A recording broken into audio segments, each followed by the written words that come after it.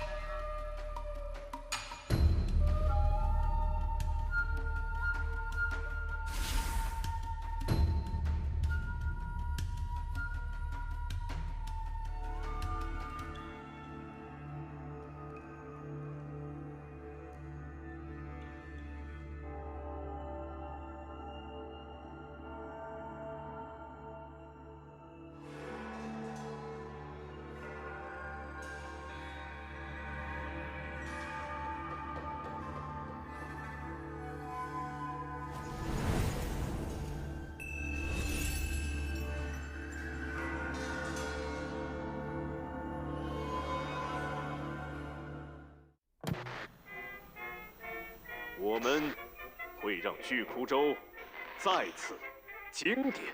我们将在公司加班，在公交和地铁加班，我们将在卧室和厕所加班，不惜一切代价。我们绝不放弃，我们会让巨窟州再次伟大。欢迎收看大型纪录片之《老杰宝让巨窟州再次伟大》。本节目由无极帝国军事特约赞助播出。巨窟州是一个让人又爱又恨的巨窟州。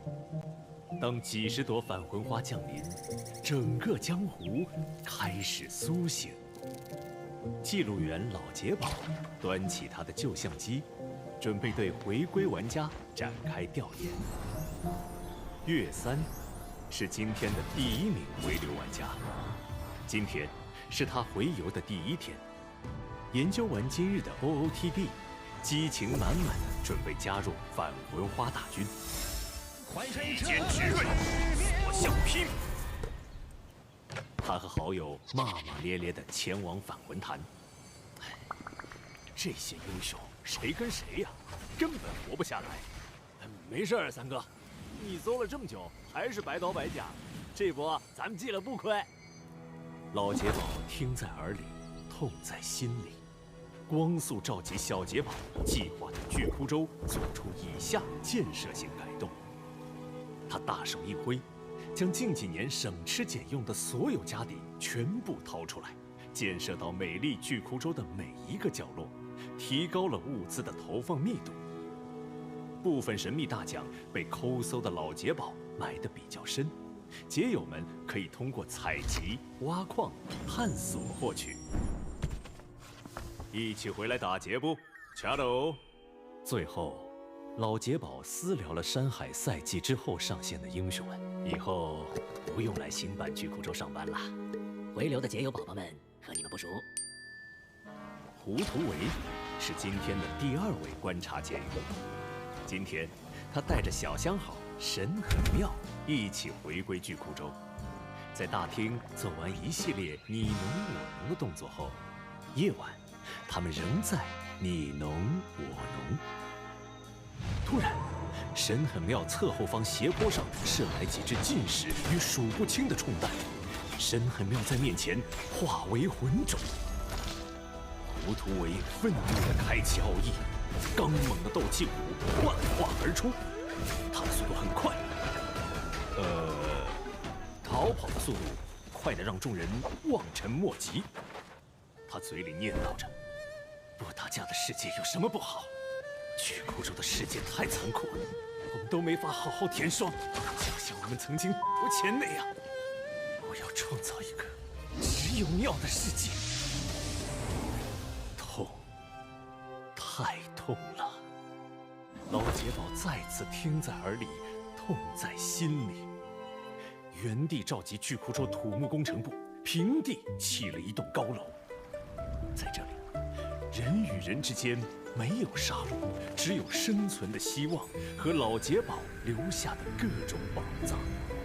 但由于老杰宝搭楼没有获得上面同意，此地只能维持150秒。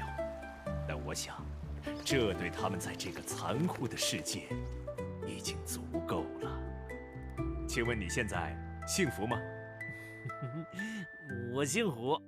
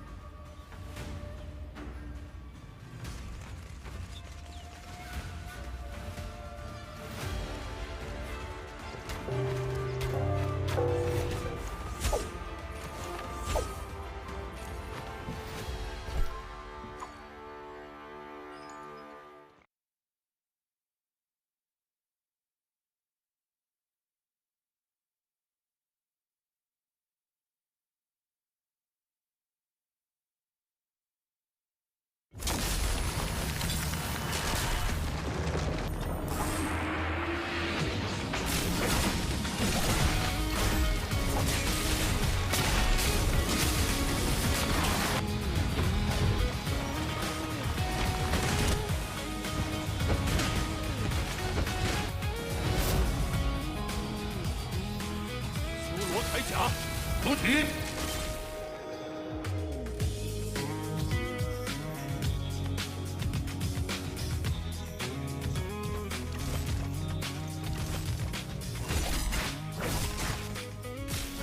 什么时候虫子也敢出来插话？是你能支配的人吗？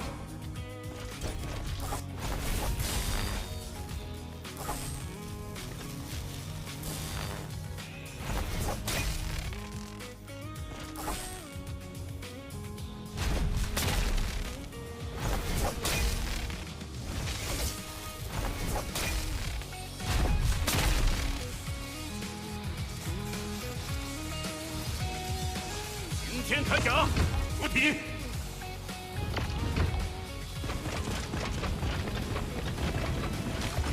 九位老家的车马上就要开了。我沉默，并不代表我对你没意见。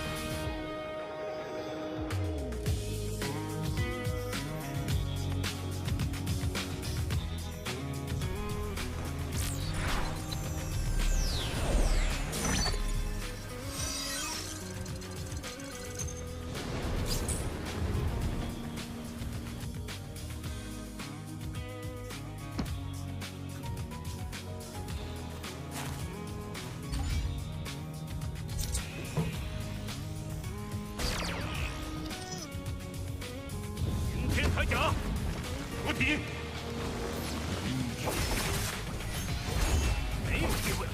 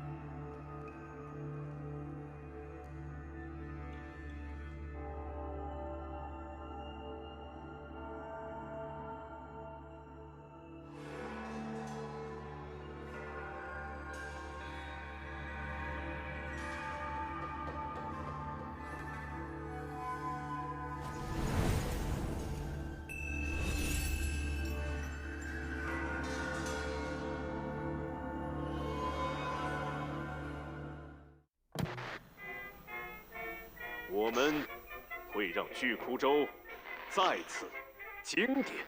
我们将在公司加班，在公交和地铁加班。我们将在卧室和厕所加班，不惜一切代价。我们绝不放弃。我们会让巨窟州再次伟大。欢迎收看大型纪录片之《老杰宝让巨窟州再次伟大》。本节目由无极帝国军事特约赞助播出。巨窟州是一个让人又爱又恨的巨窟州。当几十朵返魂花降临，整个江湖开始苏醒。记录员老杰宝端起他的旧相机，准备对回归玩家展开调研。岳三是今天的第1名回流玩家，今天是他回游的第1天。研究完今日的 OOTD， 激情满满的准备加入返魂花大军。一剑直锐，所向披靡。他和好友骂骂咧咧地前往返魂坛。这些英雄谁跟谁呀？根本活不下来。没事儿，三哥，你搜了这么久，还是白刀白甲，这波咱们记了不亏。老杰宝听在耳里，痛在心里。光速召集小杰宝，计划对巨窟州做出以下建设性改动。他大手一挥，将近几年省吃俭用的所有家底全部掏出来，建设到美丽巨窟州的每一个角落，提高了物资的投放密度。部分神秘大奖被抠搜的老杰宝埋得比较深，杰友们可以通过采集、挖矿、探索获取。一起回来打劫不？掐喽！最后，老杰宝私聊了山海赛季之后上线的英雄们，以后不用来新版巨窟州上班了。回流的杰友宝宝们和你们不熟。胡图为是今天的第2位观察杰友。今天，他带着小相好神很妙一起回归巨窟州。在大厅做完一系列你侬我侬的动作后，夜晚，他们仍在你侬我侬。突然，神很妙侧后方斜坡上射来几只近视与数不清的冲弹，神很妙在面前化为浑种。胡图为愤怒地开启奥义，刚猛的斗气虎幻化而出，他的速度很快，逃跑的速度快得让众人望尘莫及。他嘴里念叨着：“不打架的世界有什么不好？巨窟州的世界太残酷，我们都没法好好填霜，就像我们曾经无钱那样。我要创造一个只有尿的世界。”痛，太痛了！老杰宝再次听在耳里，痛在心里。原地召集巨窟州土木工程部，平地砌了一栋高楼。在这里，人与人之间没有杀戮，只有生存的希望和老杰宝留下的各种宝藏。但由于老杰宝搭楼没有获得上面同意，此地只能维持150秒。但我想，这对他们在这个残酷的世界已经足够了。请问你现在幸福吗？我姓胡。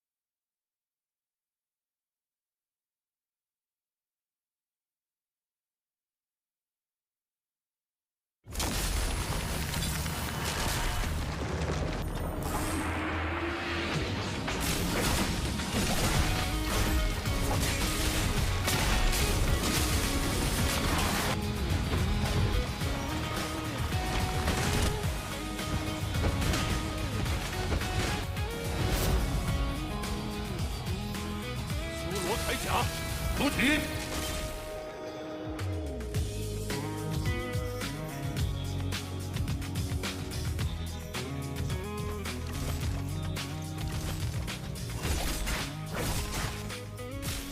什么时候虫子也敢出来插话？是你能支配的人吗？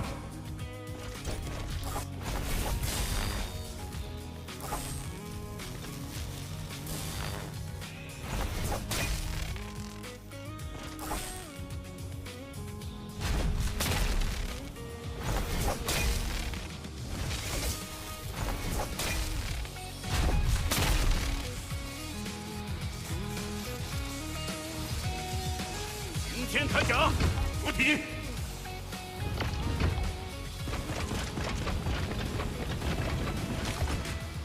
回老家的车马上就要开了。我沉默，并不代表我对你没意见。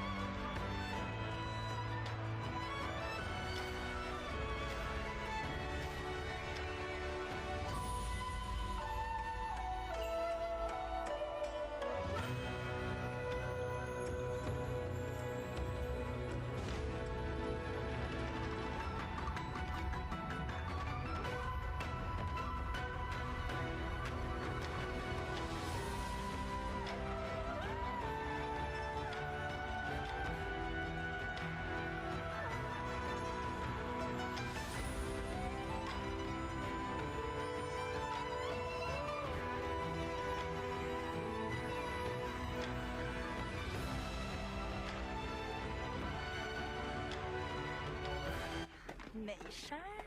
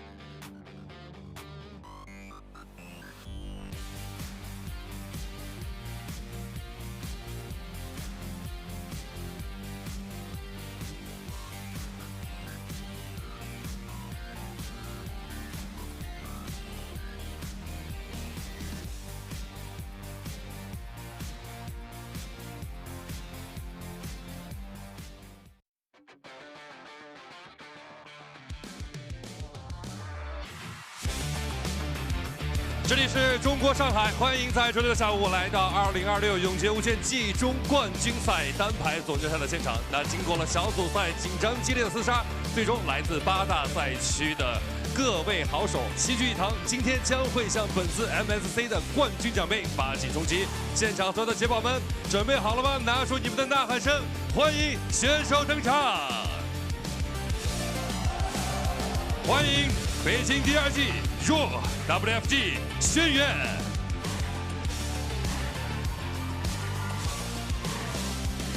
欢迎 TE 吴峰成都积极陈世杰，有请 SS1 笑龙北京微博 Gaming Verse， 最后有请 SR Mike 欧游记 Spider。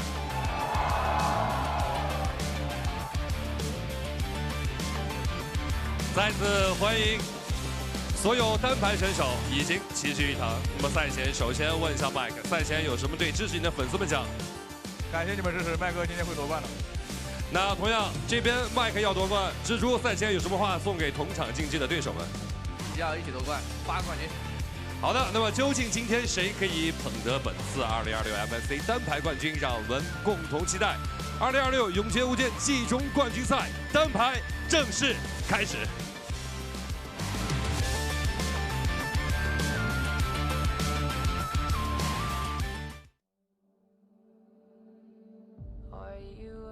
小组赛的表现确实不尽人意，磐石还能吃到一些晦气，太多了，这2个阵是接触点。但我接下来会展现我应有的实力。夺冠，我不只是想试试看。稳住心态，我只信我自己。我要的是绝对霸道。我会再一次把双骄拉下神坛。I hope that all of us can perform to our maximum potential. 这边是果断了，这没中，只能第一个抓得到。尝试想拉扯，想把你又虚又没到，不给你机会呀，猜中了。换了个蓝甲，这波动还抓到，而且盘子没有提前放出来。捡胡后还能带脸，感觉要带走了呀，这个位置。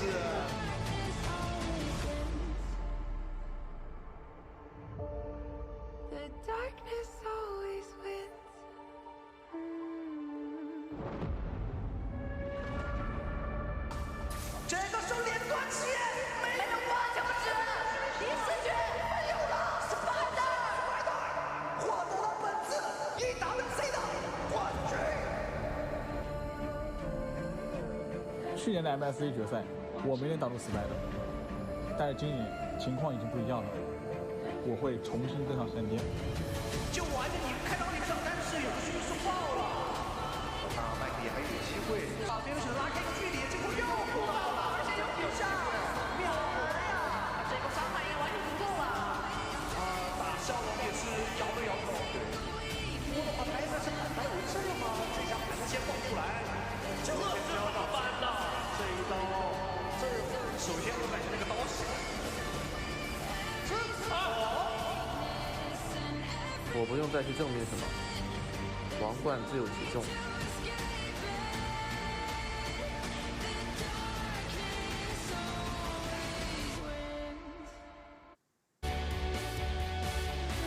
Hello everybody and welcome to the NARAKA BLADEPOINT Mid-Seasonal Championship. My name's Hitbrand and I'm joined by Savaria as we're getting ready for the Grand Finals for solos. Very quick tournament, but incredibly hype one so far. How are we feeling on finals day, Savaria?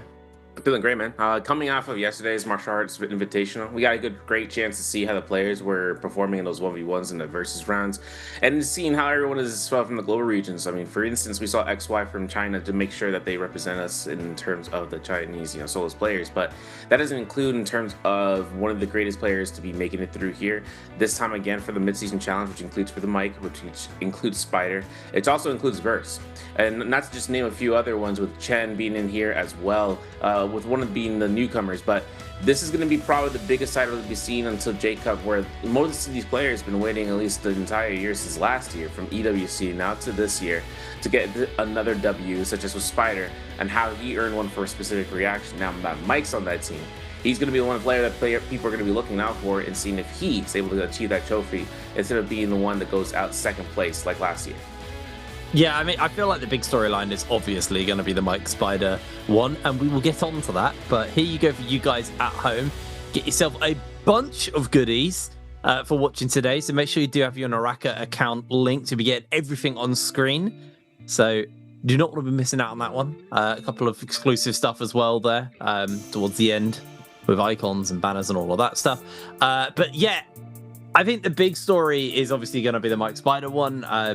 If you cast your mind back to this time last year at oh my word, the Esports World Cup, when we had the tournament for the first time, it ended in one of the most insane and most hype Spider Mike 1v1s we've ever seen in the final circle to determine the outcome of the game.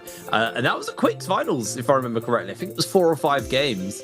And it just came down to a very clutch 1v1. And Spider ultimately was the one to come out with the dub there. And I think the eyes are very much on Mike right now, because Mike is a player who we know had toyed with the idea of stepping down at the start of this year, hadn't really got the titles that he wanted to kind of leave on. So this year is very much like a year where he can kind of recover that. Lost his first domestic title. If he can get this international going into the next season of the NBPL, he's going to be setting himself up for a glorious run into J-Cup. So eyes are very much on him. But we do still have other players in the mix other than Mike and Spider. My eyes, interestingly, is on Frostivus. I feel as a player who is a tri-regional kind of powerhouse, and I don't know if it was last year or this year, I can't remember now, it's been so many years now, but Frosty got very close at a J-Cup once. Didn't get the dub, but you know, he has had some pretty substantial results, and we have seen some serious improvement from this guy over the years, from someone who was kind of just steadily at the bottom of the table in NPPL, now someone who regularly threatens the top end of that table. You know, there's a lot of people to keep your eyes on. For me, Frosty's my dark horse in this race. No, I agree. Yeah, no, Frostivus has come through pretty close multiple times in global competitions. J-Cup 2025 is what you were mentioning. He was top 3 in the last round. But Wufang comes out on top in that section, right? Yeah. So we could have seen a world where a global contender, someone who's been going through between NA, between CSEA, and then China, as well as for competing, ends up putting himself across, you know, as one of, you know, the top contenders. Now, getting Frostivus in here in this W, I'm always going to be up for it. I mean, I'm always up for seeing how that turns out, because Frostivus has that in him to kind of learn and see. You see him progress from the CN's Pro League all the way from 2024 until now, where he's been able to come through, evolve, put the skill set, and put it where, you know, put the food where the table is, you know, so he's able to kind of make that happen, and especially under SS1's banner this year. We are going to have this today be one of the last few days for the MSC, guys. Now, a lot of things are going to be involved today and tomorrow, right between the 4th of July and 5th of July. You guys are looking for the crystals. I don't even want to talk about it from yesterday. But yes, the crystals are live in terms of the drops as well. Make sure you let your homies know that they're still awake. I'm talking about anyone that has yet to complete the event in game. That's just the anniversary. The 5th year anniversary is currently live. This prize pool though, this brings out towards a total prize pool for solos of $76,000 US. 15,000 is going to be given to the first place winner, and 7,500 for second, 5,300 for third, fourth. You see the list goes on and on. But each game that comes down to this, each MVP starts racking up with thousands of dollars. You can see 1,300 for the first game, and it still keeps going on further and foremost. Anyone who gets MVP gets the remainder of the money of any game if we reach match point. And I'm going to break this down because this is going to be something very important we're going to talk about now. Inside of a finals format, and we'll go over the map selections when they bring that out, we will be able to see more things alongside the points, right here, for instance, is going to be the proposed points next to each player, which, rocking this down, Mike with 4 points, Spider with 3.5, Frostivus with 3, Verse with 2.5, Wufang with 2, Chen with 1.5, Ruo with 1, and XY with 0.5. These points goes a long way, because once you reach a certain threshold, and we'll continuously explain how it works, because some players, you know, there's new players around here at HitBrain, man. We got some people who have never touched a game, never seen the Pro League. especially coming back for the game for the anniversary. But basically, if a player ends up reaching a threshold, in this case, off of these games, the threshold is 16 points. When a player reaches 16 points in a round, they do not completely win the tournament yet. The following game, they would have to be MVP in that game in order for them to win the championship. So this is going to be a stride to decide upon. If you get those points early, you get into match point threshold, you then become a target on your back, basically. So we're going to see how this comes down as the versus lineup is here, Hitbrain, and this is going to start us off with that first round. Yeah, I've always been a big fan of the match point threshold system that we introduced, I think 2 years ago now. Been running it for a while, NARAKA Esports. It means you do get some really interesting storylines. We sometimes see final stages absolutely rocket by, and then sometimes we go all the distance, you go all the way to 8th, and then it comes down to some other factors beyond that. But I think with the way and the aggression that we've been seeing throughout this tournament, I have a feeling like we might actually be in for a little bit of a quick day. Start with the martial arts, so not too many points up for grabs here. So grand total of 2 for winning this. So, you know, if Spider was to take that, he would walk away with 6 points, and then it'd be 10 points off threshold. But yeah, the 1v1 tournament is also about pick selection. So if you win your first 1v1, you are then first in that rotation, and for the rest of the day, you and the guy you played against first, you'll always get first select on a hero, which means you just have a little bit of an advantage going through into that next stage. So it's important to win because you do get a couple of points for winning that first 1v1, but you also get that round selection. If you win the whole martial arts tournament, then you are sitting very pretty. But yeah, I'm itching to get into it, actually. I've been very much on a solos run this year, Savario. Yeah. I've been pretty much a trios guy for pretty much the majority of my career as a NARAKA caster. But this year I've been doing a lot of solos games. I'm loving solos at the moment. It's a very, very hype format. You know, everyone's on different heroes, which is obviously something we've been doing for a while. But I feel like the level's so high that before solos kind of was the Mike Spider show for years. It was just those two kind of batting out, and everyone else was just like an NPC in their story. But it feels like there's so many big characters that have come through. I mean, you mentioned Verse. We've got Wufong, who is the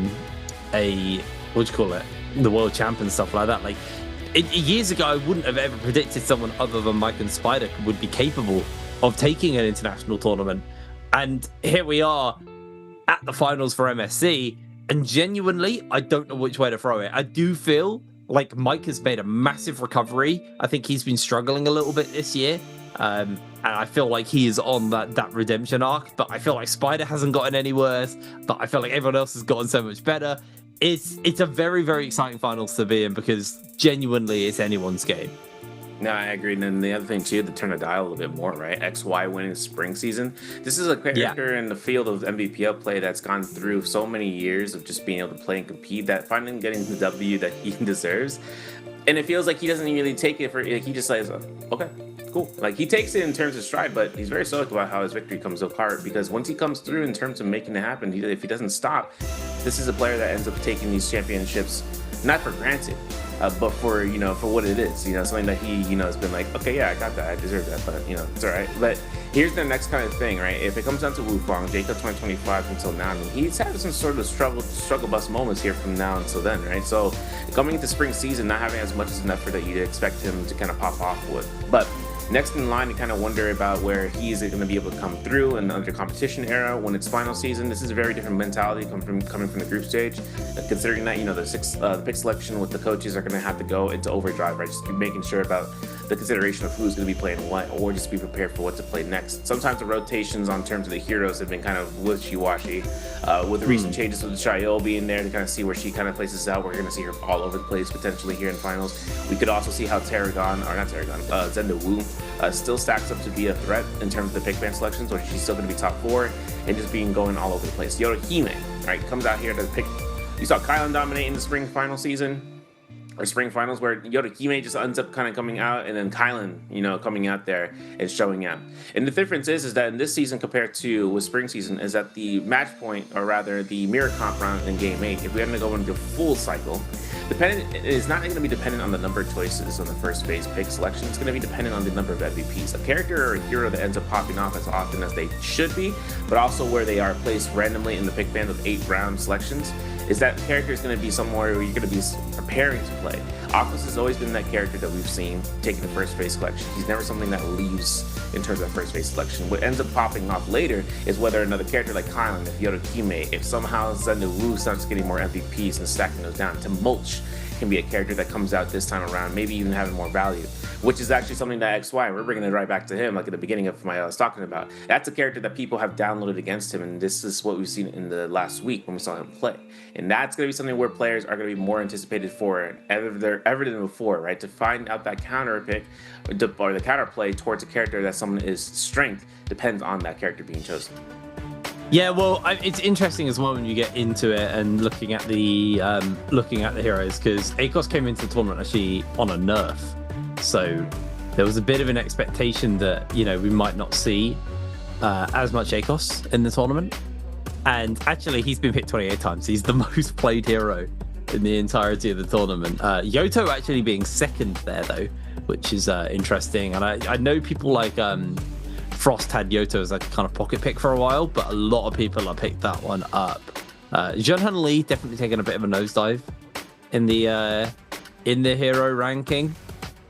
And we've seen a little bit of experimentation, and that's what I'm liking, is like people at this tournament weren't scared to just test the waters with a different hero and see if they work, see if they're going to be, you know, potentially a viable solution. Because mirror matchup, if you get enough points, you can force everyone onto your hero. So you could catch people off guard by, you know, forcing something like a Yoto mirror matchup at the end of the day, because it's no longer the most picked, it's the best scoring hero. So you have to do one hell of a game, but there is a world where, you know, you force everyone off the ACOS. We had last time I casted last week, we had like 3 or 4 Taka picks in on the same day. I felt like people were just trying to force the Taka mirror matchup at the end of the day. Those Takas did not score, so they did not get close to mirror matchup. In my head, I was like, are these guys just trying to force like a really weird final game? And it's a viable tactic. If you can do that, if you can score high enough to force everyone onto a hero they're not quite practiced on, you're going to have a slight advantage going into that final game. But obviously today isn't about the long game. It isn't about getting to game 8 and finding the dub there. It's about getting to 16 points as quick as possible and then following that with an MVP performance. Like you said, though, at the beginning, people do get targeted as soon as they hit that threshold. Everyone has a very good read on how each other plays. They can see who's who just by how they're playing the game. They know roughly where people drop. Because remember, there's no skins in game for the players. We see the skins they're wearing. We get all that loveliness. But the guys are just looking at base default skins, really. So you have to do a lot of, you know, guesswork and detective work to figure out who you're fighting, who's running over there, before you actually take into that fight. But having a look at our players, interesting to see for the average ranking points. Frosty has gone second place overall on. He's not second in the table so far, though, but his ranking points have been doing him some pretty good stuff. You know, it's crazy, too, kind of seeing where this lends up. I mean, we saw from the martial arts versus a lot of random picks from XY, you know, as a CM player. And it was like, it was troll era. I'm going to be honest, man. This man was playing Hottie F1. He was using the Yoto Ime V2, which, by the way, currently in a live test, or not in the test, or in a live server right now, post anniversary for the season for JS1, it has a buff towards itself with the weaken heal, which is something I'm going to be curious in seeing how the competition era goes with it. But it was interesting just seeing how he decided not to play some of the key picks in his first and second phase selection. So he played Tessa V2. I was like, I'm done. There is no way we're watching this, right? But we are. This is now where XY is going to have to take a more of an approach that is just the normal selection, right? And this is only a one-time ordeal. You know, Versus is going to be going down here for whatever point you get for the 2, and then you can walk away. Maybe 1, maybe a 0.5. But depends on his first fight, where we're going to have to work with this that DRG's Ruro, a character that's been, I mean, we saw it from the bracket breakdown when he was having to make it out of the losers bracket. Ruro has somehow made it through most of the majority of the time until it really counted for finals, and he made it to the MSC finals as a result, man. And so this first fight, versus Mike, Then it's Chen versus Ruo, XY versus Wufang, Frost versus Spider. This is going to be our first setup, guys. Heart rate monitors are on standby. They got them bracelets on. They got the drip. Now we just have to see about that tenacity that we love to kind of witness. And the first fight, it's going to be one of the greatest to go through with this with Mike and then Verse, something that's also actually one of my predictions for this season. So I'm excited to see how he's going to be turning out. Everyone's picking out Frostus. I wanted to pick Frostus too, but I want to be able to kind of see about putting my chips in another folder that I know I've been doing predictions for a while now. So let's take a look, so guys. This is going to be the solos finals for the mid-season challenge 2026. First round, first fight. Specific reaction, SR's Mike versus WBG's Verse. Starting now. Yeah, it's the Pharaoh matchup as well. Pretty standard stuff.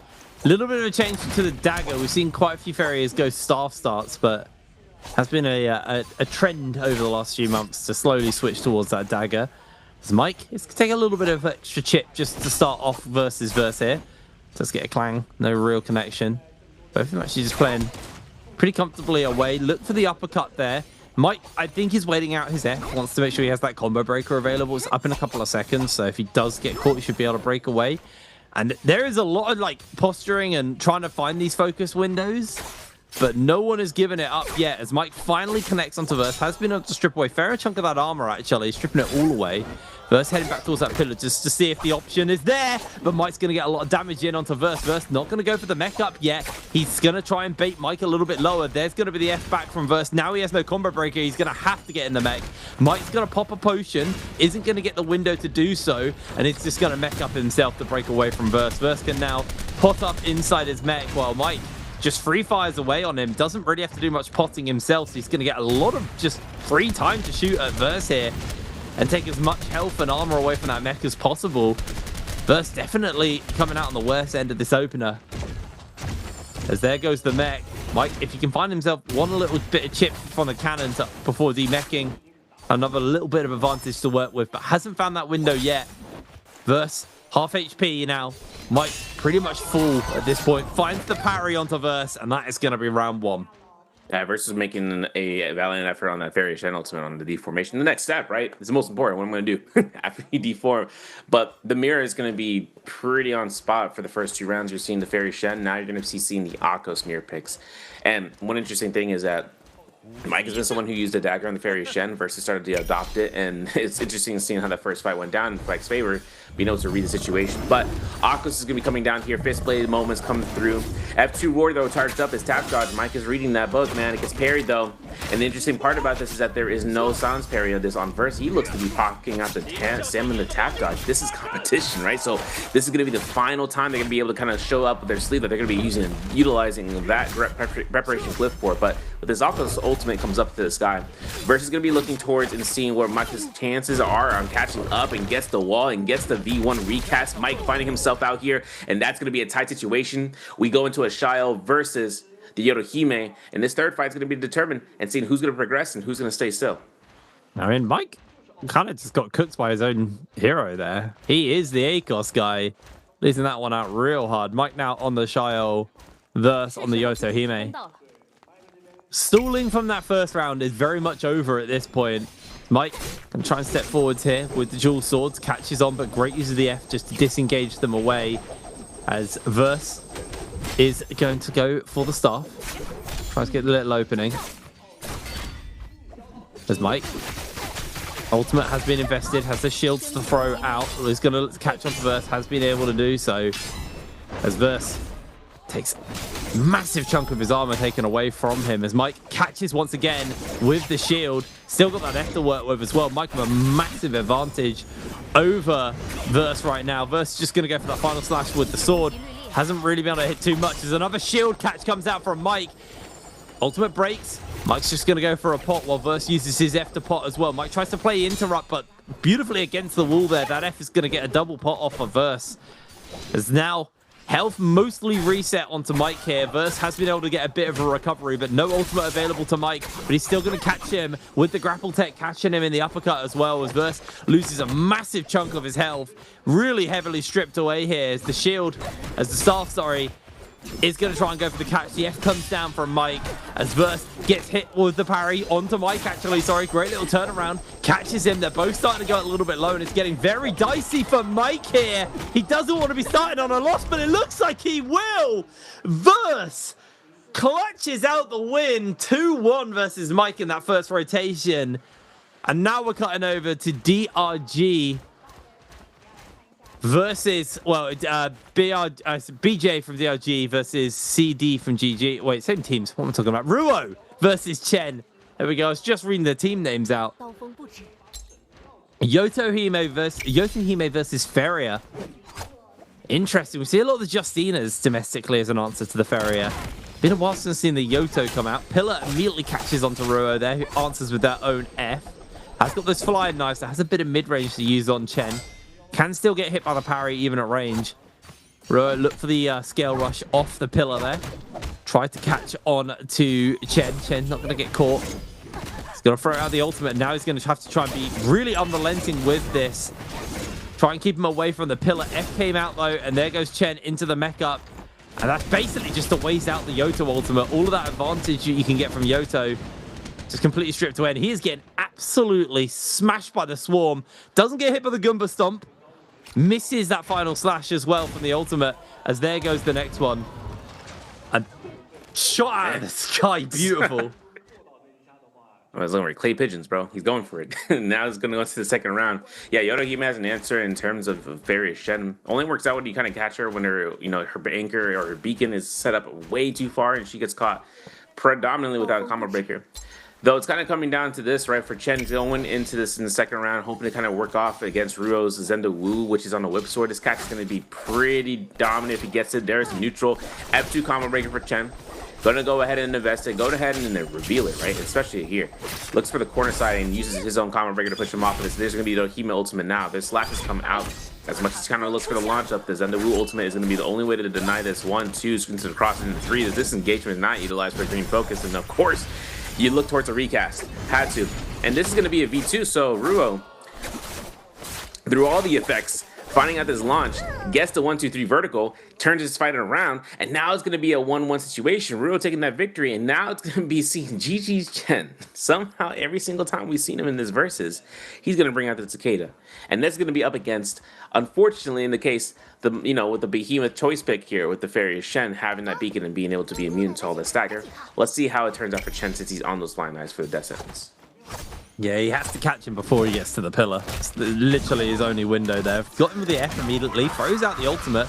Pillar gets cooled down though from Ruo. Catches him with the first dagger, catches him on the uppercut. F comes out and there's the instant pillar up. As long as that combo breaker is available, Chen is at a pretty big disadvantage. He's just going to have to stay aerial there. And, wasted a lot of his ult. He only got 2 shoves off and then that was it. Has been able to evade a lot of Ruo's ultimate, but Ruo has achieved everything he needed to with that mech. Would like to have got a little bit of chip off onto Chen, but the fact he ate the ultimate is going to be huge. Chen drops down immediately now here. And I do actually think Chen did cancel the F there, so he's got half rage and he's closing back on that ultimate. Should have time to build it up, providing he doesn't get caught. Another F obviously did just hit onto Ruo there. Ruo stripped away from his armor. Chen looking for a scale rush. Is going to make that connection. Hold on. Might have found his window. Has the F lined up once again. Looks for the catch. Not going to even be necessary. Ruo takes it beautifully. Man, Chen basically looks easy on Takeda in this versus arena, man. And it's somehow crazy because you think in terms of how long it takes for him to kind of walk out of the animation for his F3, that it ends up working in his favor with the flying eyes and how fast he can just go ahead and maneuver a jump horizontal, jump LB. He just comes off of that immediately. There's no way to kind of deter against it.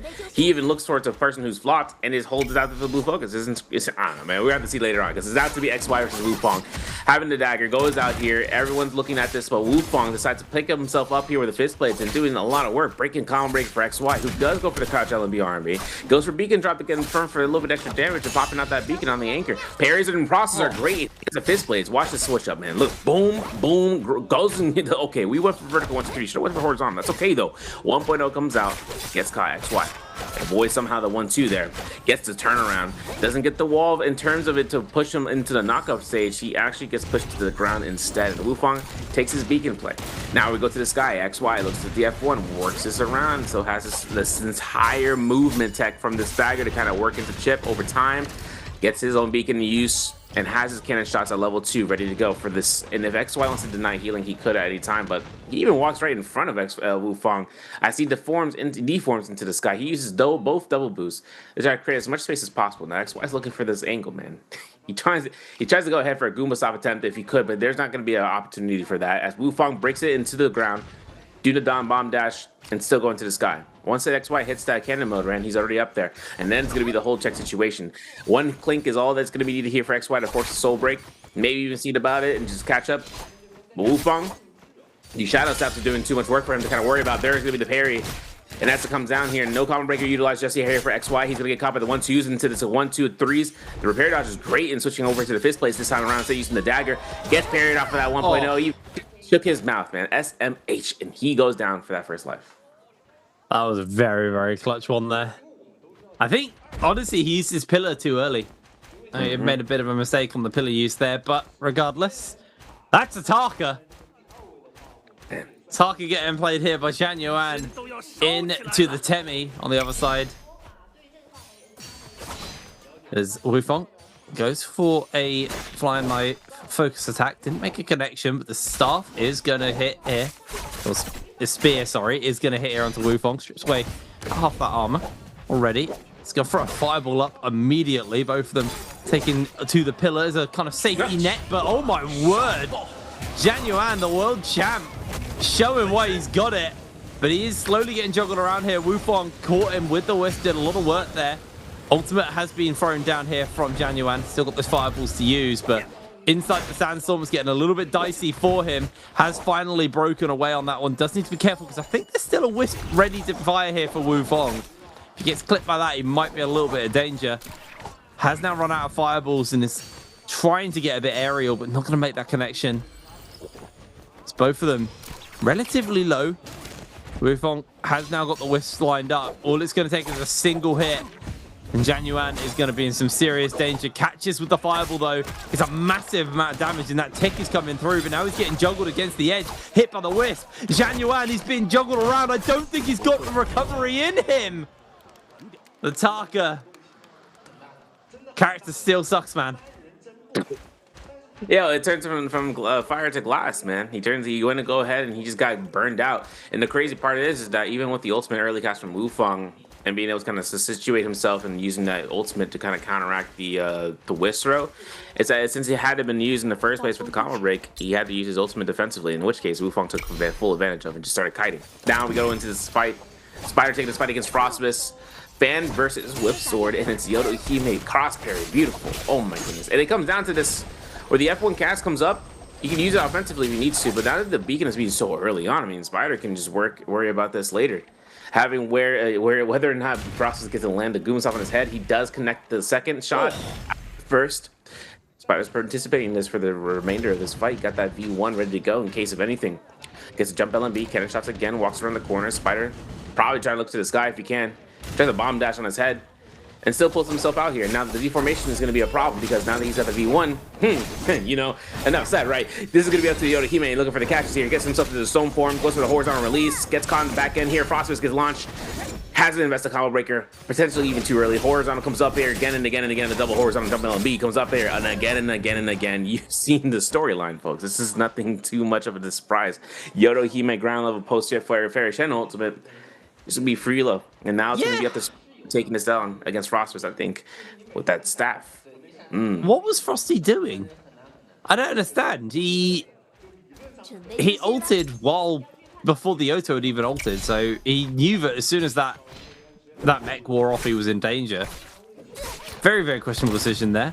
Catch up, Peppercut comes through. Quick F out from Spider, so he doesn't get himself caught here.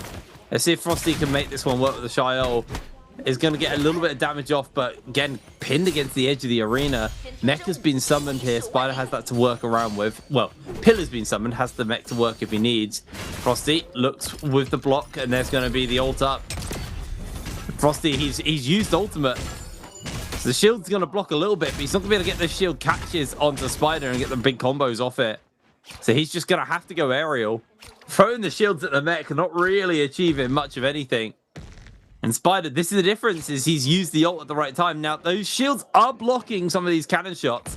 Doesn't get hit by the Goomba Stomp. Doesn't get hit by that cannon shot. And there goes the mech. So I guess actually the Shy ult ate the mech pressure, but he wasn't able to turn it back around. So this could just continue to be very dicey here, although Spider has lost a lot of health, has been able to catch again onto Frosty, though. Frosty's in a little bit of danger with the dual swords, not really able to do much. Spider constantly finding those windows, those opportunities onto Frostivus, and Frostivus now playing on the edge, catches hit Spider though with the uppercut, quickly has to use the F to get out of that combo breaker because it was getting very dicey for Spider. Frostivus almost found his window, almost found his opportunity. Both of them on pretty much exactly the same health. There's the F comes out from Frostivus as he finds the window. Quick tap dodge away from Spider. Doesn't want to get caught here by Frosty. And there it is, the 2-0. Spider goes through to the next round. It's going to be Wufong versus Verse and Spider versus Chen as our next round of the martial arts tournament, as we're going to go to Wufong and Verse going toe-to-toe with one another here in this next round.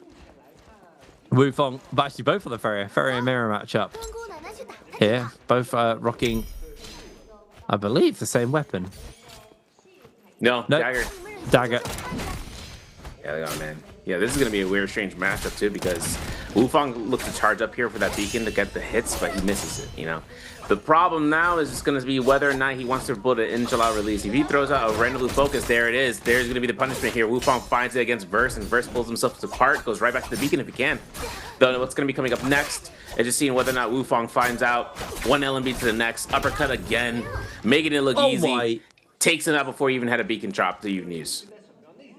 I'm so happy that we got the Storm matchup out the way, and now we're on to the fun stuff. Akos versus Temi. And then Akos versus Yoto Hime, if Verse can pull it back. But Wufong, absolutely styling in that first round. Beautifully played. See if he can keep it going here on the Temi. It's going to immediately dodge away on that Raw. Uses the F. Looks for a wisp angle. If he can find it, he's going to get a lot of burst off onto Verse, but not giving him the opportunity. Just throws the wisp out, misses. Went for a scale rush. Is going to get some clip now onto Verse. Using that pillar as just as a defensive ground. Verse trying to see if he can find that opening onto Wufong. Wufong, though, not presenting too much of anything. Has lost a little bit of armor. And now is actually starting to feel the heat a little bit. Sandstorm's been thrown out here. Has got the combo breaker with the F. Verse is going to have to... Wufong's going to have to use it, man. Nope. Verse was just chipping away at him slowly but surely. Caught him off guard and took him down. One apiece. Insane how he kind of had that opportunity to break it, but I think he just wanted to get an offensive use. Counted against him. Now we go into a 1-1. Now we get to the Akko staff, or Nunchucks versus the Yotohime staff. And this build is really going to be set up here for intention, you know, because the staff in terms of the Yotohime, you can do a lot of work. Instant ultimate from Verse, by the way. So the Stone 4 comes out. He's going to be looking towards his Akko's ultimate. Gets caught to the V1. There's not really much extensions here except for just a chase down with the pounces. Tap dots to come out here. Verse gets a combo breaker. Got to read through the lines here for the V1, though. He gets caught in between it, and now it's going to be that jump pounce in the wall. The terrain manipulation comes up. The V1 recasts and now allowing him to get a little bit of heal if he confirms it, but the Aquases are smarter than that. Usually F2 is not up for another 15 seconds. There's no more combo breaker ready to go here. The F2 warp from the range is avoided. Verse holds out here for the block extreme. Still holds it in the face of the R&B. This is the intention I was talking about, man. Walk away and you chase and catch the smoke. LMB doesn't connect off of that. Wufong goes to the 1-2s into the vertical attack, and he earns that victory. Comes out there to the final fight. Now we have GG Chen versus OG Spider. Be prepared there by Wufong. Lost our semi-finals in this martial arts tournament. Spider's got a bit of a clear run. Mike out of the running in round 1 as well. Remember, if Spider takes the win here, this will put him on 6 points, which make him 10 off match point threshold. He could be hitting a very early threshold, and he immediately hits the parry onto Chen. Catches him with the grapple, keeps him aerial. Whip sword focus attack as well. It's going to absolutely decimate Chen's health bar. Chen, though, does catch over the top onto Spider. Has the pillar to work with. Spider now going to play in breakaway. But the big thing is, just like last time, Spider has not used that ultimate. So as long as he doesn't get absolutely demolished, which he is right now, eating the entire swarm, dodges away on the Goomba Stomp. Does he get shot out of the sky? Looks like the answer is going to be no. Spider's had to commit ultimate, actually, to stay aerial. Doesn't want to be getting caught here. He's going to get a couple of hits onto Chen. Dodges away as the cannon comes out. And now we're on the ground assault. And now goes the armor getting stripped away. Chen is being absolutely ruined by this Yoto V2. F thrown down. Yoto ultimate has timed out. Has still got that one last slash to work with. The Spider's very low. Chen's also going incredibly low here. Looks for the focus attack with the whip sword. And down he goes. Spider loses that fight. 168 heart rate, by the way. Yeah. That's bonkers high. That's scary high. Yeah, I was waiting for the 180, man. But listen, that recast on Spider would have came out if he had used it, but I don't think it would have reached that one combo breaker from Fairy Shen. Too fast for him to react to. That way it would have been obviously enough distance. Though Chen just opens up with a single boot focus. I don't know what's going on there, but the combo breaker is already invested. The clink off of the staff, though, makes this imperative right now for Spider, right? Looking to the hold into stanchion, kicks it off, making sure whether or not he can hook the R&B, which he does. Beacon drop. Look at the damage. Doesn't connect the 1-2 secondary, but this is going to be enough right here for the launch of the Yodohime and having to invest his Yodohime ultimate before the Fairy Shen ultimate. Now it's an advantage of Spider, but Yodohime goes off with the V1 recast, gets a little bit of damage, means a little bit of heal guaranteed. And level 2 cannon shots won't be connected from that range. Spider walking around here, minding his own business, looks towards Chen's, and as he drops down here, cannon shots confirmed for 1, for 2 is blocked off by the F2. Spider deforms right in his face here after this shot, and this is going to be right when Chen decides to go in right back into the fray. The F2 combo breaker being down doesn't mean it's just out. He throws at 1.0, gets punished as easy as pie. This is going to go to game 3 between the two, and now Spider and Chen are going between Akos to Takeda. We saw some really nice stuff from Chen's Takeda. Genuinely been a really solid pocket pick for the guy. See if he can keep it going. This 1v1 here versus the ACOS. Spider been playing a lot of the ACOS. I mean, everyone's been playing a lot of the ACOS. Very, very strong hero at the moment. Flying knives. Went for an attack onto Spider. Didn't make the connection. Has popped the ultimate immediately. Gets hit by the roar, though. Is going to catch him. There's going to be the ultimate out in response from Spider. Catches with the Tiger onto Chen as well. Chen's just being juggled around. That is brutal. It's going to get the pot. Goes to the F onto Spider. Catches in the uppercut into the grapple. Can get the recast of the Fu Ren shove. Got one left to go. But is going to dodge away on that Tiger with a quick tap dodge back.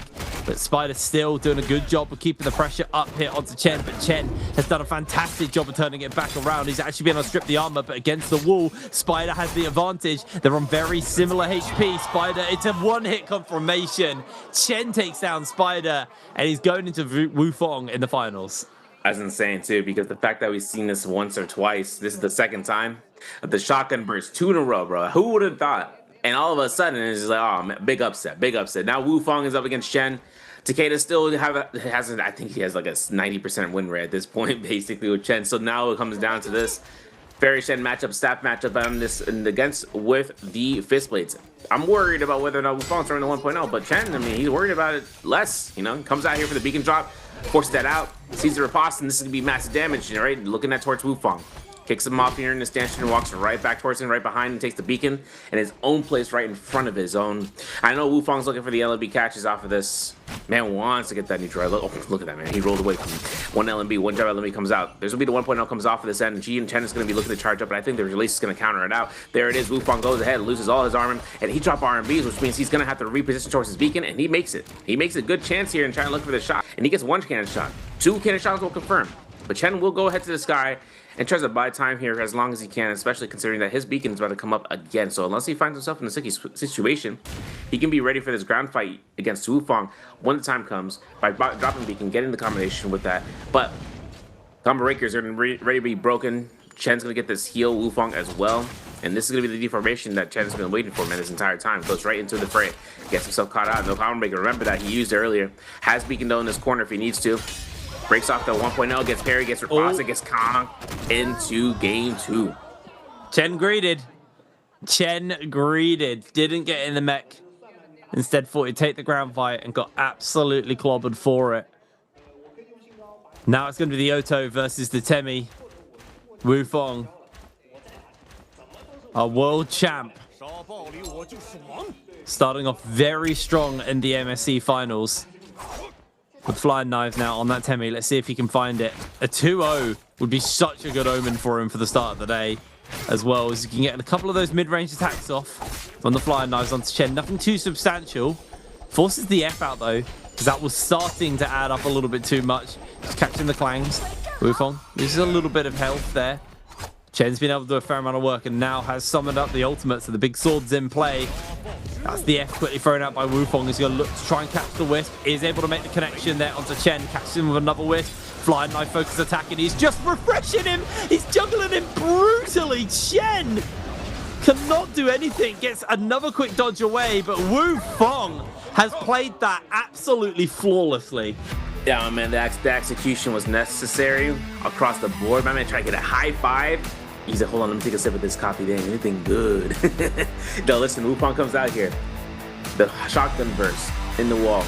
Pretty optimal in terms of it. The fact, though, that he's stuck on the wall means that he can't stand back up. The moment he pushes him further into that circumference, man, there's nothing you can do about it. And then all of a sudden, Chen's just like, well, I can't even get a recast off. Why would he? All right, I'm gone. This is going to be one of the biggest things why tumultuous. We've seen very few and far between. At least in the combo breaker aspect, because since it got nerfed up to 21 seconds, you're kind of seeing him a lot less inside of this arena. Though his value does go out once you start getting that wombo. What I mean by that is that once you start catching someone in the combination with his ultimate, or even looking to use his Wisp, which is the reason we saw Wu Fong lose his tumultuous first time we saw him fight around. You get some nasty combinations, especially on the V2 variation. Now, normally you kind of see whether he's going to be dominant against Farrier Shen, which isn't really necessarily the case. I mean, Farrier Shen's ultimate, she'll end up passing through the barrier with no problem in her mech mode if she needs to kind of go out and coincide against him. But when it comes into him fighting off soft targets like Yodohime, Akos, basically, right? We saw him a bunch of times on the matchup against Akos. You basically kind of see about his theory deterioration on the pick selections there. Xiao, for instance, hasn't been something that we've seen for a while, though she made her appearance here today, at least once, to make it happen. But some things about it where if you'd have yourself, if you're in hyper aggressive ultimate like Yodohime, if you're a hyper aggressive ultimate like Akos, you really have more movement against your opponent to kind of go ahead and close it in. But for now, with Wu Fong taking this dub, this is a great setup here. This is going to be a prediction for y'all in the Twitch chat. I know y'all on YouTube, but this is on Twitch only. Which player won in game 1? I don't even want to answer it. But it's XY, B Spider, C Chen, D Wu Fong. We've been talking about this man for the past minute and a half, bro. Are you kidding? I'm looking at you, Twitch. And listen, you better not make this mistake. I better not see anybody, oh, it's going to be a Spider, bro. Of course. I'm like, you're done. Yeah, no, that's definitely a pretty easy one to warm up. Make sure you do check your spots, because that's where you'll be notified if you do win the goodies. But yeah, I mean, martial arts is always a little fun one, but it's a little warm up. And now we're going to get into the actual meat of it. Now we're going to go to Midoriya and actually get some battle royales under our belt. Spider, didn't get that win, but he still walks away at 1 point. So he's still what did I say? It'll be 11 points off MVP, if I remember right, of match point threshold. And honestly, the 16 points, I think the reason why we see solos finals go quite quick is because 16 points actually isn't that much. It's very easy for multiple people to hit that threshold fairly fast. I'll be surprised by game 4 if we don't have like at least 2 people on the threshold, unless someone's been dominating so hard that they're the only one. But yeah, I feel like by game 4, realistically, we'll probably see at least 2 people on match point threshold, and then every game after that we'll probably see 1 or 2 people follow them through. So I think we'll probably hit that threshold quick. The difference is, though, is hitting the threshold isn't enough. You have to actually also get the MVP to follow that, and that's the hard bit, because getting to 16 points is relatively simple for these players.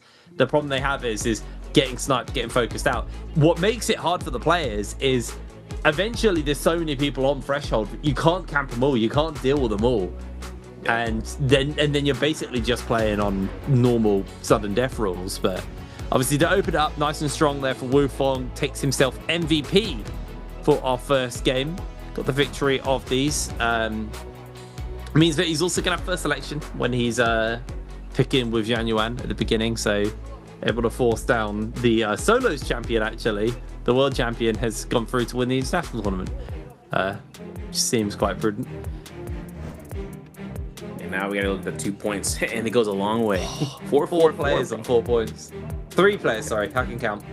They got that Jay-Z album, man, on standby. Wufang, Spider, Mike, top 4 here. And this is going to be leading us into where they're only a quarter of the way from the 16 points in the threshold. So with Verse at 3 as well as for Frost, Chen is at 2.5 and Ruro with 1.5 for XY so far, not taking any W in that fight. Tarka pick comes out there, but it feels so, I feel like it was so calculated for Wufang to rock a mulch specifically against Tarka there, which I think, the players know who they're fighting by the time that they start, and so by that time they'll be like, okay, now let me just play. He's gonna be picking Tarka second phase or first phase, because sometimes XY does pick Tarka first phase, but the fact that he got the tumult on the second phase means they worked out tremendously in his favor and getting the elimination. So with that being said, we're gonna get some highlight reels coming back up here. Verse getting this nasty parry off of Mike, and this is actually the big upset, right? Because Mike loses this 1-1 fight that turned out here from the Shayo. And Versus catches a nasty LMB. I hope we see a Mike cam, but he gets to go out here. No, we got a Verse cam, man. Celebration arc, man. He goes up there with a W held on high. And then Wufang goes up against Verse, and he kind of sealed the deal. Fairy Shen versus Face Blades versus the Dagger. You kind of see where the crosses are in between. Nothing really sets you up more than just the one moment of the LMB for the Wufang special, right? To come off of that with the Fist Blades. And then next, the loss, right?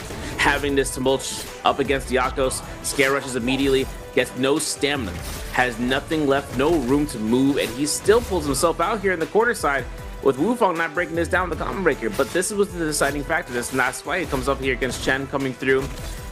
And this is going to be where we kind of see the Fairy Shens and the matchup once you pick up the enemy opponent's weapon and you start using them. Yeah, it's really nasty stuff. It's one of the things what martial arts has really shown to me is how the level of just across the board, like the floor of these of the CN players has absolutely skyrocketed. And I know we're basically just in a CN versus CN finals. None of the international talent made it, sadly. But yeah, it is one of those things where I just feel like the level of these players has just gradually improved every year. And to see both Mike and Spider kind of get slammed a little bit in their matchups. Mike didn't even make it out of round 1. It really does show you how everyone has stepped up, and this is technically the best of the best. These are the MVPL representatives and the top ones from the tournament. But yeah, it's just the level is so high right now. I'm very excited to get onto Midoriya because, being able to mechanically win these 1v1s in a kind of contained, controlled environment is one thing, but when you're out in the wild and you've got the third parties to look out for, you've got loot differences to work around as well, it's a different beast. And I think that's where the veterancy of some of the players is going to come through for them. Those who've been playing in the tournament in MVPL since season 1, they've got years of experience in adapting and changing their plans and stuff. But you do still have a slight advantage, even if the mechanical level is closer than it once used to be. Yeah, no, the indictment of having these macro gamers kind of it confuses a lot of things for new players, but also where even experienced players are like, man, how where do you decide upon going from point A to point B? That's something that these players have fundamentally broken down for themselves from just playing the game for hundreds of thousands of hours. And then having to go off and then having someone make those calls for them as well as beforehand. The coach is really important in terms of making those choice picks to kind of find that out for them. If they say, hey, if you drop into here and just make sure that you can decide upon going here next, maybe you might be able to go up against this X player, the X with the Y. And then he's like, okay, got it, right? Doesn't do it. And he gets a remap for it, right? So when we get up in terms of seeing how for the Midoriya, for this map rotation, since we're going to be on midnight and you're going to be having a lot of these actors just kind of dropping inside of the same spots, Arcadia being one of the spots that it's available just to make sure that the Volpines Essence, the Red Jade, which is going to give them a free Mortal Defiance of 1,000 heal on the proc, and then 40% mitigation for 5 seconds, man, you can't pass that up. But it's also important, where do you take that Volpines into the long run, right? Because this is going to be for the finals. You understand that if you end up picking up that Volpines Essence, either you take it to Ramyang and you burn it there, or you leave it behind somewhere and you come right back for it. So necessarily XY being one of those players, he could get contested. We've seen it happen time and again. Though sometimes he dominates that area, it's just going to have to be up to the pick selection. He is at the bottom of the board. If we're by the rules of the finals, it's based on scoreboard that your pick ban phases. So by him being in the last phase, he ain't going to get that tumult that he'd be hoping for. However, we saw his performance in terms of it before in last week's game where he just suddenly gets, you know, pummeled on his double Tumulture pick on that day, where you'd normally think you'd be able to kind of pop off there, maybe on the rotation, but I feel like the players have him downloaded to the point where it's kind of, you know, recognizable, and then they kind of knock it down. Or it could have been luck of the Irish on the bad front. He could have been losing it completely under the guards. And as a heads up for everyone in the chat, for a Twitch chat, just a heads up, the crystals are in play. They are in your Twitch trap, so do not, and I repeat, do not forget to bind your account to your game so you don't miss out the drops. These crystals are going to be for a limited time event, so you need to make sure you get usage of it, and also just get the other goodies like the token and the avatar to come boot, which is going to take up to 2 hours, so just don't miss out.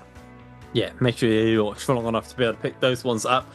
Yeah, I'm interested to see what this map is going to look like. You're obviously talking a lot about the Volpine Essence earlier as well. It's been interesting to see the kind of arc of people who use Volpine Essence, because sometimes you just don't see it pop until the final fight. You're like, how did that live that long? How did they go through multiple Roma Yangs and dominate so hard that they didn't have to worry about the Volpine Essence? Sometimes he gets popped before they even get in the Roma Yang. Actually, last week we saw that quite a few times, where Volpine Essence got picked up and basically immediately used because they got ganged up on by multiple players in like the open world. So it's one of those Jades which, if you can get it to last until like a 1v1 situation, it's such a major advantage. It's not a guaranteed win, but it is like a big tool in your pocket. Versus, you know, in the open world, it's fairly easy to pop that Volpine Essence. It's, you know, you can lose it when you've got Vermilion Birdsmite and you're just going for the Birdsmite fight, and you know, it can just randomly get popped there. So, you know, I have seen some players quite happily just say, you know what, don't need to go to Arcadia. It's going to be a hot drop. I don't want to deal with that. I'm going to go elsewhere, and I'm not going to worry about the Volpine Essence. If I see it pop in one of my fights, then I see it pop in one of my fights. Is what it is. But here we are, getting ready to get onto game number 2 and our first battle royale of this finals. Yeah, one of the things too is just where in Bedoria, you know, the timeline of things kind of stack up. Floating platform spots in the river, in the Mercury River, you kind of take your chances after that, but that's later. You got to see that more so after the Roma Yang locations start to get spawned in, and then you start to see where that ends up being where you want to reset, especially if you have ultimates to come off of that. In the northeast, if players wanted to end up going off against Volpine's Essence, it's really towards the northwest that you end up of Imperium to kind of start cycling towards that with the catapult, and then start bum rushing it and then turf the area. Bounty scrolls start spawning in after first Roma Yang. You start seeing those to be something to populate, and some players take advantage of that, just kind of hunt around and start looking for those players and just seeing post Roma Yang if any Yang depletionists get kicked in. And, you know, you're gonna notice which Yang depletionists you're gonna be fighting up against the moment you see it. If they spawn on a soul altar, the area of which your opponent spawns in could end up being that target. And so some of these guys are going to be playing very patient when it comes to that, in regards to making sure that they have the full advantage of A, weakened target, B, someone who has a timer on the back. And with the extension of the timer, you see these Yang depletionists start, you know, now they can take a fight. They can at least get a minute due to how much damage they are dealing to their opponent to go ahead. And if a group fight starts to ensue where everyone starts to go and throwing hands, especially over at Azoth Peak on the cliff sides, you might have a little bit more of a worse or a better time, depending on what kind of unit you have in your arsenal. Because if you take a vertical fight, right, something that's on a cliffside where it start scaling, start escaping, a lot of time gets burned down. It's like oil in the flame, right? It just goes ahead and just gets burned up, and then all of a sudden you can't get anything on an omnidirectional area. That's why some units like Yodakime, she takes full advantage of that area. She takes full advantage of those type of fights. But characters like Yodakime going up against like an Akos, right, who can start scare rushing and all that, he can get caught and she can launch him down. All he needs is one good pounce, and then she goes ahead and falls like a stone in the lake. Yeah, there are, you know, there's been some things about heroes who just don't run the combo breaker or don't have a combo breaker available to them, and how much they've struggled. I mean, it's part of the reason, but things like Tarka, I know some players are desperate to make it work, but without a combo breaker, he struggles real hard, unfortunately. We also saw, I think it was last week, a couple of people picking Zai up as well as a weird thing, trying to see if they can make the Zai work in solos. Not the greatest success, to be honest, as much as that saddens me as a big Zai enjoyer. Hero does have a fair few weaknesses in the current player pool at the moment. But as you can see, our players pretty much almost there. Obviously, eyes very much on this guy, Mike. guy has been around since season 1, has kind of been, you know, until Spider joined, he was the name of NARAKA, really. He was the solos guy. And then his rivalry with Spider has been one of the most legendary things we've got in the NBPL and in NARAKA in general. And he is looking for that big title. He wants to kind of reclaim his spot because it's been a while. Like, let's have a look. He didn't win. Okay, so he won 24 worlds. Yep. So 2 years since he won a J Cup. It's been a hot moment. Yeah. And then I don't know if he actually won anything domestically last year. No. Yeah, not for MSC. That was under Spider's reign. When he was in SR, right? Yes. No, sorry, I'm thinking about domestically as well. If you won any domestic titles. Oh yeah. No, Verse won that double slammo. He won spring and autumn last year. No, summer last year was where am I? It was Verse. Yeah, Verse. Yeah. Oh yeah, you're right. Sorry. Yeah. So Mike hasn't won a domestic title in a long time, actually. For real.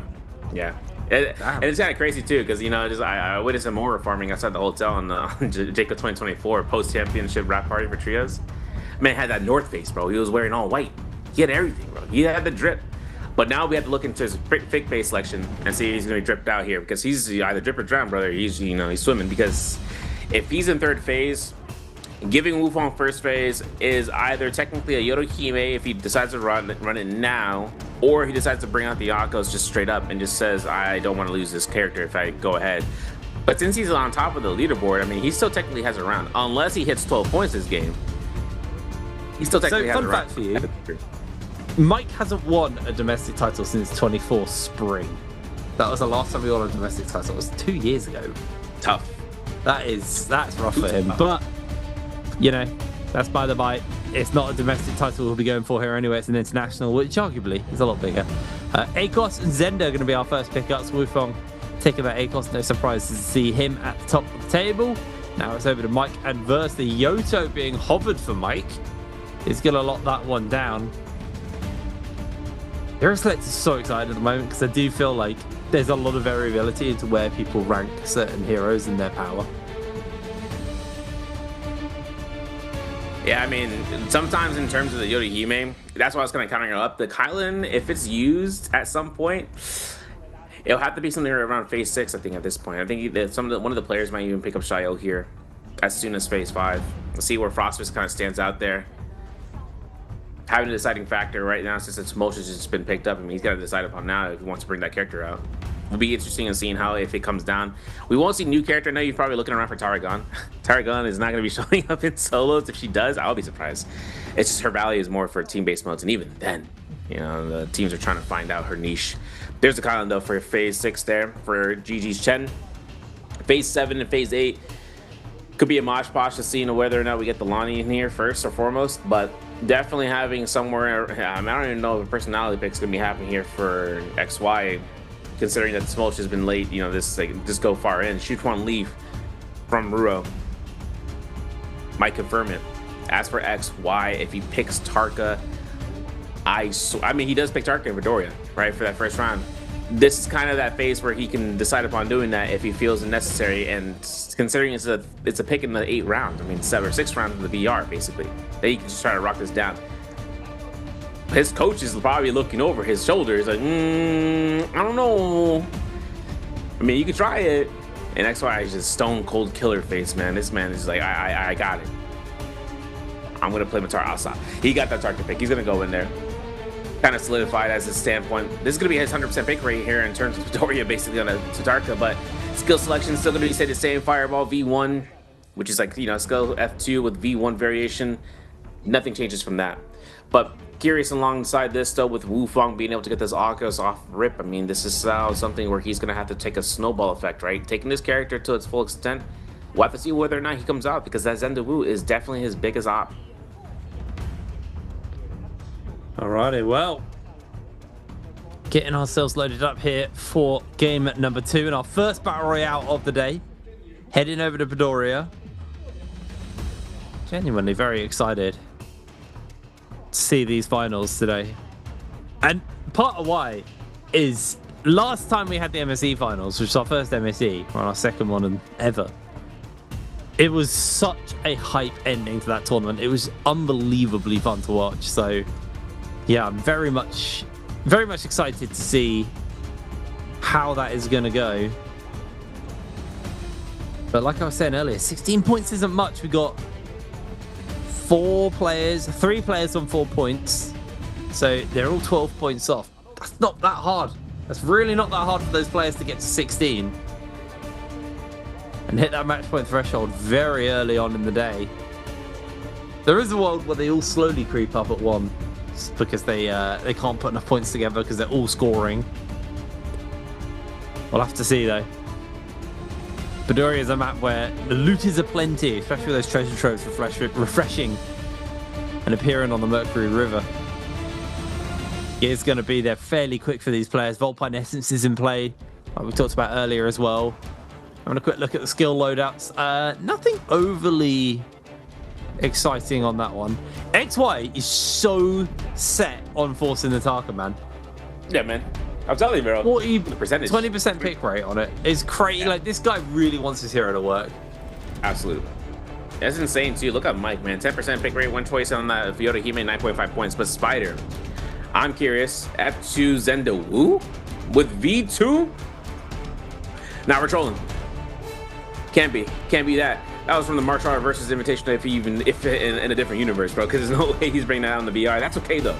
That's okay. I think this is going to come down towards him just testing out the F2 and just trying to go for that insane blue focus off of startup. But it's also because of the lower cooldown. If he doesn't want to take the combo breaker, fair enough. But for Mike, he's inside the Ancient Stockade. His next opponent's going to be Frostfist in that region. So with that being said, Mike being over there towards the Tincture Woods on the west side of the map, Wu Fong taking to the northwest of Imperium, DRT Zero taking that Firefly off of that wall, and then all up in Arcadia is going to be Chen versus NXY. That's insane.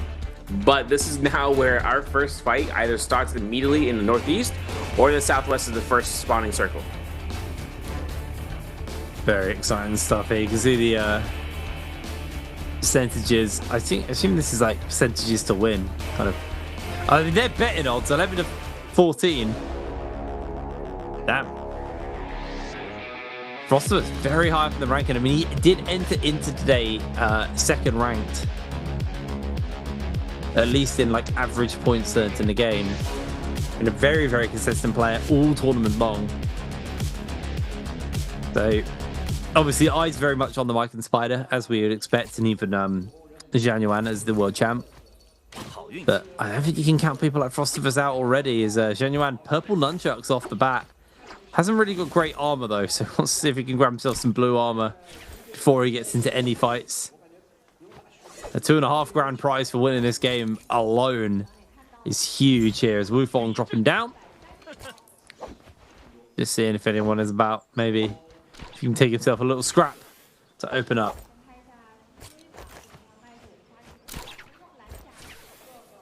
Tincture Woods, man. Yeah, the thing about Tincture is that there's a lot of these bird cages that comes off of loops. So for Mike to get all of this for free, this basically guarantees him to have a lot of good gear off rip. Blue armor, purple weapon for Yorihime. Pretty dominant, right? That's pretty set up there for him in the long run. And it looks like he is using F2 V2, right? Which is crazy for Spider. I mean, coming off of this neutral off of the whip sword, if he gets his F2, look at this, right? He can burn the combo breaker as fast as pie. The 21-second cooldown though. Spider goes ahead, tries to attempt here for the R&B, so if he can get it. And he gets caught by a double blue focus here on the wall. And there's nothing really he can set himself up more for failure unless he finds an armor swap, right? Because now that he has no chance, he's got another blue armor swap. I think Frostus wasn't able to kind of take a look into that. Doesn't get the neutral on the clink off the R1. But now it's going to be up to Frostus trying to get on top of that ledge and see if he can confirm for it. F2 back up again means that the Shy Ultimate is in play. Spider trying to go for clinks and try to force him out here and trying to see about the second shield throw. There it is to see if it comes off. Frostus finds that secondary blue armor. And now up to this, I'm optimistic of seeing who that third party is as Mike is going to make his approach. Yeah, well, Spider gets hit by the shield throw. It's a fair chunk of HP. Gets slammed down as well there. Spider did catch out. Mike waiting for that window with the purple nunchucks. This is a very nice one for him to turn around. Gets a couple of shots off with the ultimate. A couple of casts of the F have been used here. Frostivus taking a fair chunk of HP. Caught by the uppercut, forced into the zone. Not going to be doing too much damage, but the whip sword is huge as he's going to look to try and get the damage down. The confirm from the ultimate. Frostivus is low. Spider's able to secure the kill, but now Mike jumping into the play. Purple nunchucks in hand is going to load up that ultimate. Spider has the F, does catch onto Mike, but once the aerial wears off, Mike with the purple sword on the ult, it's going to absolutely rip through Spider's health bars. They're just going to run into the zone. Quite happy to take this fight here. Is going to go for the slash. Doesn't make the connection. Mike is going to heal. Spider also healing up, but Mike doesn't want to give this one over. Catches on with the parry, and that is the end of Spider there. Mike able to get the kill, forcing the revive out early. That's 2 players, Mike and Spider, up to 5 points already in this game. And the crazy thing is that Spider was on a downhill terrain, right? Crosses the angles. He would have noticed that parry would have been a full kill sentence. Now we're looking over towards the Vulpines area, towards Arcadia. Chen finding himself to eat that fireball, comes off right off rip. 1-2s comes off. There's a horizontal, there's a release. And as much as XY gets caught out here by Ruo as a third party, there might be nothing left. The F1 recast, but apparently Ruo goes off on the side and gets his uppercut. That's elimination for Ruo. That's Ruo putting himself on the board right now, and that's for Chen to kind of just break off from this completely. And since Ruo's going to go ahead and have the succession here, I'm not sure how his inventory is looking like in terms of coins, but if anyone has those coins, go off on that Vulpines if it's still if it's still even available. Ruo definitely will have that whole entire area for his own. Back to Tincture Woods though. Mike's still looking this up here. Having another purple weapon here, or purple item on standby, working across this is going to have himself a jabbing and then the sunwing shot. So he finds himself one of those 2 weapons to come off, whether a musket or even towards a staff. The staff has been something that takes more, more strength than anything. But if he finds it, he can just go for the grapple blunt blue focus off as jabbing alone and just dish out an insane amount of damage. We know how that goes. Ruo, though, puts himself down here at Arcadia, where Chen seems to be just lurking around, maybe even potentially looking for a looting on the dead body off of XY. Well, Chen was the one getting hunted by XY, almost went down. Ruo did him a favor. Probably saved his revive there for him. Got the Renwei Yang spawning up. Lots of people collapsing in on the area. Wufong, Mike, and Verse all looking to contest for this Renwei Yang. Get that scaling going. Mike actually backing off. Thinks he's just going to go find a different portal. Doesn't want to force it versus Verse. There's plenty of other portals. Definitely wants to get his hand on it, though. Get that scaling going. Purple armor, purple weapon. Gives him another window. Oh, Zhang Yuan. Throwing out the fireball there. Don't think it actually made a connection, unfortunately, onto Wufong. He's actually quite happy to continue to play the poke game, using the pistol. Just chip away at Wufong's HP. That's going to force Wufong off the portal. Ah, there you go. Mike's found himself his own gate. He's quite happy. Yo, Mike is like, I like this. This is mine. But he might delay it, right? Weaker links in the fights in the Renwei Yang usually deterred to go into the later end, or they're just looking for a free round. This includes blueberry armors. This includes blue armor, blue weapons. This includes, just units that just got on a hard reset, but they still want to take an intentional fight. Now that XY has himself up here, Wufong is going to be on that rooftop, just kind of keeping eyes apart. As for Frostbus, common armor on that reset, post fight off against Spider. And, you kind of wonder about Spiders in that V1 variation of whether, or V2 variation of whether it's going to be working out for him in the long run. But I have no idea of whether or not he decides to find himself loot here, because Frostbus is on the cusp of the post-loot terrain, and Wufong trying to force his fight out on that Renwei Yang with a Yang pass with the Spirit Well right there next door, and Frostbus is probably going there too, to be continued. But for Ruo, purple dual blades, purple armor, having out here the Kylan, since we did see Mike there with the Sunwing shot and with the jabbing, who knows whether or not he has in his back pocket still. If not, he's going to go ahead and rush down here and bring himself apart with those dual blades, and maybe, and just maybe, catch a neutral here with that katana weapon swap. Yeah, was able to get a little bit, but it's going to get turned back around on 2. Has to use the F. Good combo break out. Ruo using the ultimate, though. It's just going to get some clips here onto Mike. Mike able to get a hit back in response, holding out on his own ultimate, wants to wait it out. And then look to pressure Ruo when he's got no cooldowns to speak of. Ruo repositioning once again. Mike has thrown out the ultimate now. He's going to go for those slashes onto him. Does make a slight connection, but gets caught with the uppercut here. No follow-up actually comes through from Ruo, but he is absolutely shredding through that health bar. Mike needs to start getting unrelenting with the sword, and that's exactly what he's done. Ripping through Ruo's health bar. Doesn't let him breathe. One last slash. Ruo needs to tap dodge this or he's smoked. Nope. Catches him. Mike goes for the follow-up. Finds the win. That was closer than I expected it to be. Yeah, that's a good kill shot coming here from Mike. This gold weapon of his is going to be gold fam. Having himself rev a bomb shot as a Jade. I don't know if he's going to pick up those flintlocks to kind of build that up, but this fight on the Sphere Well has been happening for so long. Frost is putting himself out here, though, getting caught out here from it. Combo breaker to avoid that fireball knockback to confirm for a full floater, but now it's up to the case, right? If Frostfist has to burn ultimate here, XY will use it in response. Holds the R&B. Holds out to the fan, makes sure that crosshair is good. And the extension here pushes him back. Might even give him enough time here for the proc ultimate. And I think XY is looking for that because now that he has proc ultimate, all he needs to do is go for a ship punch. And look at this. Death. This doesn't even go out here. XY gets a kill confirmation and he gets a soul bone, which means that now with Versha approaching the scene, he tries to make sure that Wistro confirms, and it does. And this is going to be a big upset for XY. Verse, oh my word, poetically, gonna be the one on it to both potentially taking on XY on its character pick, and he still runs inside the building, track starring through the second floor of Arcadia. Yeah, he's very quick. He is able to put some distance between the two of them. And Zhang Yuan doesn't go down. I don't think anyone captured that Spirit Well in the end. That was just like a lot of action over it, but no real repercussions do break out as Mike Spider, both with the Vermilion Bird's Might. Spider probably now about realizing that Mike is behind him, maybe hunting. Both got the Bird's Might though, so it's not the end of the world if they lose the fight here, but they want to get those points on the board.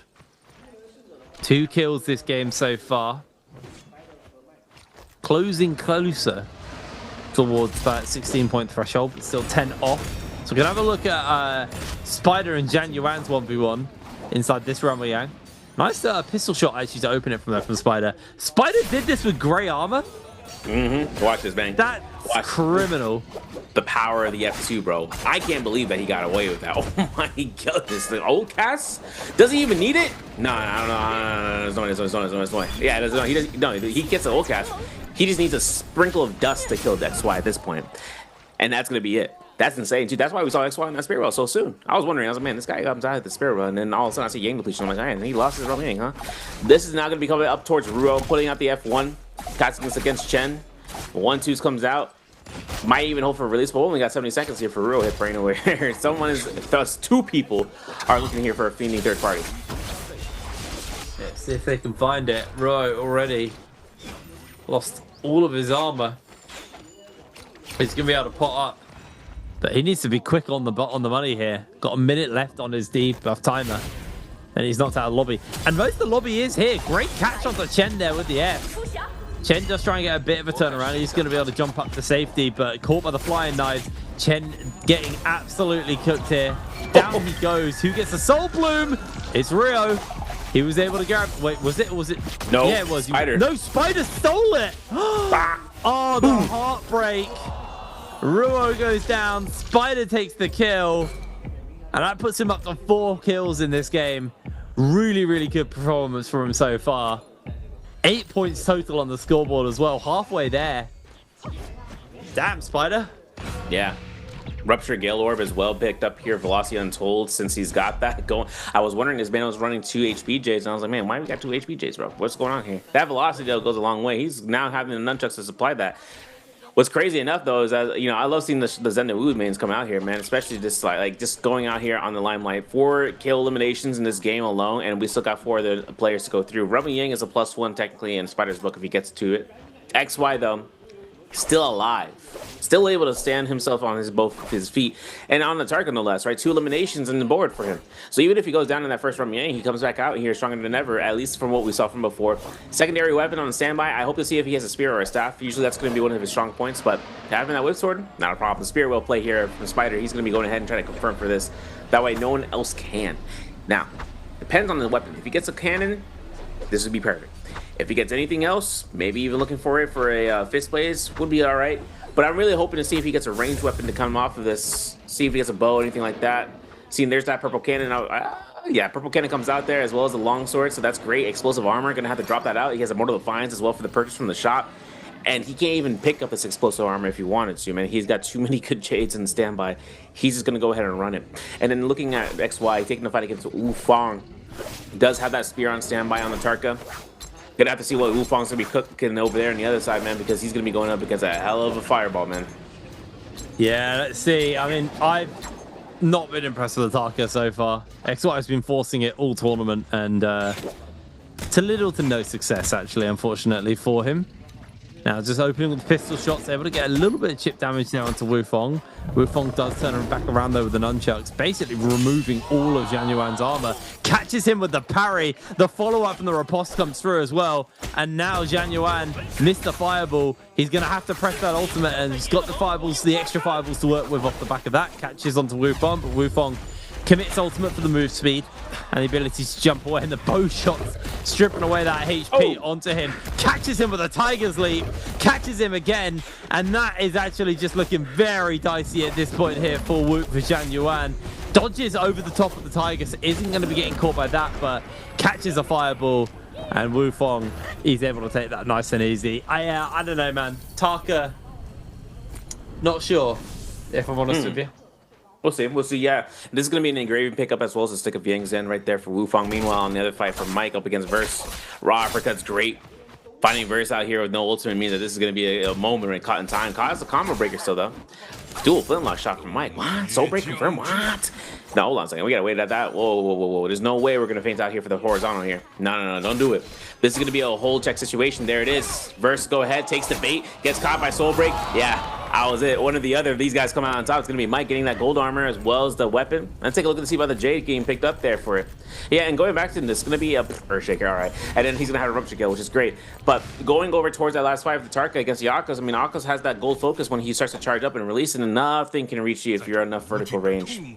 Now for XY at Twilight's Fall, this looks like to be a spawn that he might be anticipating to take. I mean, if he does, so will his opponent Verse. Verse is on that Yang depletion. So between both of these guys, 20 seconds left on the clock. Over towards the northwest side, or rather towards the side of Azoth Peak, there's only one Soul Altar that's in consideration. If we take the Soul Altar in the zone, he's going to be right there waiting for you, bruv. This is now going to be whether or not the fire is going to be met with the sand again versus Tarka versus the Tumult. Let's see if they find each other immediately. They know that these are the depletion players, so they're just going to fight each other off. Hit inside that zone. Zhang Yuan losing a fair amount of HP Verse. Also getting somewhat chunked out here. Went for the slam down. Ultimate still up and available. Verse ticking away. Zhang Yuan, all he needs to do is just stop Verse from getting into the zone. The problem is Mike is on a trove right just south of them. This could get very dicey. A third party could come up and take them both out. There's Mike. There's Zhang Yuan committing the ultimate as well at this point. Sandstorm comes out from Verse. Looked to throw the fireball out. Didn't make the connection, unfortunately. Still has a couple to work with as Verse jumps back into the action. Sees for Zhang Yuan is potting inside the Sandstorm. And Verse is nowhere safe to go. Throws the Sandstorm, throws the Wisp out, sorry, to try and get a turn of attention. But it's not enough. And I think Verse might be in a little world of hurt at this point. Don't think he is long for the world, sadly. Yeah, Klinkov might save the day there, but only for a couple milliseconds.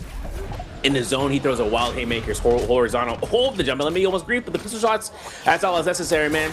Like I said, a sneeze of a dust particle, though. Wait a second. Engraving coming out for Wufong. Gets a White Tiger's Prowess, gets a Soul Bloom, and look at XY. His face up against Mike, who gets a second White Tiger's Prowess proc. And now it's 4-4-2. Mike's tied up with Spider right now, 8.5 points. Wufong basically on the cusp of that as well. If he gets 4 eliminations here, he's going to go up tremendously on the scoreboard, but it depends. I mean, he's got the engraving, he's Akos. This is more pain than I can, than anticipate. This is going to be the setup here, right? Going from Earthshaker, Rupture, Sunwing Shot, a Rev Up Bomb Shot, having the jabbing, having a Divine Flight if he decides to get that, or even, no, Mimir at a Winter Sea decides to go ahead and pop that out there, but he's going to be backing off and hoping to get in full view of the players. As for Spider, we know the velocity, but from the top down row, in terms of gear, he's got the Mortal Defiance, Explosive Armor, Rupture Gale, Quick Charge Thundercall, then the velocity untold. Having a pistol there on blue rarity means that he can decide upon just using that just to get that quick charge for that Rupture Gale is really going to be his main range source of damage. And then meanwhile, we're going to switch over here to Wufong, hopefully to see the sense. If he got to look over his Jades, he is going to be going ahead and having a lot to go off on. Having that stick of Yang Zen, having Assault Smolder, having an engraving, and having a Tempest Kick, which I hope he doesn't release. But if he does decide to go ahead and do so, I would be against it, because it did get buffed actually in the current live patch, if I'm not mistaken, or at least in this patch, to be considered still not as important as engraving. Alrighty, well, Spider and Wufong Spider, Mike, and Wufong. This is a all-star lineup for a finals, actually. World champ plus 2 people who have world titles under their belt and are considered the GOATs of solos. All to play for. Spider, no golden weapon and no golden armor, so definitely the weaker of the group. Has committed the ultimate at this point. Is going to try and catch on to Wufong. Catches him with a parry. There's a golden weapon for you, my friend.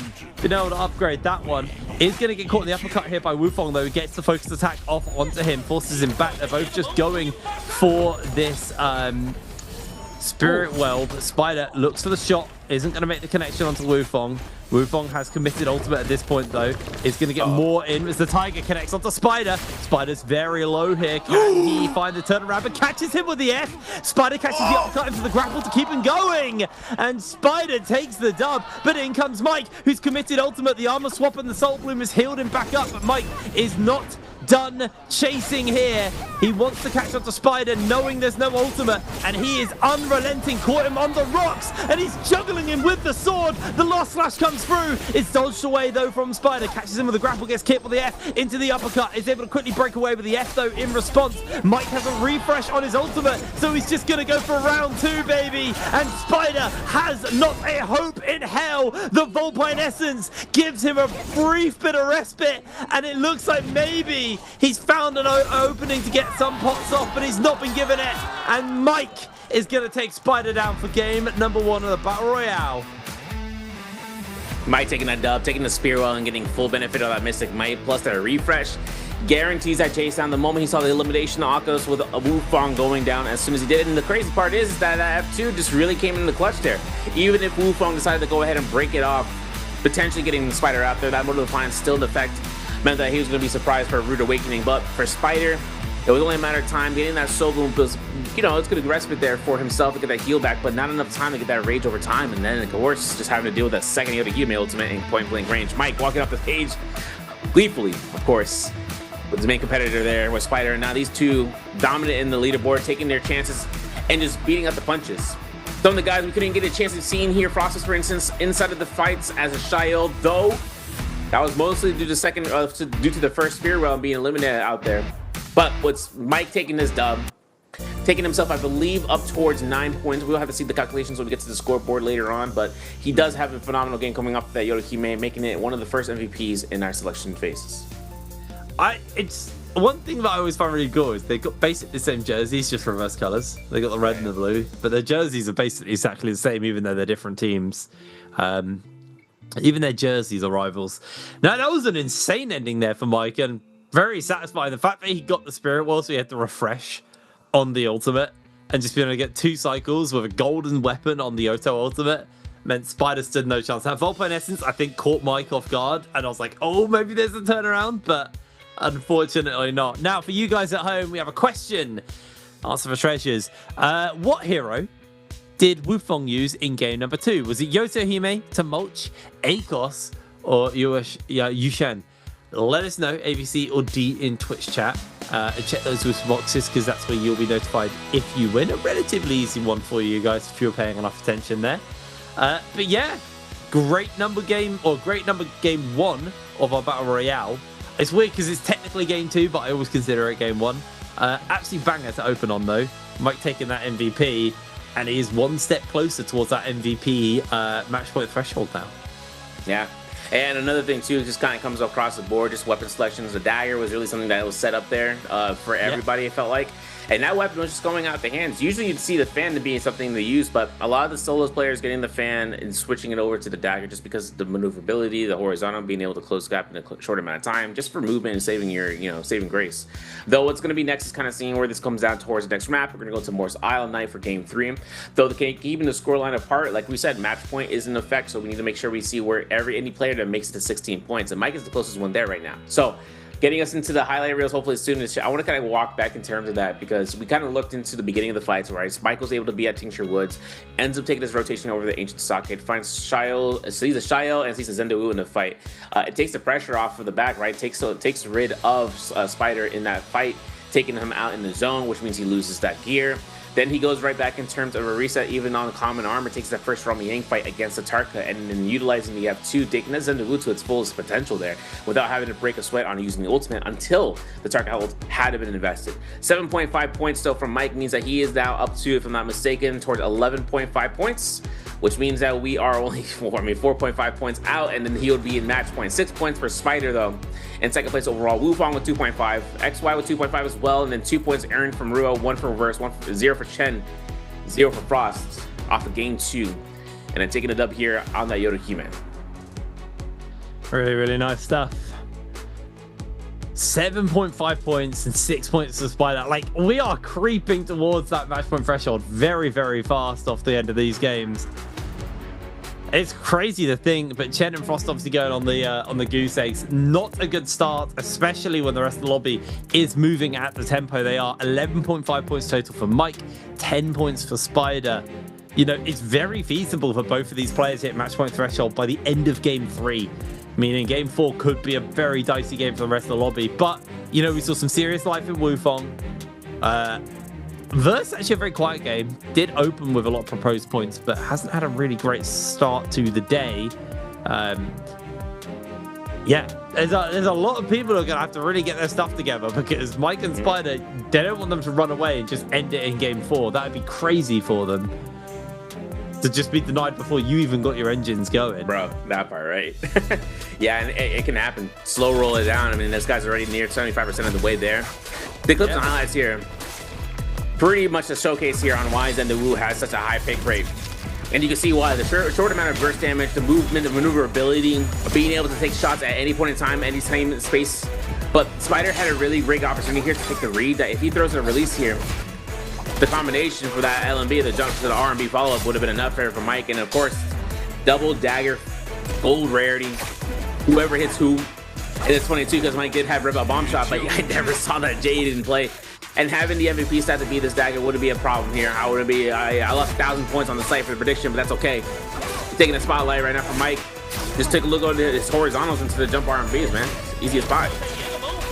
Yeah, very nice. Is again to see the Mike versus Wufong versus Spider fight, which basically set Mike up for the victory. These two going toe to toe, burning everything of each other's.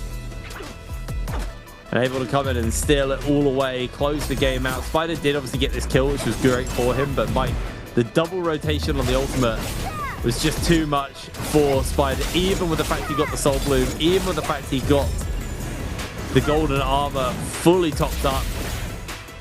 Spider unable to really make it work. And yes, to be fair, the Volpine Essence definitely caught Mike off here. He gets him, you see at this point, he's like, it's done, don't worry about it. And then, no, I have to keep going. He wasn't ready for those extra couple of swings he was going to need to close it out. And Spider put some distance, but Mike able to play the catch up, keep him against the wall. And Yoto Ultimate, on, like you were saying in the Battle Royale, on the kind of ground fight, she's so just unrelenting. It's so hard to fight into her. There it is, Mike taking game number 1 of the Battle Royale. Yeah, man, it's in the rain, man. This man's in the moody. But this is going to be his 6th MVP. Skills and ultimates take 6k damage, dagger at 2,000. It felt like he just did like 4 blue focuses, and that's all he needed. That's how it felt like with the dagger. The ultimates was just enough to scale up. And even though he got the Air Shaker, we know that from the case. We know he had Summoning Slow Shot. The jabbing was there the entire game, it felt like. That Myriad Winter Sweep. Nothing really started to start being used there. Not even the Rupture Gale Orb. Spent just the stats alone. Mitigation attack, that's all he needed. He went alongside 24% on mitigation, 8% on the attack.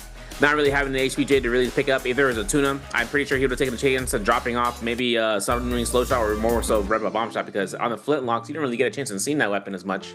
Very small, minuscule damage that comes off the Valley versus having just like a pistol, for instance. But having that Jade, having the connections there, if he were able to get something like Iron Lotus Bloom, that would be kind of sick to see, you know, in the Pro League. But since Mike's at 11.5 points, 4.5 points is necessary now for him to get to match point. He's in the first phase.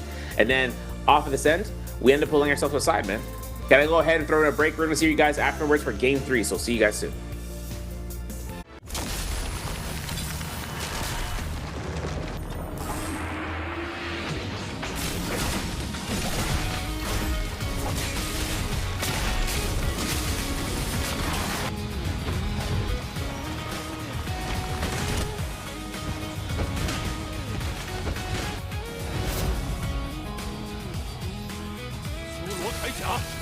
起！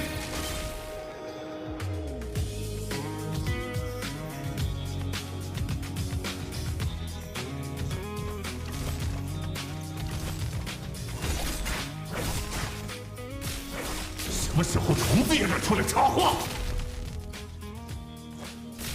是你能支配的人吗？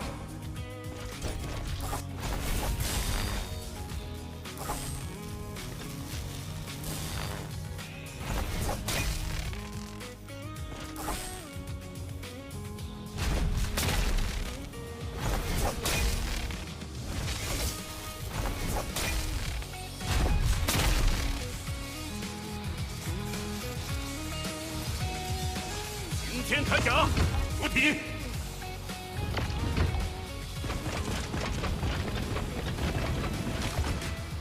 位老家的车马上就要开了，我沉默，并不代表我对你没意见。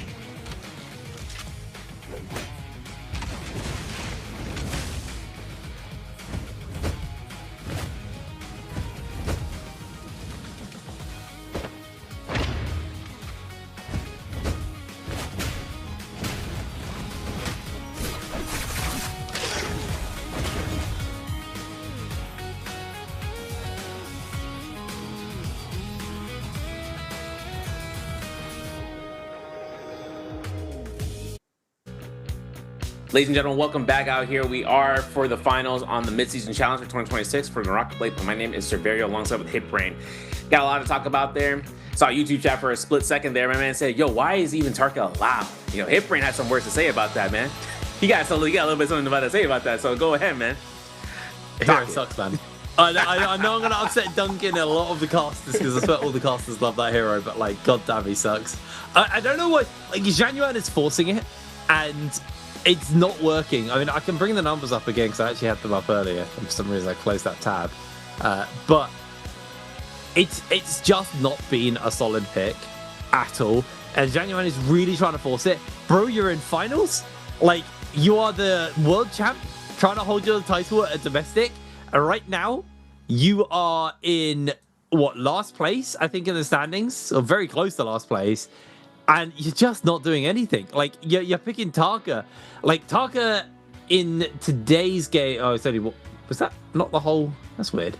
Oh, okay, you're looking at Grand Finals. You're looking at Grand Finals. That's the preset. Oh, there, yeah. That's why. That's why. Thank you.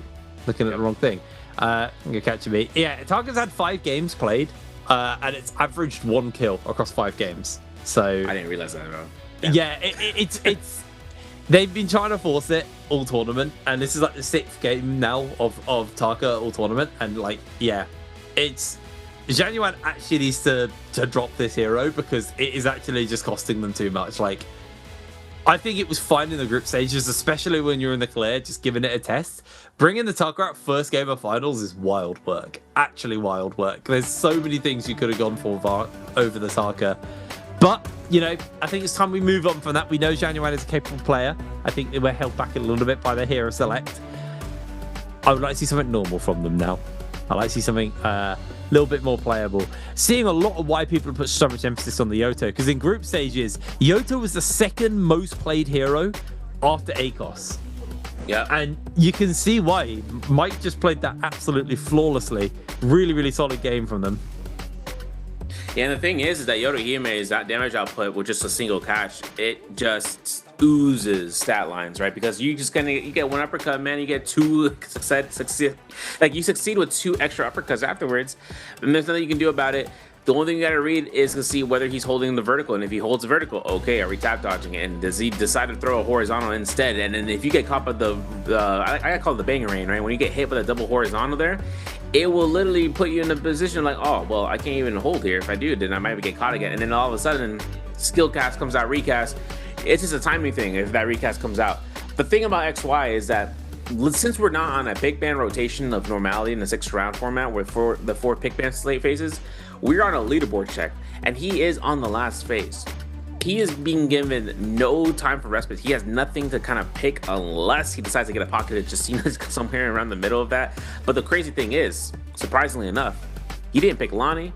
He does have Lonnie still in the books there. And if someone else chooses Lonnie, at least he's going to be able to get one of the other top 8 picks there. So for him to choose Tarka really is that personality pick. Lonnie is still something to keep in motion for. And if he decides upon not picking her, even if she was available for him, or if he doesn't go ahead because someone else picks Lonnie and he doesn't pick the corresponding character in the top 8 phase selection, that just might be something that it has to be reassigned unless he just finds that niche and then he decides to try to full it, send it for this game. Because game 3 in Morris Isle Night, a lot of ground units, a lot of spacing though, that would provide him with escape patterns if he needs to go ahead and break off. Because on foot, Tarka can only be caught for after so long. Yeah, absolutely. Well, let's see what these guys are going to be locking and loading for this game number 3. We're heading over to Morris Isle here. Another Firefly map. I actually can't remember when we get off Fireflies on finals. Doesn't matter because if we're on Firefly map.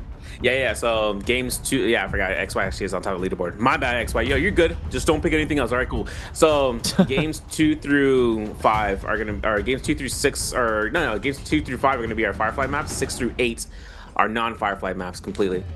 Okay, cool. Lovely. So right. Like, well. Violence. Here is the pick order. Are we picking in order of like leaderboard? We are. Oh, yeah, interesting. So XY went to 5th place. I was like, wait, I forgot. Oops, my bad, bro. So yeah, I mean, he's good to go in terms of having an open selection pick. That's anything between Shail, Kylan, Temi, if they allow it. I doubt it, but he ends up putting himself in that spot, which is a lot better than we saw from before. Even Mike's coach was like, wow, he's above. I was like, wow, that's crazy. So, bro, I'd rather a Lani than a Tarka in this position. Yeah, I mean, she's one of the top 8 though. Yeah, but Zendawu first round. Yeah. There we go. I'm expecting the ACOS from Mike, but he goes for the Zenda. Very interesting. Yoto is available to Spider. ACOS is available to Spider. See what they decide to lock in. Here's a couple of really solid picks up and available for this second rotation. I'm expecting it to be an ACOS or a Yoto, but yeah, I think ACOS is just too damn good. Which means our third selection is where we'll probably see our Yoto Hime getting locked in. Like you said, there's also the Temi up and available as well. There's the Shail. There's quite a lot open still. Oh no! Don't get baited. Don't get baited. We're not gonna see a Tara. I want to see her. I actually am yet to even play her. I've been a little bit too busy on that front. Yeah, bro, she's great in terms of just being able to catch some things.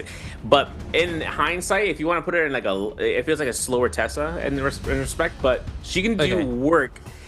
It's just, if she gets caught, it's over. She doesn't have a combo breaker at all. Nothing in her kit gives her a chance of breaking off for free. And even though people are like, oh, well, there's silence barrier, bro, so why are we even worried about that? It's not about that, man. It's about that neutrality, bro. You get caught once, you're done. She didn't want to lead, though. Yeah, I'm surprised to see that, actually. The Jean and Leah, someone who was very dominant in the domestic tournament last season for MPPL, but did receive nerfs and it's kind of fallen off quite heavily. But there you go. Temi gets locked in for Januan. Much better than the Tarka. Still got things like Shail roaming around. I know it's very low down the priority. Oh, Kylan, obviously. Totally forgot about the Kylan. So yeah, expect that to probably be this lock-in here. And then last rotation, I expect to see a Shail. I think what else would be getting locked in is our last rotation. I know Lani's been played a couple of times, but it's not like it's something like a big go-to. Nah, yeah, Shail also has an opportunity here from Frost. Hoping to see whether or not he decides to. If not, personality time. Justina, let's get it. No, goes to Lani instead. Takes that first and foremost. And now for Chen, and he should be forced to use the Shail here, at least in this last phase. And if not, he decides to pick something else there. Takeda would be funny, but I hope he doesn't. He's the last phase, right? So he can pick the only man I trust on Takeda right now, to be fair. Chen has been very good at it, but no, this is way a better pick. The Shail suits so much better. Well, so Hovrik, there it is, locked in. Yo, I got my prediction, man. I don't know which player will score the most points in a single match. Since we got this going on, I want to say Mike. He's done work on the Zendawu. I'm putting 200 points on Mike right then and there. Just because if he's on Zendawu in this round in terms of Morris, this is where he succeeded using her, as well as in Midoriya, but he didn't get a chance to do in that last game. And he picked her in the first phase rather than playing Akko. So Curious in seeing if he decides to adopt the F2 on the Zendawu instead. If he does decide to get the combo breaker, at least we know he's going to break out of fights that he shouldn't be fighting himself in, right? Getting caught into an uppercut and then boom, deletion. But depending on the Fireflies, depends on where he spawns. This is going to be a really good setup there for him. If he goes off to, let's say, Shipwreck Expanse, see if he gets those Fireflies. He goes straight into the hills or straight into the village. Since the arrows, right, when they hit the impact on the wall, it's an implosion, right? He can shoot through the walls. If they're close enough, they get hit. He takes that first elimination, maybe 2, gets purple armor. If he doesn't loot it up and ready, then he can just start scaling up to go straight towards the next remaining, or where everyone decides to populate themselves towards Zest Winery. And Zest Winery is something of a skill set, right? It's basically like the towers over at Council Courtyard. You basically come off of that and take the fight all up in the building, outside the building, Forbidden Seal involved if it's there. Then you can kind of force everyone else to kind of convene over at that location. They start to converge once they start seeing that big blue bubble in the sky. Alrighty, well, heading to Morozal momentarily. Last game, very, very fast tempo as well, actually. Expecting more of the same. Expecting more players to get close to that match point threshold. And genuinely, Mike and Spider could both cross that threshold this game. It's very much on the cards. I wouldn't say it's 100% locked in. They've got a bit of work to do to get there, but they play just like they did last game. We're in for a potentially very tense game 4 for the rest of the lobby. And they're on possibly the 2 best picks to do it. The fact that they got the Zenda, the fact that they got the ACOS. Mike and Spider very much ready to play for top 4, well, to play for top 2 right now and force the lobby into a hard position for the next game. Having a look at our loadouts, nothing too overexciting. Having a look at the heart rates. Spider definitely feeling it a little bit, 132. They're all pretty hard. I'm like, Wufong's 144. Yeah, man. That's too much sodium, man. That's too much sodium in your diet. Well, drop rates right now, pretty nasty right now. You see SR's Mike is going to be spawning right into Artisan's Grove, going for Moneytown. Wufong will be approaching him soon, as well as her Spider off that one Firefly northwest of Celestia. But the fact that GG Chen, as well as Verse, are right on the Firefly location on Noble Cave, they will tassel, wrestle, right?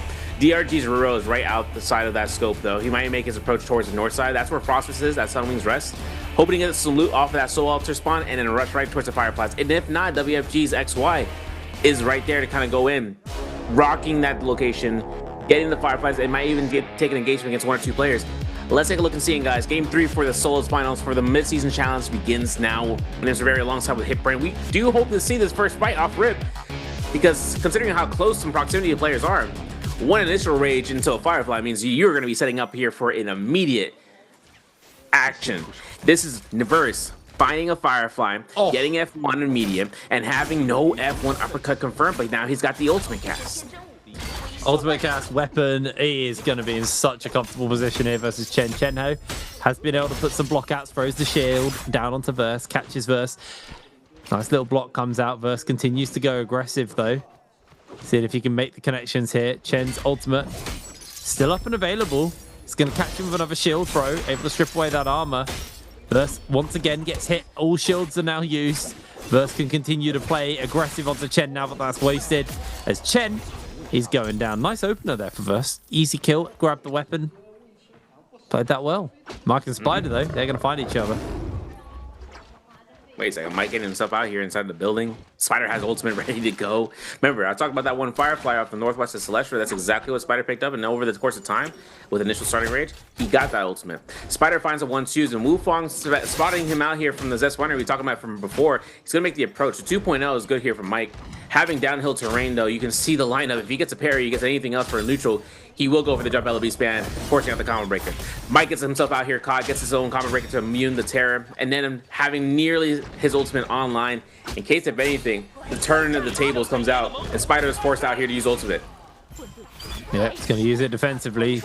Mike on the other side, trying to break away. He's just going to use the mobility of the ultimate. Spider's low. Who's going to get the kill? Wufong confirms. Takes the Soul Bloom as well, so he has the healing as Wufong gets a couple of shots in, goes for that last slash, doesn't make the connection, and Spider going to break away here. Is going to jump forwards once again. The 2 of them quite happy to take this fight as Verse is now joined into the fray. That is not the opening that Mike wanted. Getting third-partied, getting fourth-partied, and having his kill stolen away. Bit of a mental bloomer, that one. They're going to have to regroup and then get themselves positioned for these Realm of Yangs to make that big recovery mental. This verse beautifully played. Maybe able to get himself a third kill here, as he's got Wufong juggling around. Absolutely disgusting. Wufong coming in. There's the ultimate thrown out from Wufong now. Looking for the parry. Versus just going to quickly reposition with a combo breaker. Versus now playing escape, knowing that this Yoto ultimate, if he gets clipped, he's going to be absolutely taken down. Uppercut comes through. Wufong opening on 3 kills is absolutely disgusting. Looks for the slash, doesn't make it, gets caught in the wall, so it's not the 3 kills. As it looks like Versus has been able to grey armor swap, keep himself going, and he's got the pot off, so full heals come through. Versus not going down yet. Yeah, RMB drop down comes in for Verse, gets neutraled out, has no way of escaping this. Might be that third kill you were talking about, man, because that launch is good, and that's going to be up to 2 kills. That's actually Wufong being tied up here with Verse, and Verse taking the first fight in Noble Cave, getting the second elimination post of that, and now having to go down on reset. It's going to mean a little bit of a space issue, right, to go off. Over towards the Aventai Temple, towards Crow's Nest. We're going to see Frostbus actually taking a spawn here where XY... lurking, man. This man's lurking around here. He's looking around to see what's going on here at One Shrine. And since Chen is here with that ultimate ready to go for that Shayo, Frostbus and Alani ultimate has his staff ready to go. Is on second life, by the way. And we are going to see Chen here at Sunveil Dwelling, right? Seeing about Spider, who has already a purple weapon, purple whip sword on the kind, or the Akos, I should say. This is going to be phenomenal check, you know, because the Akos on this is a F2 war, having purple whip sword this early on means that anyone who gets caught going to have to burn the combo breaker, ult or otherwise. Spider is going to be in the northeast, whereas Mike is going to be on the southwest, going from the zone. Straight from the area that we saw Wufong approach from Zest Winery, and then taking himself right back to Artisan's Grove. Now, 5,800 Dark coins, not too bad, because if he comes down to it, he doesn't even have to go for armor. He can try to buy a weapon for the purple scaling. He goes ahead and he gets himself there. And that's for XY. I mean, this man's got purple armor. He's a Tumulch. He's living his best life. He's got himself a dagger. He's got himself a Hong Sword. This is his best slot weapon. We got to see what range, though, in case of anything. But regardless, the Hong Sword is enough of a staple right there for that build, for that Tumulch. Yeah, he's very happy with his bit setup, actually, so far. Now just moving around the map, trying to find himself a portal. Chen's on this one. I wonder if Shanyuan's just going to try and force him off. There's also Mike in the area, trying to get himself to a portal. I think Mike and Shanyuan are going to have to fight for a portal at this point. I think Mike actually getting the message saying, all right, I'll go find a different one. Nope, I'm not. There's 3 people on this one. Oh, my word. It is carnage over here, but Mike is actually still stepping forward to see if he can maybe pressure an opening. I don't think he's going to be able to do so. Spider, on the other hand, bit of a freebie potentially given to him. No one's contesting his Realm Yang. Whip Sword purple as well. Very scary when you get hit by the focus attacks of those. A lot of kind of like more range than they should have. Mike and Frostivus, though, going toe-to-toe inside this Realm Yang. The Zenda versus the Lani. Lani obviously been a little bit lower down on the priority list this year. Hasn't really been getting quite as much play. Staff onto the Lani. Frostivus going to take a couple of pistol shots off from Mike, chipping away at that armor, trying to get into the range. Throws down the F. He's going to look to try and catch him with the bird. Didn't make the connection. Does still have that ultimate ready and available. Obviously, the Lani ultimate giving a lot of mobility as Mike getting jumped around here. Absolutely bought by the staff. Needs to get a recovery in.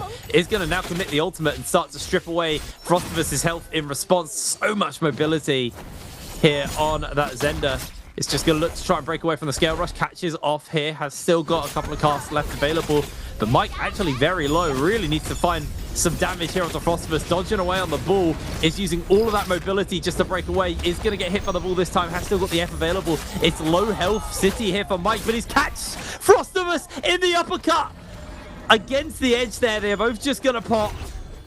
Going to get the healing back in. Frosty only gets one off, but does catch the ball here onto Mike. Mike's going to get that turnaround back onto him. Quick F breakout from Frostivus to try and break away. Mike has no F either.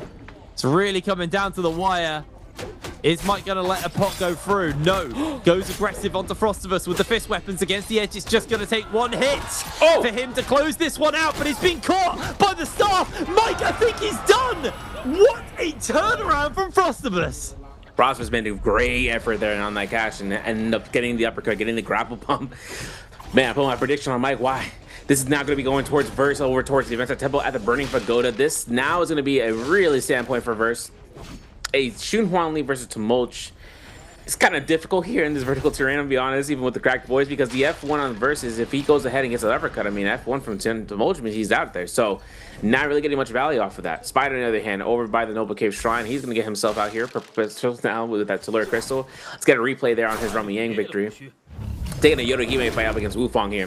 F2 connects. Unfortunate. F2 comes out here, though, from the response time for the combo breaker as Yoda Hime breaks it off.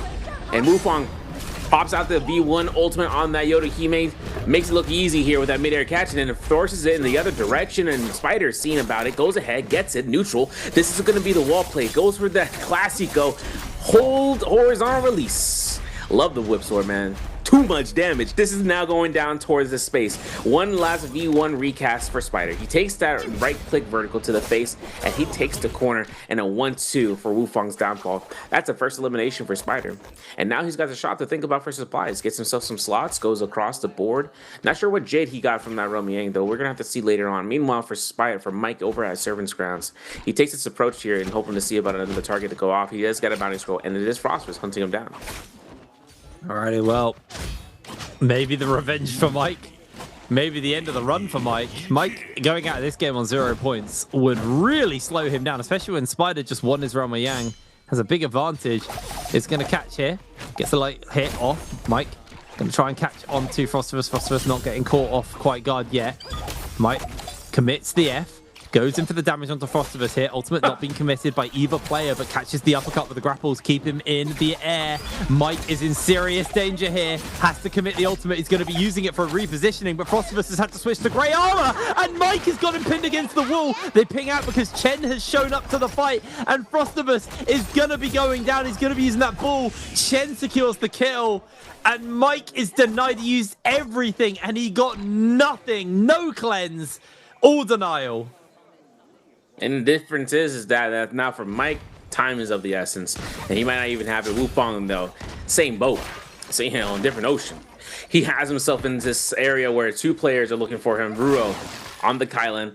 May not have purple rarity weaponry on hand standby, but he doesn't care. He goes right in there. Even with his F2 Yoda, he waited out the roar, tap dodges it. Wufong breaks off field because of that. Yoda Hime ultimate is still available, though. As much as Ruo has his ultimate, he doesn't really need to find a reason just yet. He's at 50 seconds on the Yang depletion as it stands. So these two players fighting against each other, two of them on the Yang depletion. Look at Mike. Suddenly, I don't know how, but he approaches the scene here. Perfect timing. Has a minute on him. He has more time than anyone else on this area of the field play. They still got the extensions for time. He's only got 16 more seconds to go off on hits. And as for Wufong, he gets struck by Ruo. One R&B miss, goes for the 1-2 instead. That's his only option. Goes for the jump R&B. And still having another player to go off, he just tries to take the wall so that way he takes at least a minimum amount of damage for that range. And having them invest that combo breaker so early on, these guys are going to be fiending for him the next couple seconds. And then this is going to be a match point analysis. He gets 7 kills here first place, he wins. But for Wufong, it's only going to be a matter of time. But we already know where this is coming down here sooner or later. Yeah, here comes Mike. Trying to get himself cleansed as well. Don't know how much longer Mike's got left, but Wufong is not long for the world, unfortunately. Has been able to add a little bit of time dealing damage, building up and ticking up that timer, but at this point, with 5 seconds left, he can't hit the shots. He can't get the escape. Mike is the one on the scene, so Mike's going to get the cleanse, right? Ooh, he doesn't see the body. He didn't. Oh. He missed. Mike's completely overreached. He has to get the kill here onto Verse. Has been able to get a cleanse finally. Mike is in the clear, but that was too damn close. Double Soul Bloom picked up for Mike there as well, actually. Oh my word. My heart's going for him. Yo, you got the 140 BPM? It's over, bro. Yo, I'm sketched out, bro. The fact that both those Soul Blooms are in the zone and he could have found one or the other, but man, still in the game. Don't count him out. Though his only competitors right now, they're going to be his one stacked up. We got Quick Charge, Thunder Call, Forever Bomb Shot, got that Swift Cut, Windy Trinity, Sky Punch. I'm curious. I would wonder if he's going to get those Fist Blades at some point. Verse, though, takes a Spirit Well inside of the ravine of the Noble Cave. Hoping to see whether or not Spider, though, gets his staff to full extension, man. This is going to be a serious outcome there. Mike, whoa, whoa, whoa. We literally walk away for 5 milliseconds, and he yoinks him off the disengage, and he pops the ultimate for this Shun one. Are you kidding me? And he gets this kill potentially because of this. Look at this. Off the strikes, he goes for the release, and he gets the elimination. And he needed that as well. He was on 0 kills at this point in the game. Really dire situation, but not going to get himself into the realm of Yang, but he will get himself the soul altar. Meanwhile, Spider inside the realm of Yang, taking on Jian Yuan here. He's going to be looking for him with that golden staff. Jian Yuan goes for the scale rush, just about misses it. Pistol shot comes in, just chips away at that damage. The Spider special, step back pistol shot into the staff. Over the head he goes with the staff, and now he's going to get a little bit of damage thrown back onto him. But Jian Yuan, every time he steps away, eats a pistol shot and just takes that little chunk of HP. 164 damage here, 164 there. It adds up as Spider is looking to really apply more and more pressure onto his opponent inside this realm. And the sandstorm was broken out. It's going to give a window as the wisps are catching. Jian Yuan actually cancelling out on the potting as he's just constantly keeping him in. The wisp shots here. Spider's in an infinite. He can't break free. Jian Yuan takes him down. Oh, that was disgusting. All of these kills are phenomenal, man. He even gets himself here. Quick shot, Thunder Call, get the gold staff. Has a velocity untold to be picked up. This is that play. The Hong Sword on the Tumult, the kill finish with a single lethal jab right there. That was enough, man. Chen is now outside the realm of Yang with this, with a gold Long Sword. I kind of want to see this fight. Thanks, Prod. We are going to have the Flying Knives being brought out here. His opponent was going to be Frostfist on the riposte, off rip. You see how it goes down. You see the upset, the Soul Shatter read. Parry. And he gets it all in the corner side. This man is going to go off the combo breaker in just one chance. One hit is all he needs. Doink, doink. He could scare rushes out. We're at 1 HP. We don't have the Shy ultimate ready to go, but the little bit of heal there and one cannon shot left. She had made it look so effortless, but that was just because of the power of the cannon. Now he switches over the pistol here with that Telluric Crystal. Makes it purple rarity. And look at the scoreboard. 1 for Mike, 1 for Spider, who lost his Rami Yang, but 3 for Chen, 2 for XY, and as well as for 1 for Frost. Over by the Noble Cave, Spider makes his approach all the way from the side. It has a lot of room to start to make the close gap because everyone's probably out of servant's grounds at some point. Yeah, that was really, really nice there. There, Frosty and Mike, both with the debuff on. Mike. Oh, sorry, Spider with the debuff on. Mike cleansed his debuff. That's what happened, yes. As oh, we're seeing actually the start of this play. He jumped down instantly. The moment he touched the ground, hit the parry, got the follow-up. Ultimate comes online. The mobility, the damage, just the lock. It is impossible at this point for Verse to get away. And Mike absolutely decimated him. That was flawless. That was really, really well played. It was scary.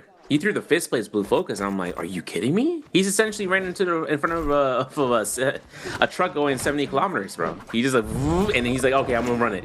Now the scary part is Spider's with a bloodlust, man. He needs this for that Yang depletion to get rid of it. No one seems to be in the vicinity over here, though, strangely enough.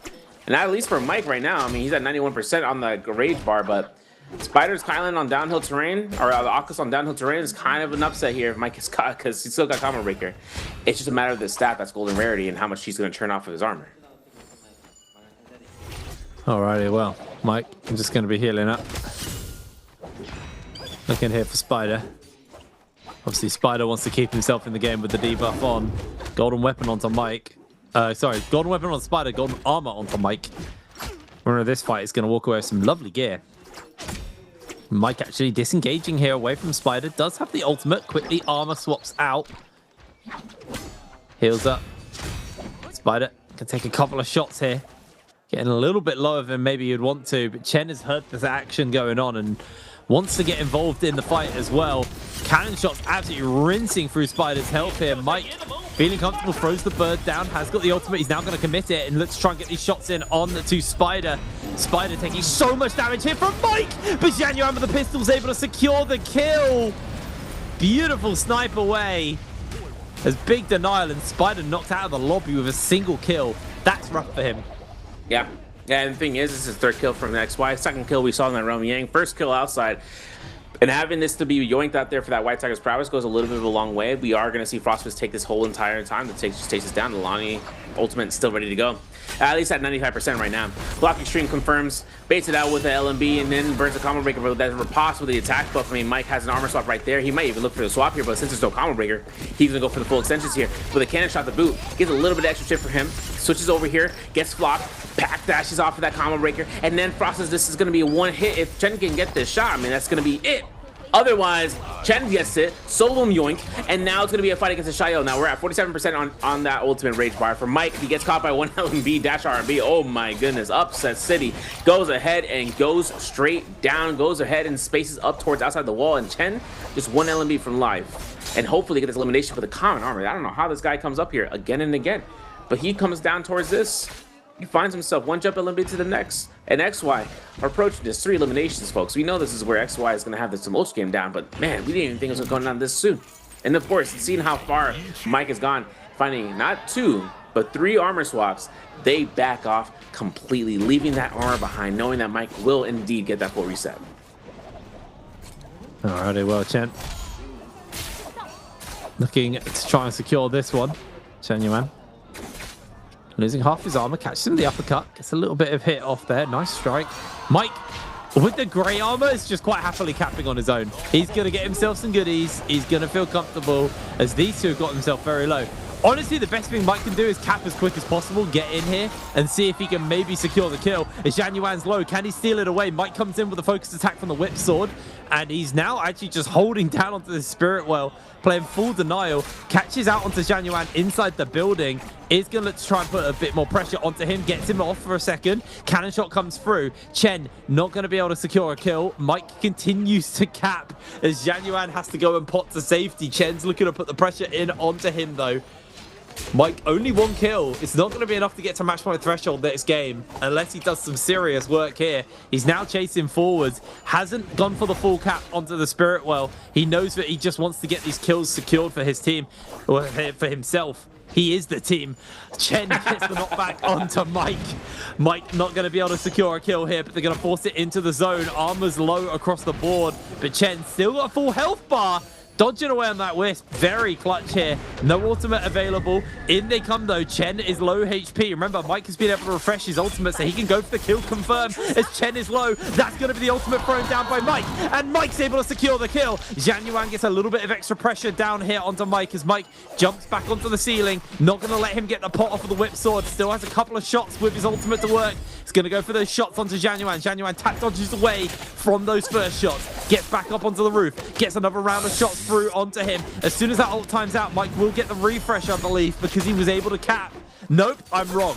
He wasn't able. He's going to get the whip sword focused attack, though, off onto Zhang Yuan. Strips away the armor. Mike is on the lower end here. Is going to throw the F out. There's a combo breaker to break away. He wants to now refresh and replenish his health, because this gets a little bit dangerous, but Zhang Yuan has been able to chase on. Quick scale rush away to safety. And there's the healing. There's the refresh. We're going to be going for round 2. Zhang Yuan has ultimate, though. I'm holding my breath here because this is going to be a bolt rod situation, but Mike comes right back in with that advance heal, which means he gets back in the fight a lot sooner. LMB comes down here for Mike. Maybe you're looking for a little bit of a clink off, but the going back to that Yang Spirit might be a play there. Is going to be the launch, and he gets the rooftop. Luckily so, man. XY got that rooftop so fast. And we're switching right back to longsword. High risk, high reward comes out here. Mike looks for the catches, gets the release, goes for pistol shots, at least confirms this. This is going to be a tumultuous game. Right now, that whisk throw is being set up. XY knows exactly what to do here next. Tries to wait this out, making sure he can get the position on him. That advance heal, though, procking off here slowly but surely. And there's going to be the ult proc. The whisk is still available. One pitter patter comes out for the jump LMB. One whisk throw comes out here for the catch. And there's all he needed to go through this. Mike is going to go ahead, gets caught into the RB, into the wall. This might be the extension that comes out here. And Mike, not even able to come out in the zone, gets grapple staggered and pushed into the edge and doesn't have anything to survive. And XY can't count him out when he has that West throw ready to go. This man is gonna go stone full. So yeah, this man is gonna get this MVP. He pulls himself out 6.5 points, and he's surprised. That's why he's the MVP. That's why he won Worlds. Actually, I've played Mike now. Honestly, Mike got dizzy from losing that like kill steal at the beginning of the game. He just looked dizzy for the whole game. Like, that was not Mike on form. And like, his Zender play when he got to play was great. But the Temi, very scary when you get in those isolated scenarios, when you get in those fights.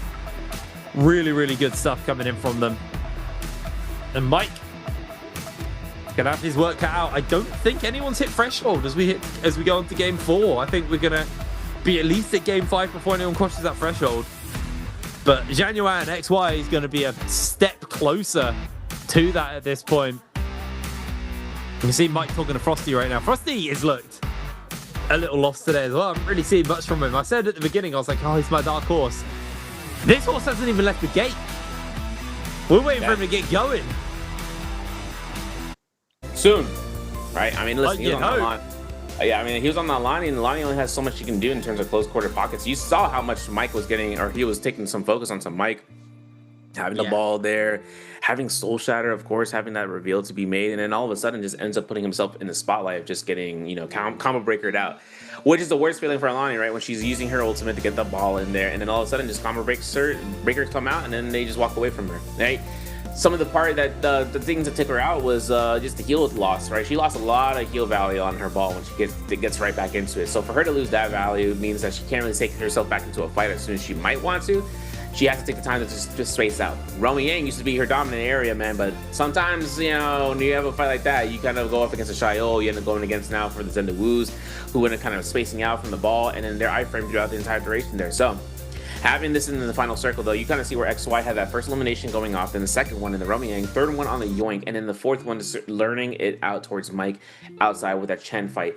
Now, didn't get a chance on killing Chen, but the thing about Mike is that Mike was able to confirm for that Spirit Well, and then I believe the Yang Spirit was also still up there, which meant that armor reset was downhill. If you take the opportunity of repositioning towards the area, even though he had advanced seal to kind of purposely go off of that fight went for a while between him and XY, to the point where even with the fight going as long as it did, he'd had that notice that ultimate it was going to be coming up here from the Tumultuous due to that soul boom pickup, right, for off of Chen's body, because the drop down blue focus pressured him off, got a little daisy, and then all of a sudden he gets caught into that extension, and there's going to be, you know, case winner.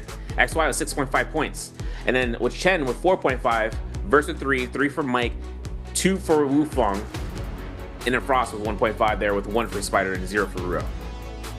Really, really impressive stuff. Chen, nice score, honestly. I mean, Spider getting a single point, Ruo's goose egging. Everyone was scoring relatively well beyond those kind of like that bottom end, but like 2, 3, 3, 4, 5, you know, this is great, to be honest. Score-wise, it means everyone's going to be moving up, which means everyone is going to be progressing towards that match point threshold. Mike, honestly, had he won that one, had he won that 1v1 at the end, he would be there. He would be at that match point threshold at the end of this game, and game 4 would be looking a lot scarier. But we are looking at a minimum of game 5 before anyone hits match point threshold now. Well, before we get to like a match point threshold sudden death scenario, game 4 is a safe game for everyone. This is another chance for those who have started to come online, the Zhang Yuans of the lobby, to get a bit closer towards that 16. It'd have to be one hell of a game. It'd have to be another one of these games, basically, from Zhang Yuan if he wanted to hit 16 going into game 5. But Spider, a single point put there means that his rival Mike has jumped ahead of him in the standings, and he's going to have to really get it together for game number 4. Exactly, seeing how this comes down here for the clips and highlights here from Chen. Early ultimates invested means that they can go back to the secondary fireflies. There's about 5 fireflies in this area. Kajan's going to correct me in the chat. Though for Mike here, this cross down parry here against Verse was just too diabolical, man. And the fact that the disengagement was red, where he can go for the grapple execution and then still having the opportunity of anticipating this June 1 ultimate and popping ultimate as a result. As for Verse, I mean, he got this F1 to reposition upwards, but the fact that he dropped into this fist blades and release, right? He could have looked for the tap dodge there, and yet he did not even go for the chance he gets caught into it. Parries on this end from Chen, though, against Frostus was enough to deplete his entire armor with the attack buff with the signs. Seeing that Soul Shatter come out there, really quick to anticipate it, really quick to react towards that type of movement. Seeing that the animation speed coming out there. And then for Chen, cannon shots was nearly for the chip. Frostus was going rushing right back in, and even though Chen was getting caught out here for the uppercut, Frostus running right back into the foe means that he was going to go ahead and line of sight of him with a ranged weapon. And then, of course, that last kill elimination here from XY off of that Yoink taking that Spider, and then seeing Mike take this last elimination here against Chen. Only a matter of time right then and there. And this final fight is leading us into this moment where Chen, right, even though the cell phone goes down there, the drop down from XY earns out, and even with XY at an armor advantage, pitter patter to jump LMB throws out so many mix-ups there. But the fact that Mike went for an RMB, the fact that he went in a neutral attack instead of holding blue focus must have been, I feel like it must have been some sort of misinput there, because no way are we going in face-to-face with the Wistero and to just playing out for RMB neutral, to the point where even XY knew that it was over before it even began. Yeah, that was honestly such a beautiful juggle at the end there from Zhang Yuan, finding that MVP. Genuinely very clutch. Really, really impressive stuff coming in from him. And he's done the lobby a favor. He's done the fans a favor. He's extended today by at least one game off that win. And he's kept his dreams of making it alive. And this is the guy who, I'd say rather foolishly, forced Takeda in the previous game. Coming online here with a beautiful game on the Temi. Got himself 12,000 damage. Iron Lotus Bloom, Storm Stride, Velocity, Quick Charge from the cool. You know, barely set up on the old Jade front, to be fair. Yeah, I called that Jade as dead rounds. I forgot. You know, the Iron Lotus Bloom has that same character. So yeah, no, that Jade doesn't really get much play there unless you get Repo Bomb Shot, because it starts to stack up those bombs. But the thing is, you're in such a neutral state, you're not even blue focus off of that. But regardless of that, still have a game to go here. Mike with just 1.5 points ready to go. If he goes ahead, we're gonna get an interview going on with one of our players, and we'll be back there for game 4. So we'll see you guys in just a bit. Ladies and gentlemen, welcome to post-game interview. This is Jaeger, and I'm standing here with Ufeng. Let me say hello to audience. 来吧，Ufeng先和大家打招呼吧。Hello， 大家好，我是吴峰。欢迎吴峰来到我们的赛后采访。先来问一下 ，First of all, I would like to know. So today you won the game 1, and I would like to know so how it's meaningful for you. 那我特别想问一下，今天在第一把就拿下了一个武道王的称号，哎，对你今天整个有没有提气势的作用？对你来说，今天这个开门红意味着？我感觉一切都很正常。哎，为什么说是很正常、很稀疏平常？是对自己的这个武道的能力有非常高的自信吗？可能拿多了吧。确实是。So I would like to say I think it's just a normal thing for me to get the MVP in the game 1 because I really get a lot of MVP in the game 1. I'm really strong, I would like to say. Okay, let's move on to next part. Answer for treasure. 好，我们来看一下接下来我们要送给大家的问题是什么呢？ So we can see the question is what's Wufeng's total points by now? 那目前为止呢，吴峰到底现在拿了多少分？那么讲回我们的比赛 back to the matches, and I would like to know because last time in the post-game interview you talk me about circus in the solo game, and I would like to know so how you comment on the strengths of the character now in the solo game. 这边我想来问一下吴峰啊，上次我们采访的时候，对不对？你自己有说到说兄弟们，今天上次的那个 MSC 那个预选赛的时候，在练小组赛，在那儿练英雄，像个马戏团一样。那么这次练下来，觉得在当前版本当中，英雄的强度怎么排？目前比较厉害的单排英雄是哪些呢？单排英雄推荐乌珍、老虎，就这吧。那但是我们可以看到，上次大家用了很多的英雄，包括火男也有频频的出现，觉得他这个目前的强度如何？火男1v1还是很厉害的，就是魂阳能打一点。Okay, I think in my opinion, Zenda, and like Echoes is really strong now in the solo game. And about like the group matches, a lot of like our solo game players, they choose the Tarka. And for me, I think in the realm of Beyond, it's really strong. But now in the game, I think still like to think about this character. Okay, I think all the players prepared to counting down, and let's start counting. 那吴峰先给大家用英文3, 2, 1倒计时，好吗？3, 2, 1 Screenshot. Okay, let's find out the correct answer. 吴峰给我们公布一下正确答案到底是什么？ Yes, the correct answer is B. Okay, we know today's match point is 16, and now you get like amount A. And I would like to know, so you think like how many games today you will finish today's grand final? 这边也来问吴峰一个问题啊。其实前面也讲到，还是相信自己，很有信心的今天。那么目前呢，我们知道我们的赛点分数16分嘛，你觉得自己可以几把超过赛点，几把可以结束比赛？下把开吧。下把就可以开，那我们这个会不会有点难啊？下把开。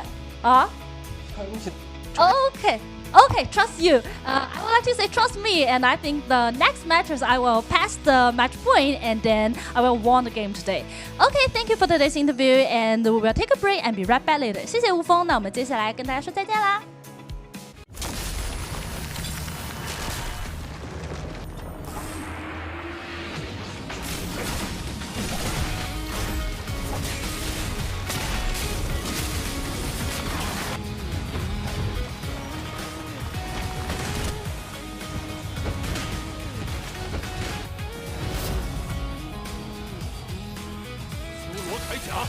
主体。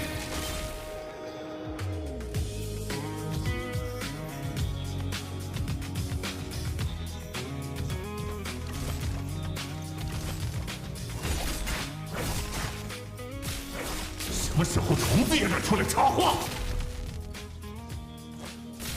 是你能支配的人吗？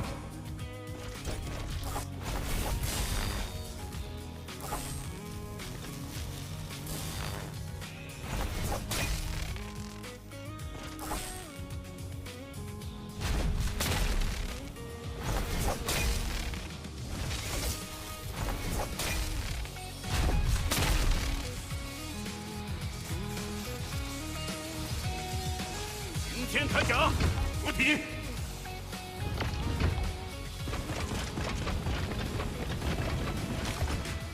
你们老家的车马上就要开了。我沉默，并不代表我对你没意见。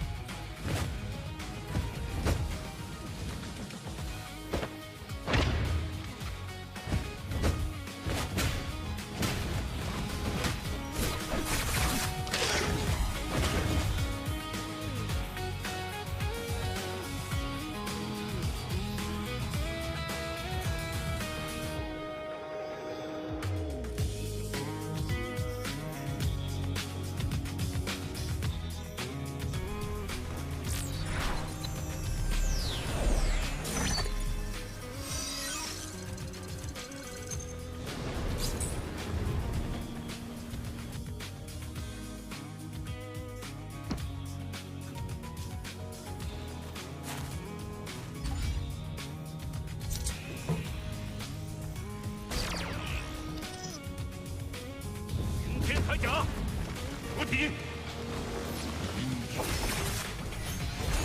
没有机会。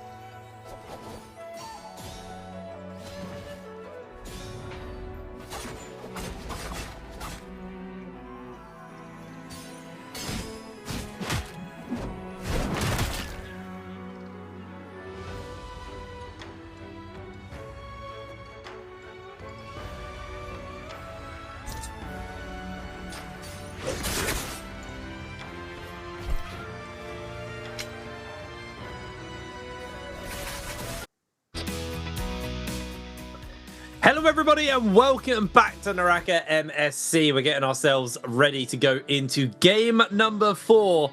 Mike just shy of hitting MVP for this game, so we're guaranteed at least until game 5 before anyone hits MVP status.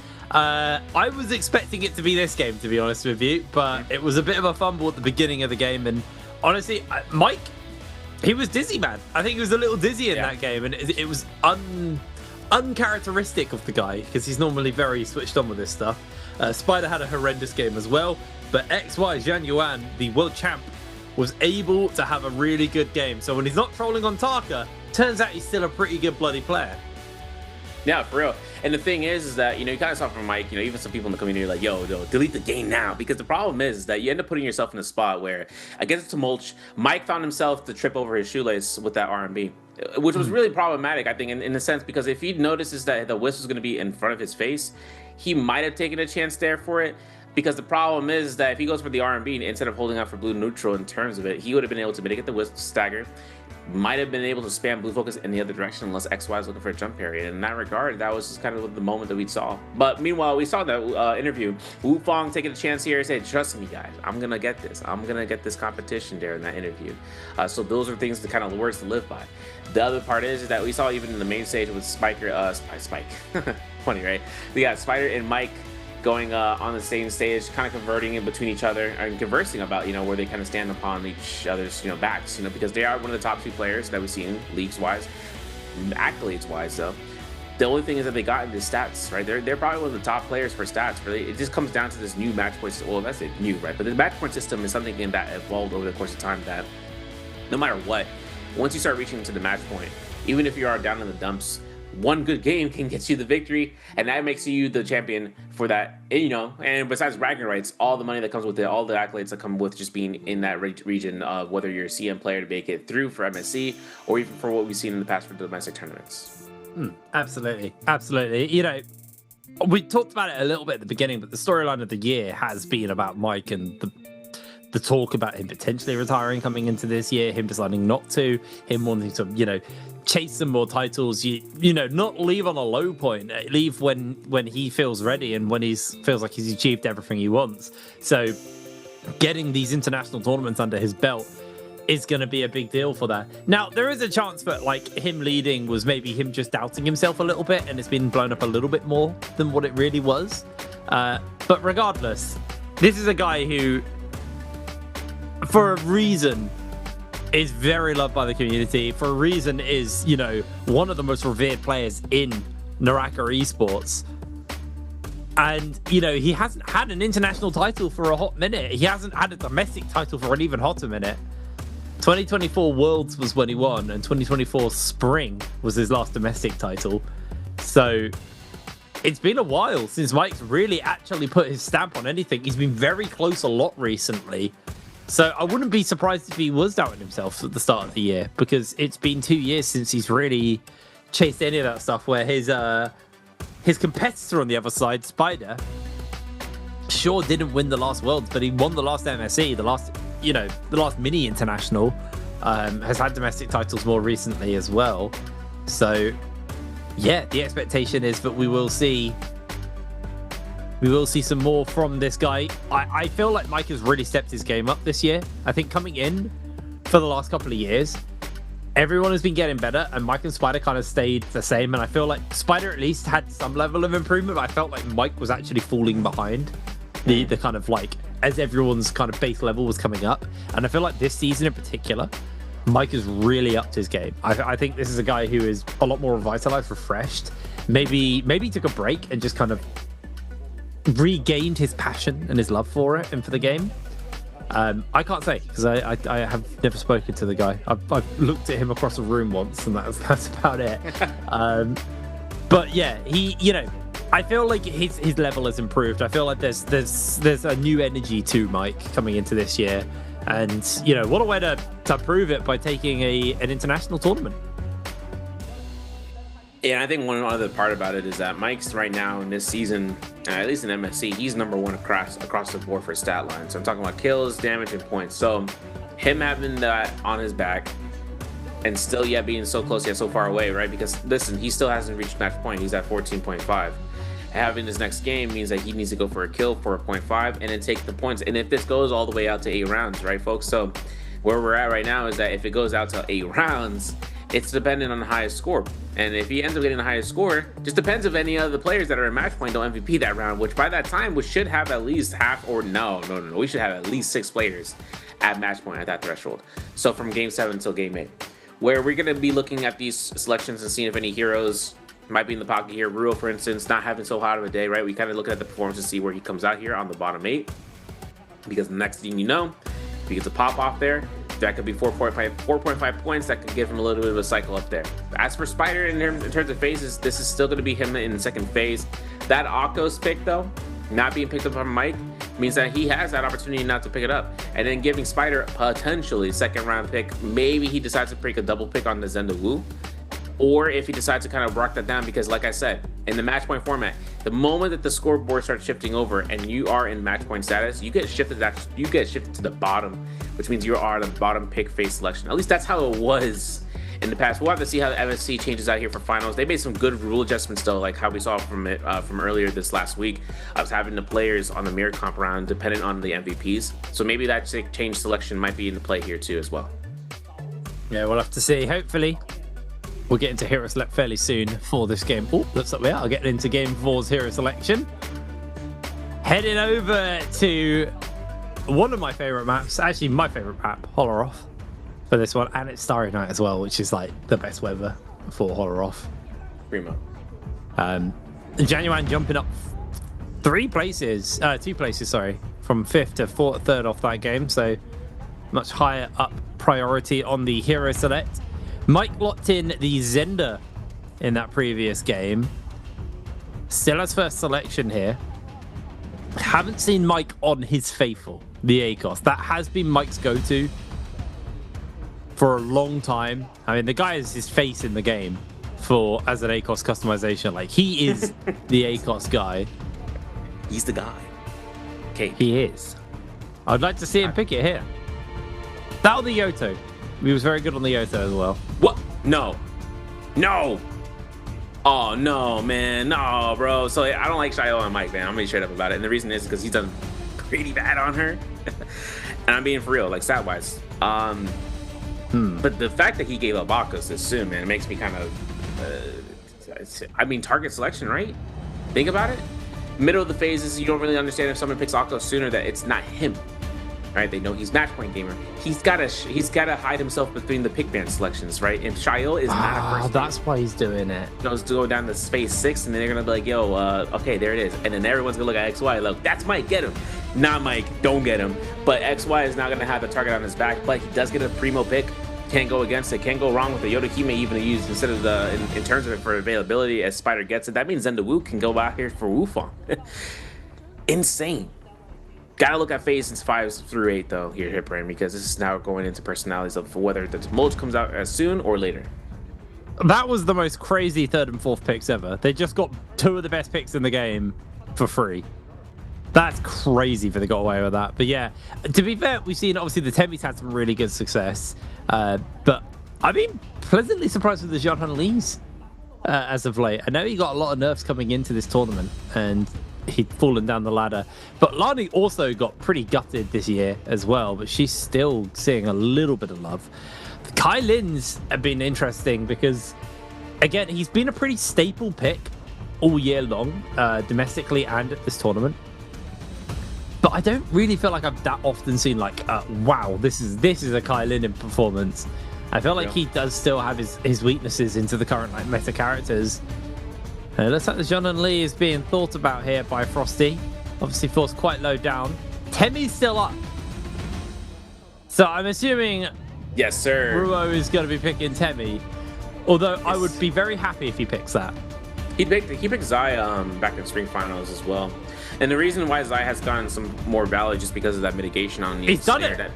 That's going to confirm it, right? So he's able to mitigate a lot of normally used to be on Zai, right? Against Zai, a lot of attacks, you just knock her out when she's throwing out the whip chains, right? With the ensnared soul on V2. But the thing is, those post buffs give her all that power of mitigating the pushback, which means that, and if anyone commits to anything that they shouldn't have, they'll eat up the burn, they'll eat up the damage, right? They're not going to be mitigating that unless it's going to be ultimate cast or recast, something like that.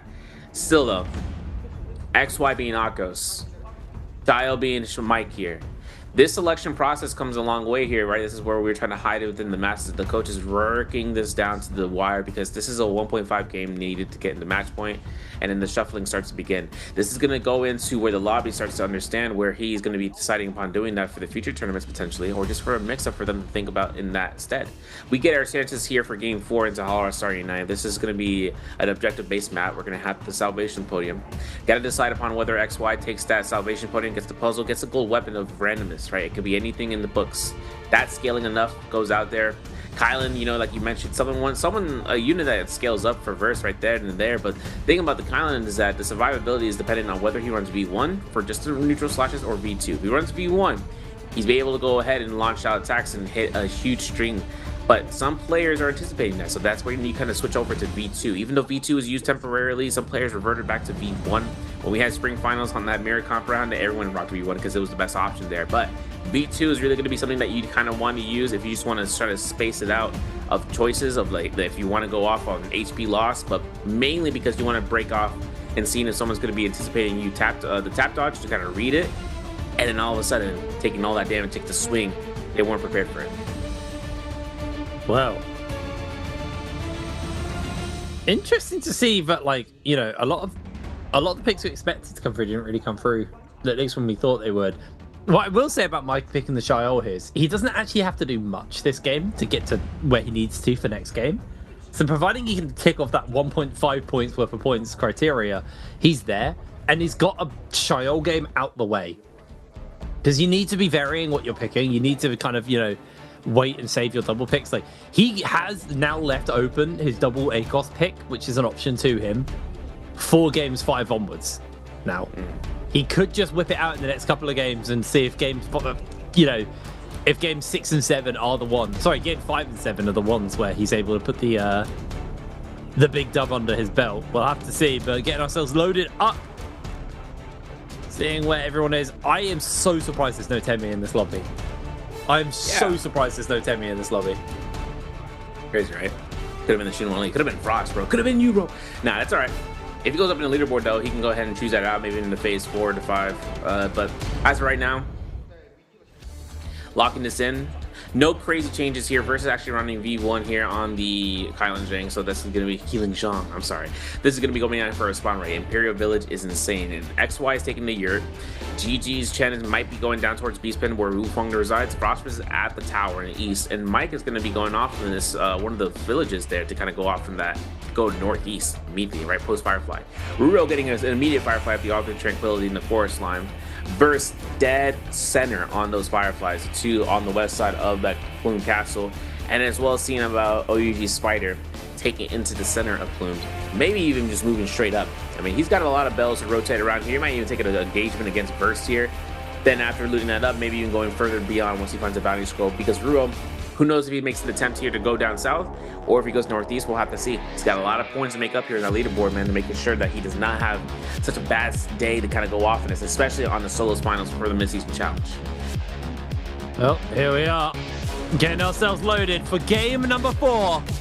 My personal favorite map in all of NARAKA as well, and we'll go into my favorite location, Imperial Village. I love all the snow. Mike and Wufeng going toe-to-toe.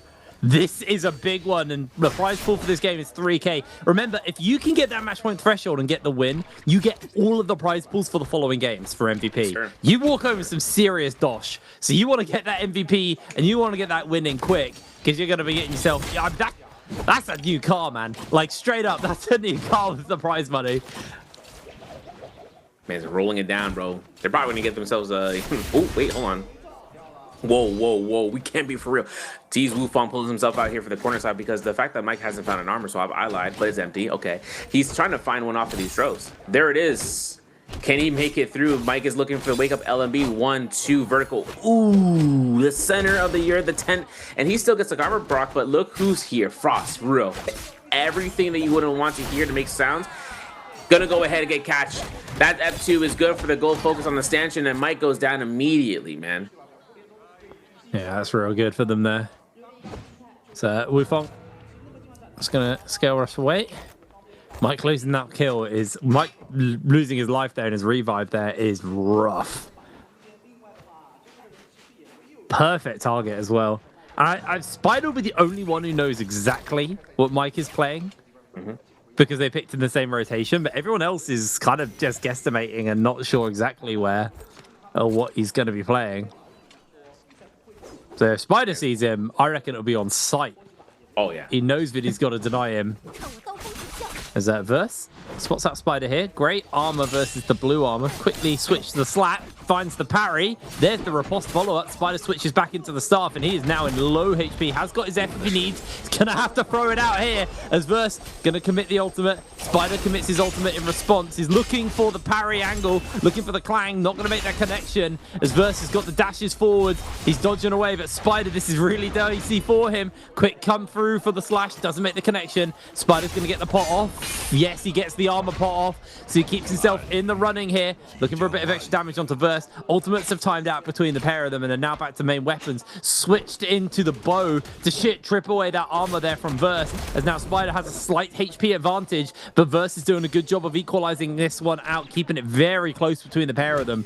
Another grapple just to lock Verse from the escape. Spider's incredibly low, needs to find a parry. I think that's going to be his only real window. Catches him on the interrupt. Over the head he goes with the staff into just a one-hit confirmation, and there it is. Spider takes the kill. Taking an elimination on the Kylan is really the best benefit for him, but we're looking at Frost getting a kill on Ruo inside the buildings at the quarry, and having Ruo to go down here and getting up the solo and still have a goldsmith, man. Purple Katana on standby, having 7,000 Dark coins, still has a lot of time to loot out here while he's getting pushed off here from XY in just a moment. Akos. And what's kind of scary about this is that, like we said, players don't really know who it is unless it's anyone but the Akos himself for XY, who might be the only one to recognize that Mike is something between the Shio or the Zendawu, or the Otohime, I should say. But the next part about it is Frostus doesn't know that in terms of how deep he was in the Big Band selection. So this is going to be a salvation podium pick up here somehow, some way. Spider was just on it. And then this, of course, comes down towards the gold weapon with the whip sword. He gets himself purple nunchucks. Insane loot in the scatter shot as well for him to have the mitigation there. Aside from that, he's still going to go ahead and run to the shop and maybe buy the purple armor, and there he goes. He is fully kitted out for this Ramyang, even with only 3% or only with a 6% attack there, or for the mitigation. The amount of scaling that he comes off of this alone is going to be enough to kind of make that first Ramyang a lot more feasible than when other guys come out here. For Mike right now, though, inside of the Grizzly Rise, having between two other targets here, XY and Frost, are going to be looking to kind of look into the peering in the Shio's face. But Mike, having already lost that first fight, has already blue armor, blue weapon, and might even take an engagement here against Verse. If Verse wants to stick to it, he could go ahead and full invest him. Alrighty, well, first backing off. Mike, remember, he needs to find the kill. And he's like, one kill isn't enough. It's 2 kills or a bit of placement points. That's the only way he's going to make it. Dodging away. Oh, no, he didn't dodge away on the Raw. Mike's going to get sent packing. Jan Yuan able to force him off, but Jan Yuan gets hit in the back by Verse. It looks like Verse is going to quite happily contest for this Realm of Yang. And Mike very sheepishly approaching to see if there is any window for him to make his way through. Looks like he's actually got himself in the area, but I don't know if he's going to be able to get through the portal. He might be able to. Verse is here. And it really is going to be playing for the Realm of Yang. Mike needs to get this going for him. Ooh. Oh, wait. No, real safe. He is completely safe to get into that Realm of Yang. XY takes the second run, and now he's going to fight Real. Oh, yeah. Akko's... Okay, so here's the problem here. So this is the thing you're going to catch. Combo Breaker Zai can't do anything. This is Divine Flight. What the... Combo Breaker Zai can't be doing anything against the V1 recast on that ult. You know, when he pounces and he catches them. She can't get caught off of that. So this is bad in the sense. The only thing, though, is that if she reads him, she can use her ultimate cast to come off of the ensnare to kind of reach this back down. For Ruo, he may be looking for the force neutral. This is going to be the catch here for the Flying Eyes. 1 RMB, throws it, and there's the ult cast. And remember, she's immune to this entire duration there. Finding this out, 1-2s, comes off of the ensnare through the wall, and now we're going to have to worry about the Akko's ultimate next, Hitbrain. Yeah, looks like already Jan Yuan's on a seriously bad back foot. Did go for the Tigers. Did get a little bit of a clip there. Misses the second, though. Oh, sorry, that was the first. Ignore me. He's got the second up. Trying to dodge away on getting hit. So Ruo's ultimate has now timed out. Still has 1 more Tiger's Leap available to him. Is going to try and catch Ruo's able to reposition with the F, though. Gonna dodge away on that one. He's just waiting out the rest of this ultimate, but he does get hit by the Tiger's Roar, and he's pinned against the edge. Ruo, I don't think you've got enough in the tank, mate. But no, he catches the uppercut. He's going down, though. Great reposition by Zhang Yuan, and he's another step closer. Meanwhile, Mike and Spider got a bounty. Spider got a bounty on Mike. No, Mike got a bounty on Spider, and then Spider got a bounty on someone else. That was weird. Might be on XY there, because we just saw him get like defend. We could see Mike go in here into the yurt. Spider though, locking this over here. One elimination still. No Rumyang, right? Just basically takes this one kill and just still kind of scaling out here slowly but surely. Finding a gold longsword on Akko, so that's going to be in the hands of XY. Meanwhile, Wufang has gold halberds after his Rumyang victory off against Gigi Chen. And Inverse getting a kill off against Frostfist in the distance there for that Rumyang 3.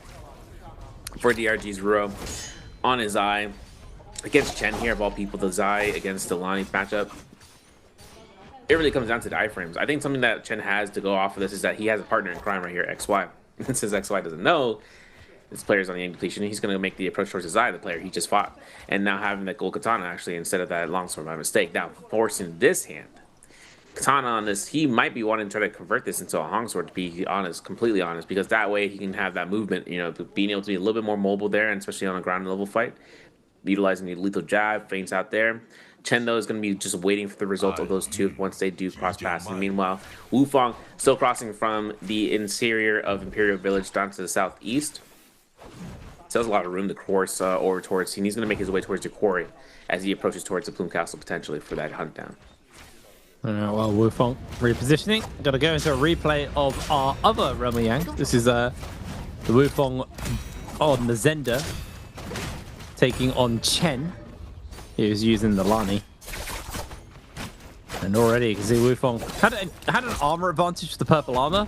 Has an armor advantage in the sense that he's actually still got it over Chen here. Catches him with the F, and oh my word, that was rough for Chen. He got absolutely blown apart. Yep, very easy for him. And now, a bit of a rematch is breaking out. Chen has to use the F to break away, but the follow-up for Wufang while using the ultimate is too damn much. Chen tries to dash away to safety here. Wufang looks for the shot off. Quick armor swap comes out. Actually, sorry, armor pop comes out here from Chen to heal him up. But Ruo's also made his way over, catches Wufang with the ball. The ultimates are being used aplenty here. And there goes the no ult zone, cancelling Chen's ultimate. That's brutal for them as Wufang's trying to make his way out into safety, but he's jumping into an area where both Frostivus and Ruo have their ultimates available. They're very low. F-Slam comes out, doesn't make the connection. Ruo's just going to go on for Chen, and it's a gentleman's exchange of kills from the looks of things here. Although Zhang Yuan's also trying to come in and get the kill. Frostivus was able to secure himself both of those, actually. Ruo denied, as now Frosty is a little bit low. Mike's made his way over into the mess as well. Mike has to find a kill.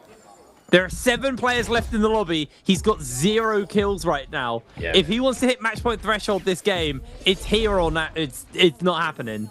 The thing is, he needs to make it either the top 4 and getting 1 kill or 2 kills here, or regardless, because he can go out in 5th place with 1 kill and he doesn't get that 0.5, no match point. This is the problematic situation. He's a Xiao, and he finds Wufang no ultimate. He doesn't know that yet.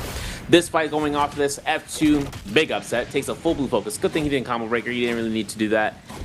But for right now, Wufang can take this engagement. Him dealing that much amount of damage, you can see his rage going up to that, or at least at 65%.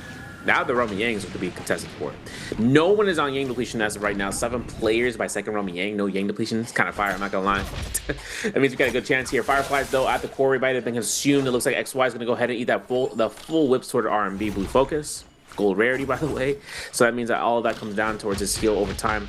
And at least for XY, he still wants to make sure that he can try to aggress that Yang pass wielder, but knowing that this is not going to be, it's going to be a fell swoop. He might even get targeted on because he has the Akkas. And as for Verse, he's the only one who doesn't know here in this poll that it is not a Mike. But Spider is going to take this as a chance right now to see about where this Khan's standing and try to force that Yang pass in his hand so that way he can confirm that Yang portal. And +1 goes up to 13 if he can get that kill in there regardless. Yeah, Spider also way off hitting the match point threshold as well, so it really is do or die. Wufong and Ruo going toe-to-toe. Ultimate comes through. There's the parry for the follow-up. They might should be able to find the kill. Raw goes a little bit wide. Wufong, low HP, now looking to reposition. Spider has smelt some actions going on. He's seeing someone running away, and he's quickly 180'd, realizing Wufong's a bit of a freebie. Wufong now running towards Verse. Not where he wants to be. Verse could just go for the kill onto him. Quick armor pot comes out. He is able to get 2 pots off and get some health back. Looks like Wufong, while refreshing, is taking some chip damage. The lobby has found Wufong, and they are chasing him down. Spider needs this kill just as much as Mike needs to find some kills. Throws out the F, goes a little bit wide. Wufong has ultimate, so he has that mobility in his pocket, and there it is. He's going to use it. He's going to straight some damage, and he's also just going to play on full defensive mode here, trying to turn the attention away from him. Spider getting hit up. Spider's actually now the one in real danger. Zhang Yuan's looking for him. He's throwing the F down. Spider can't get the pot off, and Wufong has successfully turned the priority away from him and onto Spider. Spider's now looking for Zhang Yuan. Zhang Yuan doesn't want to move into a building with a Yoto sitting in. So Spider should be able to get the pot off inside the building. This is way too tense. Dude, the fact that the Quarry Fireflies are still available gives Wufong that entire turnaround in his favor. And of course, now we're going to have to be continued. Mike. Oh my goodness. Probably the best fight he can go up against, to be honest here. But the fact is, shield block number 1 comes out here. Frostfist still has ultimate ready to go. The horizontal release, 1.0, a little dangerous there. But the shield throw confirms at least the armor, at least. And there's going to be the old proc here. Shield number 2 has been procced. V2, tap dodges. It's all about these impales, right? If he jump crouches, Frostfist confirms it. Combo breaker is up. That's the last time we can go for that. V1 doesn't connect off of that tap dodge. F1 is good. Mike gets uppercutted. It's into the grapple bump RMB and still has shield throw, but still not enough HP unless he somehow catches neutral. Jump LMB. Oh my god! RMB doesn't come out. He needs to chase that down. Frostfist disoriented by that kill. And Mike gets the 1. He needs 0.5 points. Got Skyforce on board. Has a rupture. Found his own Warrior Pace Inferno Slash with that greatsword, but this is insane. He needs that 0.5. Otherwise, 7 players still remain. I'm pretty sure that's exactly what happened last time, but the other way around. It was so tight between the 2 of them. Mike is going to get himself over to the Spirit Well as well, get whatever goodies are in here, although they can see that someone has made their way over. It's Verse, who does also have the White Tigers, but Verse has decided he doesn't want to take that heat. He's going to back away, and this is Ruo versus Verse inside this Ramayang, looking for one another. Uppercut comes out from Ruo. Did go a little bit wide. Musket shot from Verse also going a little bit wide there, but Ruo's still a blueberry, still very susceptible to getting picked off here. And those musket shots, weaving them in just for a little bit of extra pick.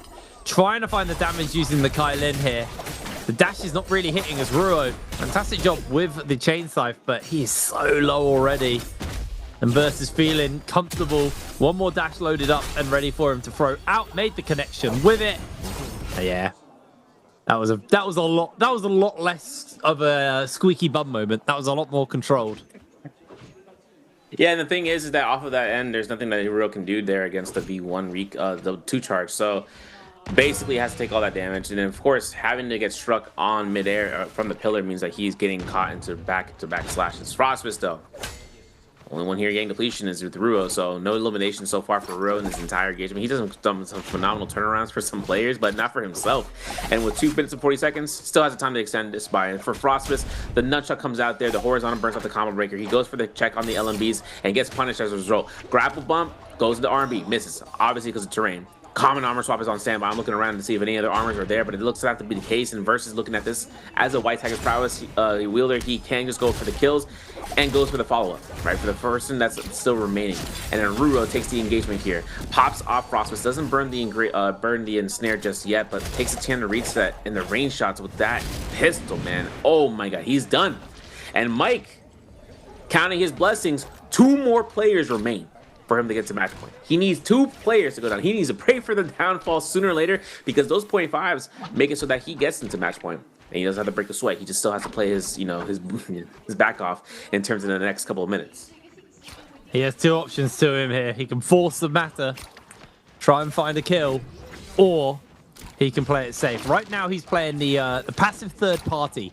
He's just following slowly behind these 2 to see if a window comes up. He doesn't need to guarantee a kill onto one of them if he can guarantee the kill onto the other. Only needs 1 kill, so Mike's playing it very tempered. Frostivus inside the tent, able to heal himself up. Frosty and Mike actually going toe-to-toe versus shooting him through the door. Frostivus gets a bit of damage off onto Mike, but they're just going to now start shooting cannon fire into Frosty, who is just being smashed from the inside. Versus going to jump in. Mike's going to reload.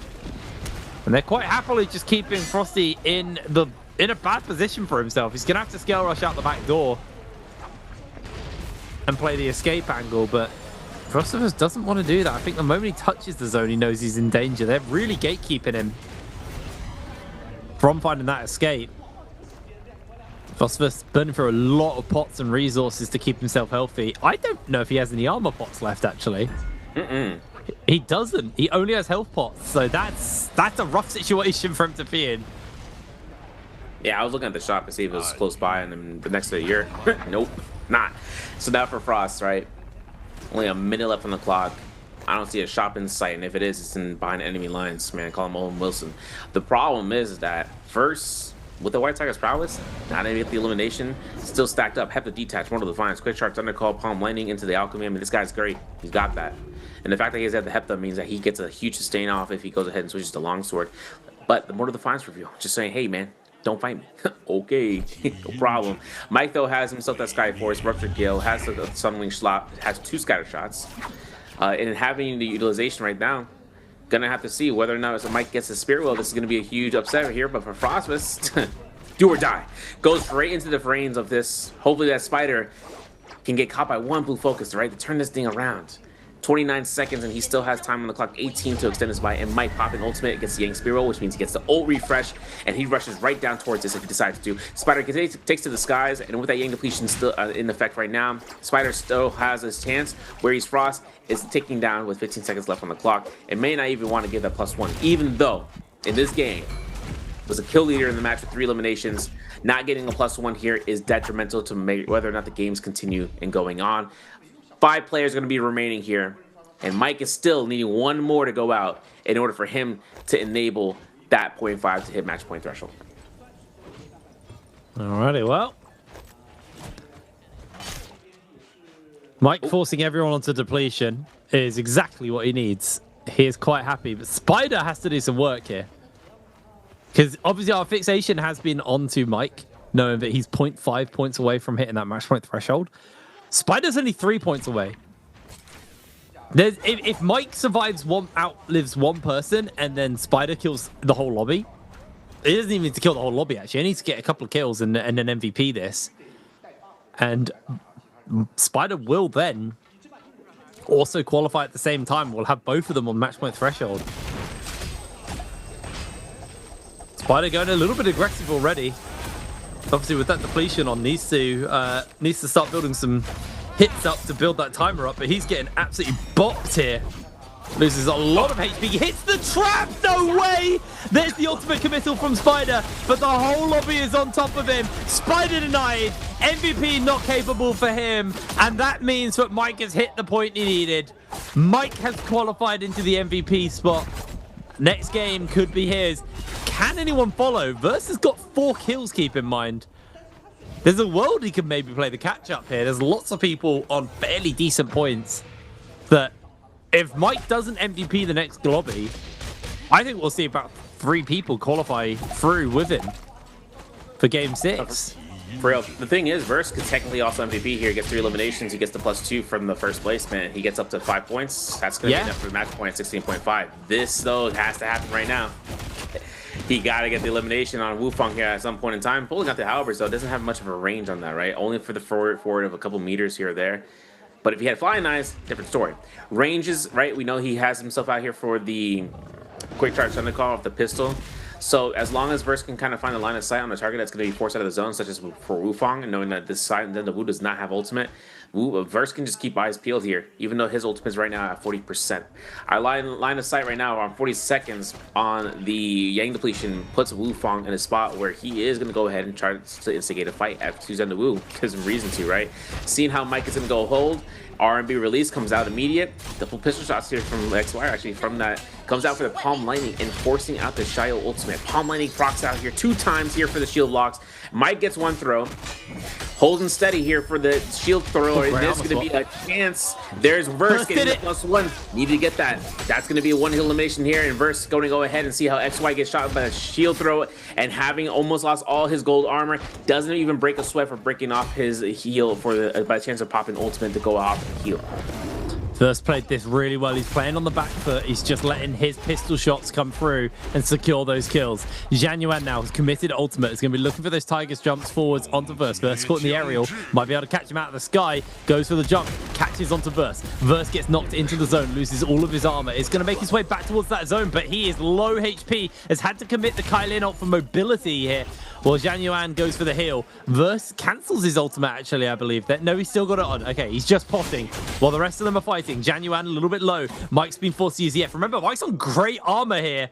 He needs to find some kind of an armor swap and get himself back in this. He's so squishy. Verse has got the full reset off. Now the last of that ultimate gets a little bit of hit onto Zhang Yuan, whose ultimate is now also on cooldown. Mike, going to be the target. Great armor, incredibly squishy. Catches Zhang Yuan in the uppercut. The pistol shot could be the big one here. Can Verse find it? Verse is looking for the damage. He finds the parry. He finds the kill. Verse is so close to making the qualification as well. He might join Mike through the door. He has a massive armor advantage over his opponent. The grey armor means Mike is so susceptible to go down. And Verse, he's almost done it. Just needs to hit that shot. Mike's able to swap into the golden armor here. Clang comes through. Pistol shot back. Mike still on the back foot. He's so low. Verse knows he has a massive advantage here. Still has the F. Is about to get the ultimate. There's the F slam down from Mike. And Verse has qualified. He is joining Spider in the next game on match point threshold.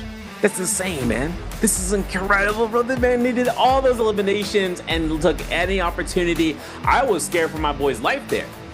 I looked in terms of that XY launch off of the Flying Knives, and I thought, oh my goodness, he's going to get lobbied on.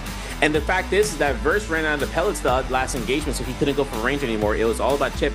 I was honestly thinking that the combo breaker was going to be a read from Mike to look for a tap dodge on. Verse not using it in any circumstance as an offensive strat. He just decided to hold on to it just in case. All Mike needed is just one LMB in that downhill terrain. But for Verse, holding that combo breaker made that insurance policy a reality.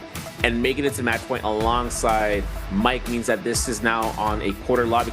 Two of the players reaching match point, meaning that two of the players exceeded the 16 points in the finals format, which means that two of the players, if any one of them ends up going into MVP status this next round, completes the entire run for the MSC and takes the trophy home. Yeah, there's two players who are going to make it. I'm pretty sure the map's all right, but Verse has done that. I'm 99% sure that he is qualified, but we'll see. We'll see in a moment anyway.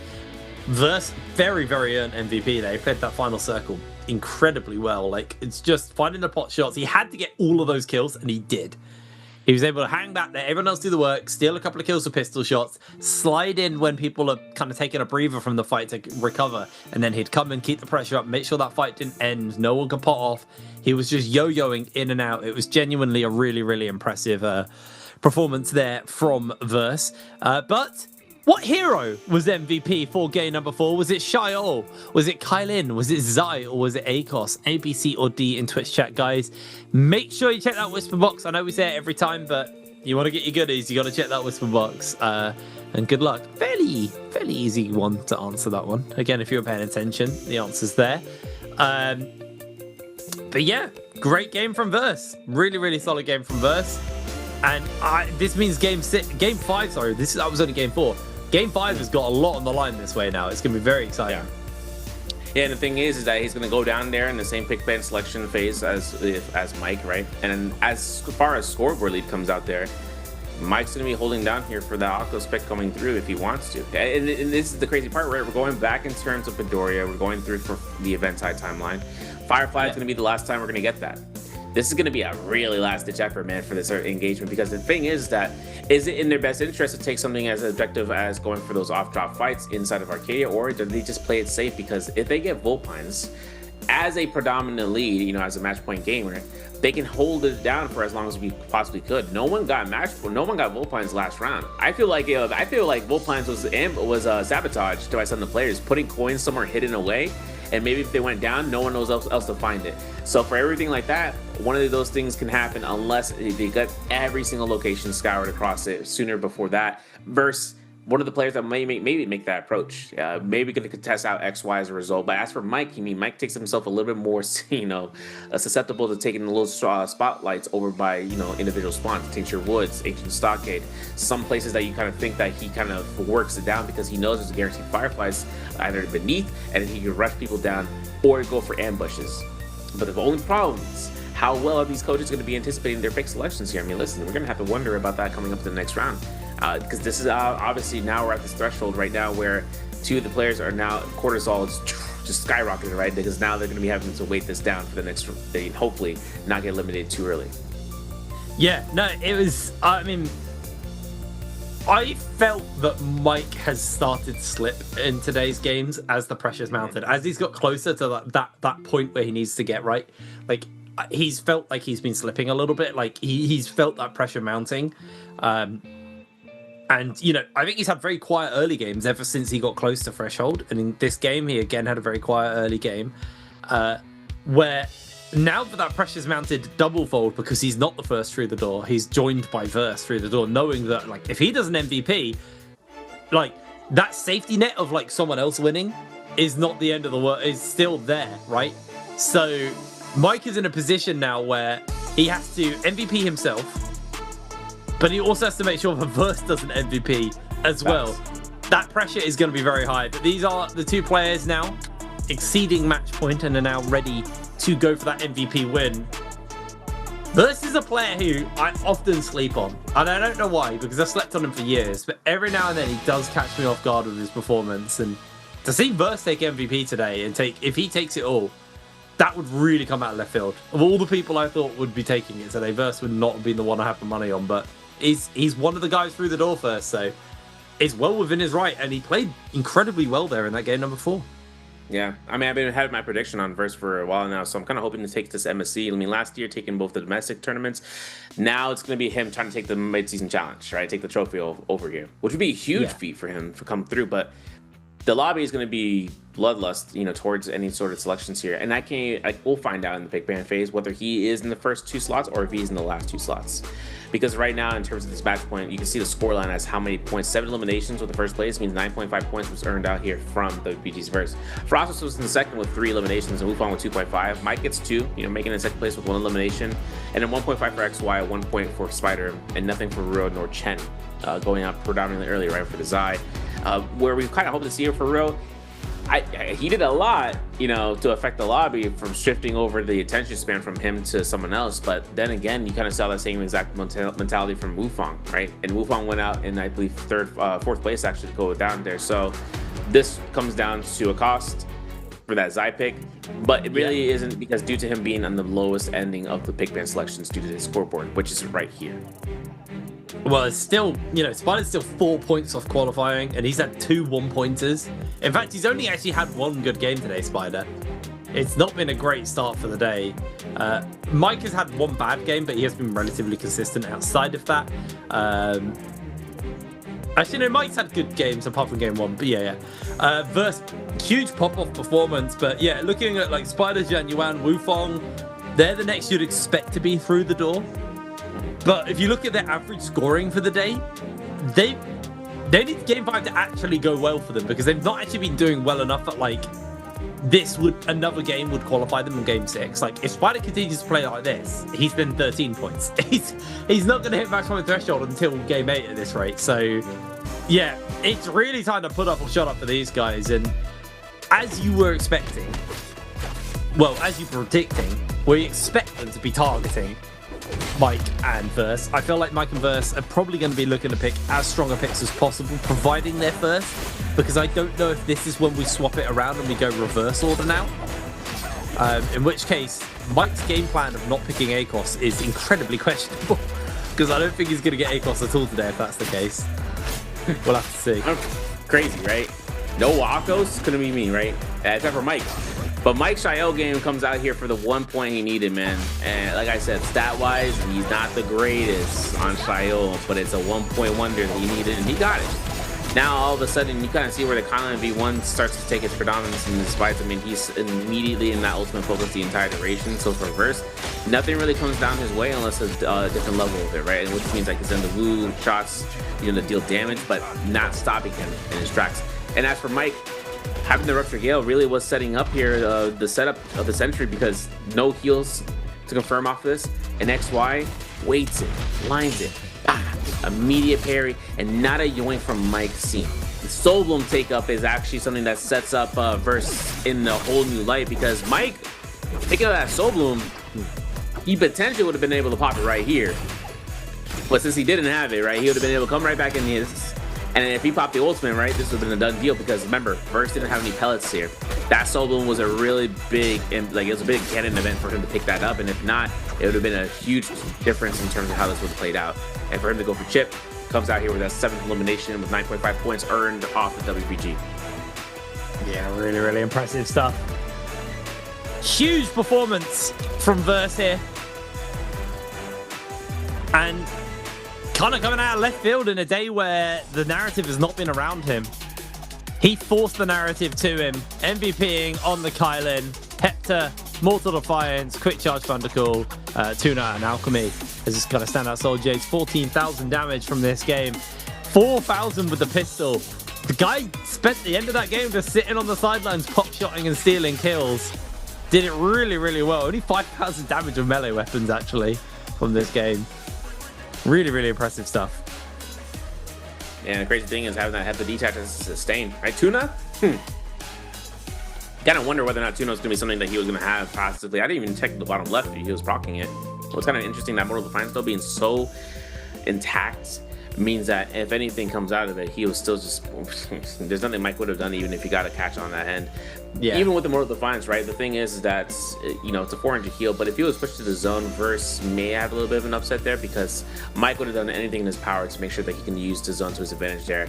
Even if as low as he was, if he pushes a Verse into that, he can probably even pop a Rupture Gale.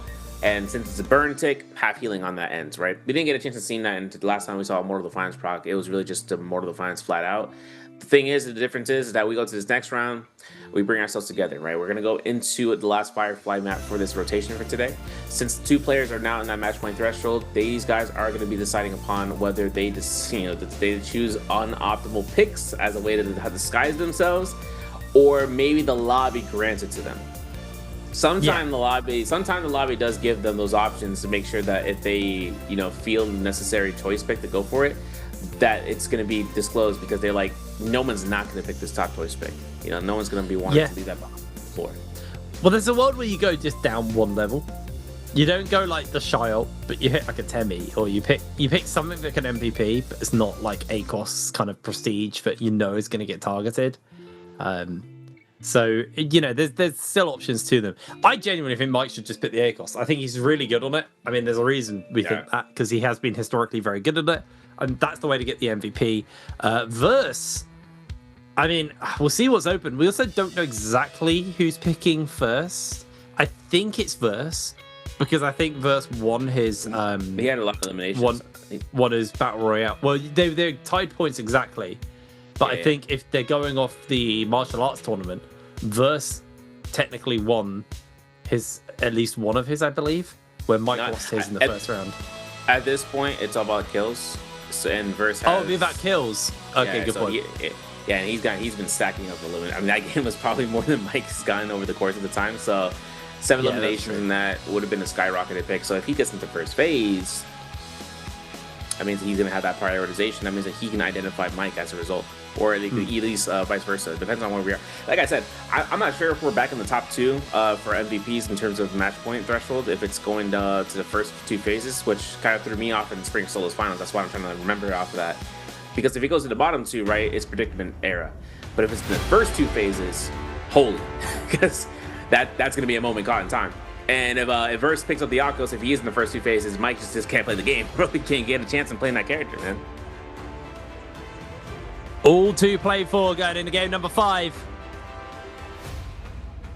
A lot on the line for both Verse and Mike, because you bet bottom dollar, if it's not one of them getting the MVP this game, someone else is going to be joining them for game 6 on that MVP threshold. It's really interesting to see versus hit character pool here. Highest average points is actually on the Xianhan Li, which isn't a targeted pick. So they could easily lock in the Xianhan Li here, use that as a point farmer, and hope that, you know, most people aren't going to assume it's him. Mike, on the other side, averaging high on the Yoto and on the ACOS is his kind of two signature picks, who are both very high priority picks. So people are going to assume that one of those two is going to be him. I feel ACOS is the big one, but I actually do think you just throw caution into the wind here if you're Mike. Lock in the ACOS and get that really big game under your belt. I believe. I truly do. And this comes down to, if any of these two do get eliminated, then Spider being the runner up there is 4 points backwards. So 4 kills, 3 kills in second place. I mean, that's all he needs to go ahead and make that threshold go up and make it reality. You can't really make the assumption that, oh, this guy's gonna get 4 kills, right? Because you've seen these guys go out to 3 kills and then getting MVP off of that alone, because the other guy is only at 2 kills second place. So seeing how the lobby's gonna be spread out there, slow and steady there for that first round, getting off. Curious in seeing how well they place themselves, because on resets, it's really not much more of that. It's about taking full advantage. And in this map, right, we mentioned it before, we're talking about it again, floating platforms, something that comes off of just being able to recognize once you start making your rotations that you time it right, maybe potentially on one, right? They're not always guaranteed at one spot location. You'd have to make the push and going through those points of interest and then arriving at one at just the right time, so that way you can maximize that loot game, take macro to a whole new level. And there it is, bottom 2 phase selections, Verse and then Mike. So this means that they are going to be going ahead where Verse is going to understand who Mike is at any point in time. The rest of the lobby going to see what they're going to be giving them. Considering that XY is in the second phase and he's on the Tumultuous, he did a pop-off game on game 3 for Tumultuous, might be given that unless Spider wants to go ahead and just joint that out or just open the door for them in the bottom half of the selections. And Spider even looked behind him, bro. And it's like, yo, I can't believe I see your face, man. Yo, Chen, is that you? Well, I do feel like if anyone's going to deny in this game, it is the man on your screen, Spider. But one thing to note is a lot of people have been very inconsistent, sorry. Everyone behind Verse and Mike, they've either had very big pop-off games or kind of no points at all. Where I feel like Mike has actually been relatively consistent. Yes, he was quiet for the last couple of games, but like he's been pretty consistent across the board. Spider and Januan going to be looking in the Temi and the Shiol as their first rotation here. Interesting to see the Shiol getting locked in by Januan. Well, there it is, now locked in by the Januan. Wufong and Frostivus up next. ACOS, Yoto, Zenda, thank you. Still open. There's the ACOS for Wufong. Not surprised to see, but he's going to be looking to lock that one in. Frostivus' best hero is Yoto, by the way. Like, this guy's best hero is Yoto, so give him that. Wouldn't be surprised to see him lock that one down. And finally have a good performance, because I picked this guy up at the beginning of the day, and I still stand by my statement. I think he is an incredibly improved player. I think he is a dark horse coming into today, but he has not had the performance I expected from him. Locking in his signature pick, though, is going to definitely help him towards that. But depending on what's open and depending on what like the likes of Mike and Verse get in this last rotation, that could be the big changer. There's the Zenda, very low down the priority, actually, getting picked up here by Chen. Ryo, Kailin, probably, and then force them both onto personality picks to end it. Justina, let's go. Let's go, Ruo. Set it up. Do it. He played Justina and he popped off on it. I don't know if he wants to take that ambush in this time around because he doesn't really have that much presence. I did forget he is the Justina guy. He's the one who brought the tech to 1v1s, didn't he? As an answer to Justina. No, to Feria. So that does mean that the Kailin is open for Verse if he wants to play it. Mike is going to be forced onto a personality pick at the end. There's the Kailin for Verse. He literally just MVP'd with this, by the way. And this was handed on a silver platter to him. What has Mike got in his pocket to round this one out? Lonnie, maybe if he picks Zip, I'll be upset. But yeah, Lonnie he won't pick Zip. I don't think Lonnie's good enough. I think Lani's a safe pick for like, I just want to score a couple of points, but like that's not an MVP pick. Hold your horses. Yo, you see this man biting his lip, bro? He's like, It's Zhang Han Li. It's Zhang Han Li, right? Surely, not Lani. Bingo. There's no way. He actually went Lani. Huh. I would enjoy seeing this Junwan Lee. Maybe he's hoarding in Junwan Lee for the next round. Worst case scenario, right? So, here's a fun fact for you. Lani is one of the lower ranked like survival time characters. Yeah. She's not the lowest. The lowest being Takeda. Yeah. But Chen, bro. she's on the lower end. Yeah, I mean there's only one time to be fair, so it's a bit lesser loaded in that sense. But yeah, I mean averaging 704 seconds a game of survival time for Lani's. Obviously revived, reset that timer and stuff. But it's one of the lower survivor times where like Zhang Han Li is 773. That was open. Shile's the highest at 942 seconds surviving. But like, my point is Lani's die quite often. They don't live for long. I think that was a potentially questionable pick from Mike. I think, you know, when something like the Zhang Han Li was open, there's other stuff he could have gone for, but he decided to go for it. He can prove me wrong. I would be nervous on the fact that Verse just got Kailin again when he MVP'd on it. The crazy thing too is that this is the last time we're gonna get Fireflies. So if Lani finds any value here, it's just the fact that when she casts the ultimate, she still holds on to 40% of her rage. But every single ball throw depends on having that rage. You know, every ball is 20%. The first one's free. You know, it's free of charge. If Mike finds himself here to find the optimal location, just getting Soul Blooms and then go into another fight, into another Soul Bloom, into just or a Firefly anytime soon, you might be able to throw more balls to get more pressure on somebody. It's just a matter of weapon selection. Depending on if he goes File Knives, if he goes for Nunchucks, if he decides to go for Dagger, right? Dagger being his one weapon that he'd have in his pocket, and he'd been able to do a lot of damage. And for Lani, that's also one of the key weapons there for her. See, look at the skills, man. This thing's going on here. F2 into for Phosphorus for the V1. Chen on the F1 though. For Chen, this is also on variation V2. But Verse is going to mirror his choice on last round with the V1 variation on the Kailin. 6.8 points. Nasty work. But for Spider, played one game with Tumultuous and got 9.5 points. So let's see if he goes out here with 4 points, make it a match point. Otherwise, let's see if Verse or if Mike comes out with a dub and with a title on behind their back. Well, a little play for as we head to Midoriya for game number 5. Bit of a hot drop down over by Arcadia. Mike actually is going to be one of those. Heads up play. Glad to see him actually go for that hot drop. He knows he needs to get some points on the board. And he knows he needs to start the snowball. Volpine Essence is a massive tool to take into the Roma Yangs. Getting that massive heal that it follows through on is going to be big. Spider, on the other hand, dropping nearby that he could come in for a third party. So there is a world where Spider could go for that.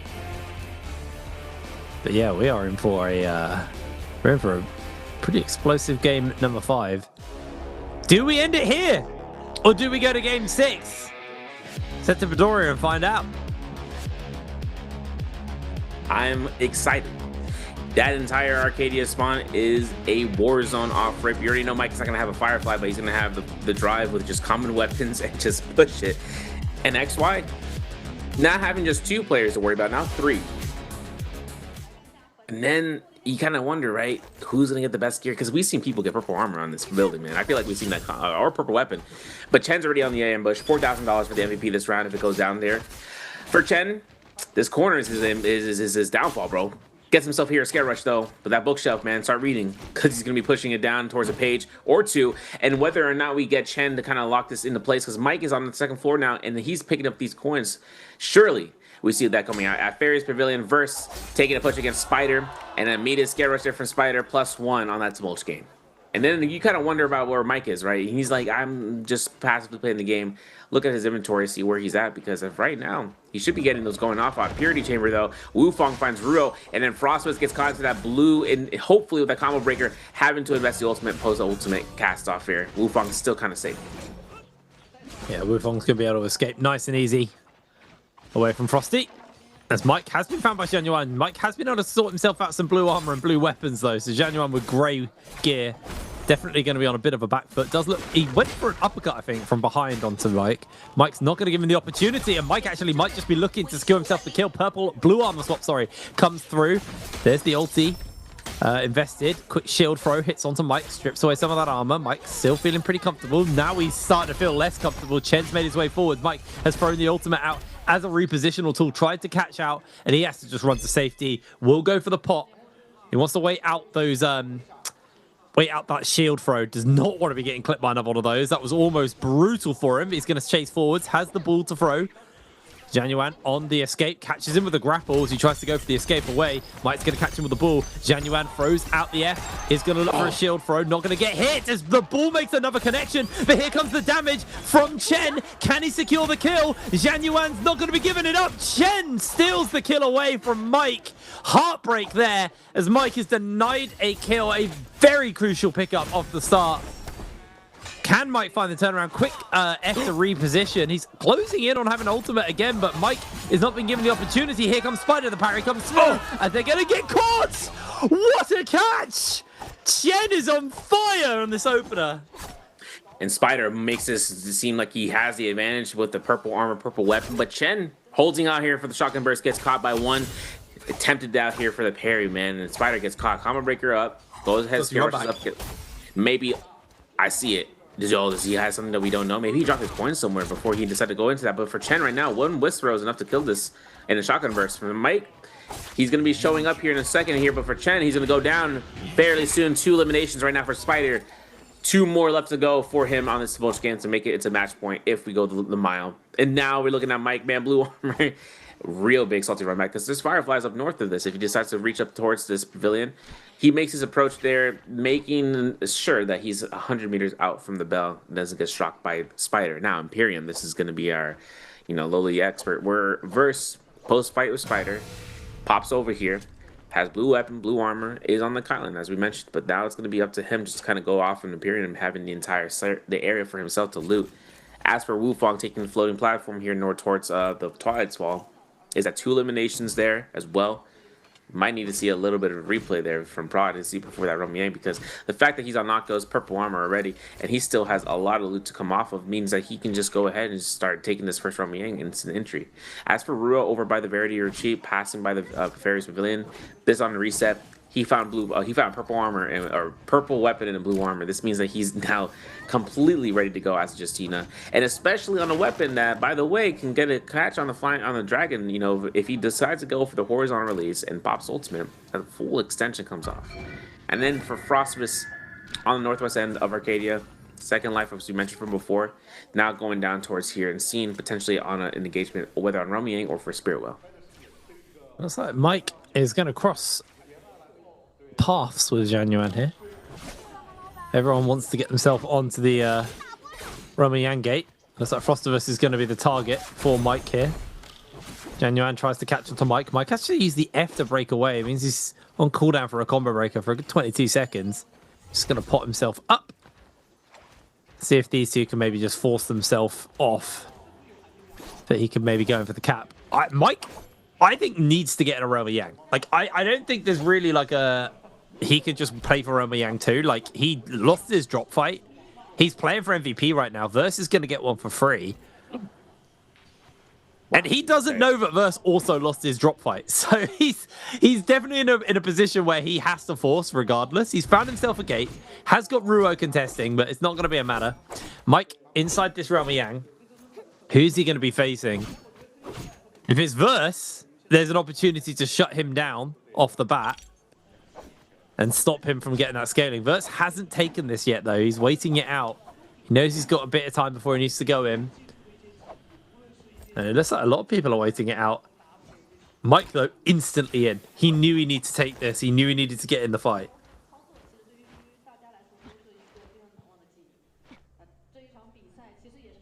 You know, it's kind of How has no one jumped in? That's what I'm saying. I was going to say, like, this is a patient game, man. The fact that if he goes up against Verse, though, Verse has some pretty nifty J's there with that longsword, specifically with the engraving, but Spider, man, the crowd was like, oh my goodness. 28% HP, what are we doing? Yo, this man got all the HP, man. What's going on with that? As for Spider, if he gets himself caught out here, I mean, he doesn't have a lot of mitigation. He only got 4%, which is crazy because he won those fights earlier. So I'm like, yo, what are we earning ourselves out here? Let's take a look and see. The Chem Kit comes out here, though the LMB comes up, and the Combo Breaker is invested here. Scare Rush, a little sketchy. But nice pillar play coming off of the R&B Blue Focus now for the catch. Oh, yeah. And this is going to be a nice R&B. We got to go for full send here. R&B's comes up against and the Combo Breaker's going to be invested. Does he even chance it for his Lonnie ultimate? He runs and he dash R&B's, and he still has a potential to survive this. Now for Spider, 1 heal is necessary. But the fact that Mike spaces himself to the sky, good wisp, makes him just a free target. Grapple bump, free target. Grapple bump into that immediate R&B. We did not think that was going to come out, huh? And now all of a sudden, he has another ball here in case he needs to throw it. He confirms nothing. The tap dodge is good. The cannon shots, we've seen this back before. He scare rushes back to side. There's going to be the pillar plays, and that's a kill elimination. Mike taking this Realm Yang buff, scratching his head. Spider's like, man, what did I do wrong? Purple armor, gold weapon, whip sword rarity, and a divine flight there. I hope, and I say this wholeheartedly, this divine flight can grief him, or it can do some phenomenal work for Mike. Otherwise, that's his first elimination. And we're switching over here for Ruo, all the way north of the Twilight's Fall, right? And he's going to be coming off of his Realm Yang victory on the Justina. Meanwhile, XY taking a fight against Wufang, Common Hong Sword. Man, this man's on broke city hours, but that's okay, man. He's making it happen, making it go for a mile. There's the LMB catch, the ACCA, and the grapple bump to confirm the kill. Did he just kill him with a grey katana? Got you. That's actually wild work that he got that one off. Beautifully played by Zhang Yuan there. Kaziva Ruo also won his Realm Yang. Zhang Yuan taking this one's going to be nice for him. Here come the revives. Verse off losing his Realm Yang. Obviously someone who really wants to get himself some kills on the board. Has had a hard time, lost his drop fight, and then just lost his Realm Yang. His opportunity to MVP this game definitely being somewhat diminished, as Ruo, who beat him in his own Realm Yang, is actually following him right now. Mike does see Spider. Did just kill him, and now he's got that golden whip sword. Hello, friend. I'm upgraded since we last met. Quick F comes out, is going to look to try and get the damage off, but Spider's actually juggling him really nicely. Mike is able to get knocked onto the pillar, so he's able to break away. Just going to get himself onto the wall. Spider will not let him breathe. Mike commits ultimate here. Is going to reposition, goes for the ball toss once again. Tries to catch onto Spider. Is able to get him. There's the sandstorm out. Mike gets hit by the wisp, though, as he's trying to break away. And there's a lot of fire coming in onto Mike. He's in the infinite. How does that combo still exist in the game, man? We've seen so many times this happen. High risk, high reward, man. Spider, look at this, man. He gets a free whistle on XY, and XY, whoa, what's going on here? Combo Breaker invested on the Shio here as a result. Still having his ultimate standing him out. He doesn't need to use it just yet. And even with the 55% rage cost, he doesn't even feel, wow, jumping LMB like that, man. He's been walloping this. But the crazy thing is that since Spider didn't get that elimination, man, he's still 2 points off. And 2 points off here in case we go to round 6. But in this case scenario, still having Verse on that Yang depletion, he is going to have to make some sort of play here soonish. Now for Verse, he has the engraving, so he still has the longsword. And after the Realm Yang loss, which we kind of wanted to see how that ended up going through, Chen is going to be the one guy that's going to be breaking off from him. And that's Zenda Wu. If he pops his ultimate, if he forces his ultimate, I should say, he'd end up going off on that end. The engraving is revealed off rip, which might be a mixed bag, but getting an LMB into the engraving is kind of nasty as work has come. And he gets all the damage coming off of this. And XY shield throws, would it be coming out? There's the hit. Can we get the solo? Yes, we can. And Wufang takes the pressure. V1 recast comes out there and maybe going for extension off the F2. Nope, the pummel's out. Then the terrain is grief. Verse can space out. This is V1. Doesn't lose HP as a result. And he goes for a reset here. Potentially, you can see Wufang. Oh, this man got a miss. Yo, this man got a grapple movement, bro. That wasn't optimal enough, of course. Verse is now out of line of sight. But it looks like Ruo is still hunting for him. And actually, I think Ruo is the reason that we see Verse on the Yang depletion. Like I said, Justina with the halberds, kind of big mention. Ruo the one to shut him down. Verse obviously has cleansed himself, though. So not absolutely desperate for a fight and would actually rather escape, but they know he has no ultimate. So they know he's very susceptible to getting jumped here. Versus just going to try and reposition around the top of the roof. Got 2 people hunting him, making his life really awkward. Oh, he has the bounty on him. That's why. I see. That's rough for Verse, actually. Really unlucky timing. Spider's in the area as well. As you can see, the overall standings are moving around a little bit. Wufong close to qualifying himself into the match point threshold. We genuinely can see like 3 other people join through and have 5 people on match point threshold for game 6. There's a real world where that's going to happen. Wufong goes down. Spider secures the kill. And that is very close to being enough, actually, for him. He's not quite qualified, but it's close. Yeah, Romy Yang fight. Now, the real thing is, Mike, inside this realm of Yang, he has to win this. He absolutely has to win this. This is, you know, everyone's starting to get a couple of kills here and there. If Mike can't translate his second kill, he's going to be having to do even more work in the late game. Golden Whip Sword, though, on the Lani. Quick use of the F to break away. Is immediately taking quite a few hits, actually, in response. Has lost a fair chunk of his armor. Is going to try and catch on to Zhang Yuan, but Zhang Yuan is not giving him the opportunity. Here comes the ultimate out from Mike. Is going to look for the ball toss to try and see if he can make the connection onto Zhang Yuan, who scale rushes into him. Catches him with the ball this time. Goes for the focus. No, holds the focus attack, actually. Picks the ball back up. Does have another cast of the F. Mike is being absolutely run around here. Not able to do much of anything. Quickly goes aerial, using the pillar. Zhang Yuan's movement is just absolutely... He's just power crept Mike here. Mike is so behind on damage dealt, and he is really in a dangerous situation. He needs to find a pop or a window, but no ultimate available. There's still the Shiol left. There's still the Shiol ultimate. There's the ultimate. The shield toss comes out. Mike's able to dodge one the first one, but that is him donezo. No way he turns that around. What was Mike doing? I mean, one part of it is that he tried to use the ball to kind of confirm off of that. We're going to see, oh man, we're going to see Heartstopper kick with the whip sword, but in the velocity untold on the XY with purple nunnies, that's nasty. I think one of the biggest things we saw from that was this is a bad lineup matchup for Lani straight up, because every single stagger that she does, even her combo breaker, right, it pushes a shield throw to be granted, right, with the shield blocks being going through. But for now, we're going to have to go for a replay. Chen pulls himself out here against Frost's uppercut is good, granted. Has that recast, goes for the... Oh, okay, we're doing some shenanigans out here, yo. Chen going for the uppercut raw up and then avoids at least from Frostmas. And that leads to the catch. Combo breaker is necessary to see that. That's what Chen was trying to burn out here from earlier. Now the Yoda Hime also comes up. The Zenda Wu technically has priority here, even though he takes a little bit of the uppercut range. He takes at least 300, 400 damage. This is execution.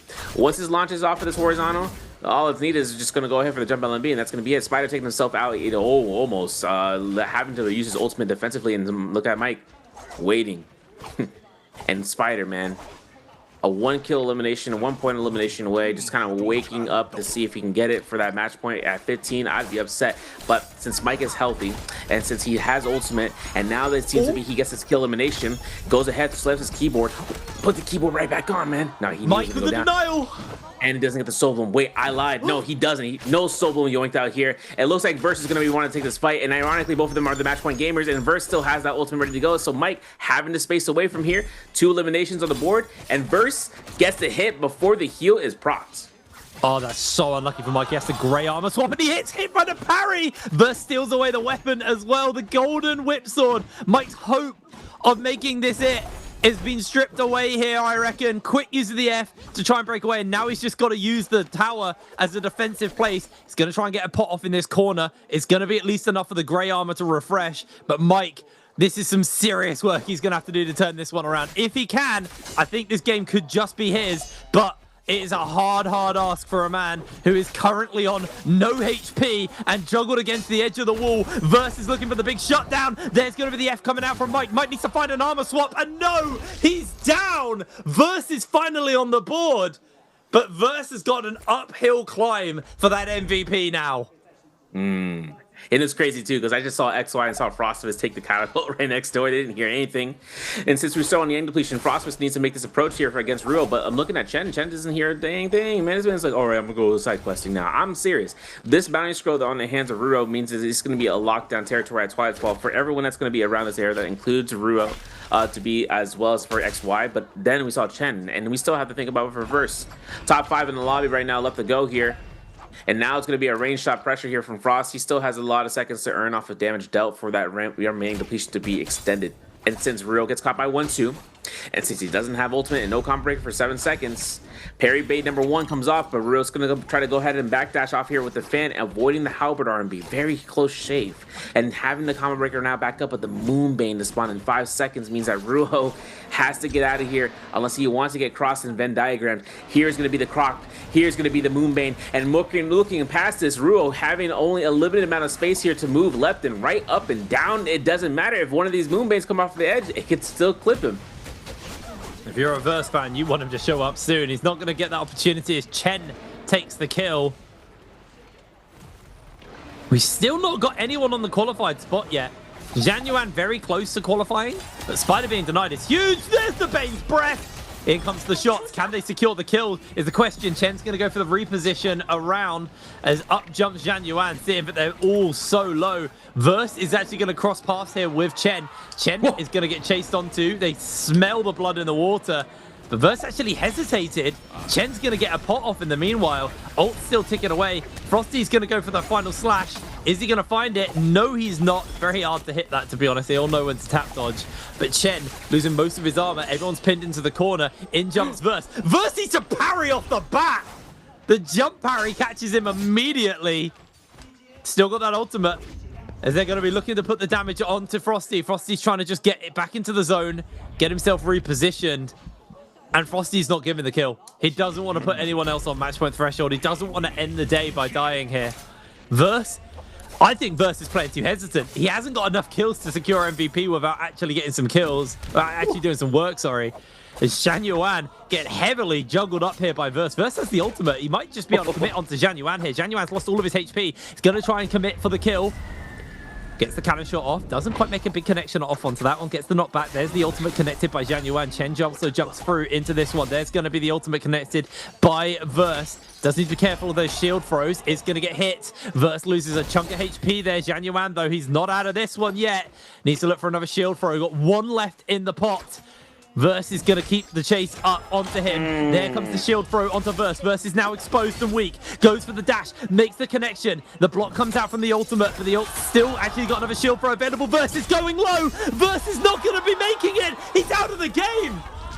And now XY goes up. Uppercutted more to the fines. And Chen picks the eliminations. And you wouldn't guesstimate it. No one got out qualified. Don't think he got it. 0.5 points probably there. Chen's going to be the MVP there. Bang. Bang. Yo, Chen out here as MVP, man. It's $4 grand as a result of that. But making sure that he, as his Endeavor, was keeping himself pressured out. I honestly didn't think that Verse was going to go ahead and drop in there with the blue focus and getting parried, man. Losing up that chance and trying to pick that up. I don't really know what Verse was doing that game because he played a mixture of like over aggressive and way hesitant. Like there was an opportunity to get a kill onto Frostimous and he just didn't take it. And then while the Shaiol's ulting, he's like, I'm going to full commit to this fight, actually. That's what I'm going to do here. And he got himself taken out. Mike probably breathing a sigh of relief there because Mike was setting up to potentially snowball that into a win. And Verse shut him down. And then Verse kind of griefed himself out of the lobby and has forced it to a 6th game. Again, though, I'm not sure if anyone else has qualified yet. I'll have to have a look at the standings at the end of this one. But a lot of people got close, but no one got close enough. Spider is still in the running. He still hasn't got that qualification. So minimum for Spider to be playing for this will be Game 7. Yeah, and having 1 point there is just going to be the tough call. 3 eliminations he needed 4, at least before the placement starts kicking in here for 2nd place at least. But now for Chen taking this MVP, we'll get a little chance looking over that. I mean, let's take a look at this, right? Like post-fight of him and Mike on that tower on Northwest Imperium was something I was thinking about because he got the elimination. He had the catapult. He kind of made his move towards the shop, and then he got his self purchases. But the problem that came out next was he hesitated. Right? You saw that hesitation when he saw him move up on that hilltop. He wanted to see if anyone else was chasing right beforehand, which kind of led us out there. You know, we saw where everything was led up towards where he'd seen the backline try to push up there. And for XY, right, he was going to be that one target. But question here for Chen, we know the answer is Chen, bro, guys. Just go crazy in the chat. It's A. Which player won in Game 5 is Chen. But because we got to talk about Chen, right? Because it turns out that in terms of the Zenda Wu having this V2 and having the bind, you know, we wonder in terms of how well that's been placed. It's not only just something that catches somebody off guard, but in case of a group fight, and in case of someone who is getting fully staggered out, if a V2 comes off, he is guaranteeing that person that's been knocked back or knocked down with that bind. And even for the person that's locked in animation, if there's any timing, right? And if you're locked in animation, there's no timing to get out of it. You're gonna have to eat a blue focus, and we've seen some players take full punishment off of that. For Verse, pulling himself out there for his as his Kylan, the V1 against a Xiao Wei, he did a lot of engravings to the point where he even jumped LMB'd again, and he tried to go for it, but he didn't anticipate, you know, whether or not he wanted to or not, and that's when he played passive. And I was like, that was the one moment that if he went for engraving, would XY have react parried for that, because he ate 3 in a row. And then leading into that Shunwan, into the Xiao Wei, I don't want to say Shunwan, but the fact that the Kylan ultimate, he tried to trade blow for blow against a Xiao, which is not idealistic. You can try to read a tap dodge into it if she's really just going to go ahead and just be premature with the throws. But nothing like that is the case, right? XY was holding on the onto the block state and not throwing the shield. He wanted to wait exactly when Burst closes the distance with holding the guard when the sword's on the back and some purple focus floating towards him, and that shield throw was just enough to go off and then giving Chen enough pot shots. Well, genuinely really, really impressive stuff coming in from Chen to turn that around, because he's been a very quiet player today. You know, we've praised his Takeda as the only person who can play Takeda. Wasn't on Takeda this time, but here we are having a look at the overall scoreboard. 8 points there for Chen. There are a few players who would have loved those 8 points. We'll have to see how the qualifications look after that, because Jianyuan walked away with 4 points. I don't think that was enough for him. Spider 3 points. It was a bit shy as well. Standings coming through, and yeah, Chen is 0.5 off, but there is realistically, if Mike or Verse don't win this, they have actually completely cut themselves, because realistically you'll see 4 people follow. You're going to see Chen, Jianyuan, Spider, and Wu Fong. Unless those guys absolutely giga grief game 6, you're going to have most of the lobby through onto match point threshold for game 7. I'm talking, this is like generational grief to not get 1 point here for Spider, Jianyuan, and Chen. Chen has to get half a point, man. His ancestors will feel that fumble. Oh my. Yo, he's going to go ahead and hit in the bush, bro. Hide in the bush, bro. Take the contract out of here. He's had 2 0-point games as well. I will never drop it for Chen. If Chen can't get to match point threshold this game, even if Michael versus MVP, if Chen doesn't get at least half a point by the end of this game, I'm going to be so mad at him. He should have. He's done so well in this game to turn it around, and he creeped Michael on his early kill. This is when him and Spider were having that scrap, and absolutely disgusting catch. Really, really clean stuff coming in. Yeah, that's what I was talking about with the Zenda Wu, man. When you're seeing 2 targets that are distracted, that bind kind of comes in clutch, and then you can just solidify a kill.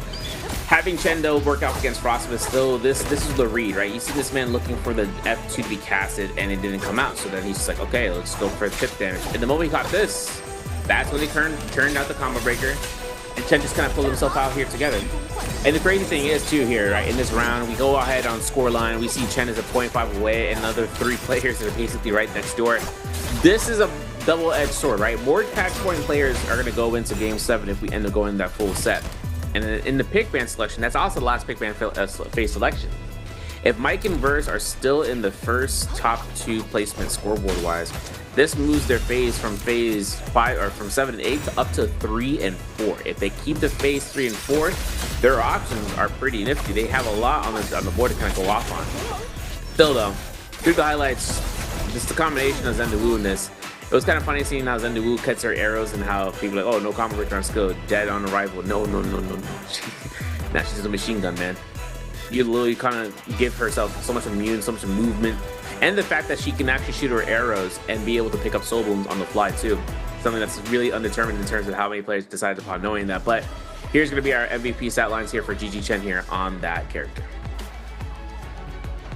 Is that Swords outplaying in the background? I haven't heard this in ages. That's awesome. Switch Tattle, Dreadful Whale, Iron Lotus Bloom. I think we saw it really well. We definitely didn't see the Dreadful Whale coming out from him. Pretty heavy setup though. Instead of Soul Jade, where Soul Jays are concerned. There we go, I can speak.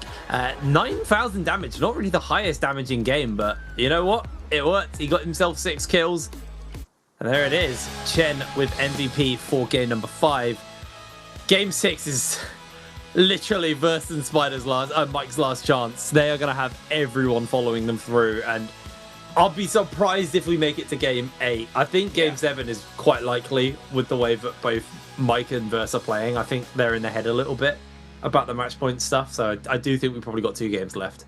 Yeah, the thing is, I was surprised and looking at the damage. 888 damage on the skill damage ultimate. That's just crazy because Zenda Wu literally 1 arrow at that point in time with gold scaling is 500 damage for the bow shot. So which is kind of insane. But we're going to go ahead. We're going to throw it to a break, guys. We're going to be back afterwards. Game 6. Let's see if we can end the day or we continue on. See you until then.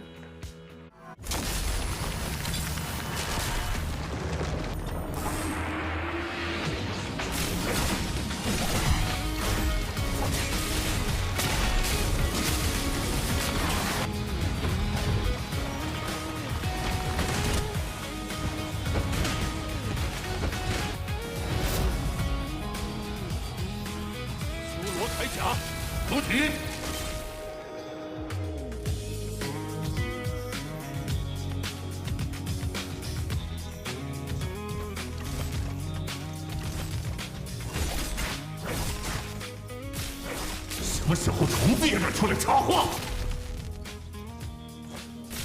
是你能支配的人吗？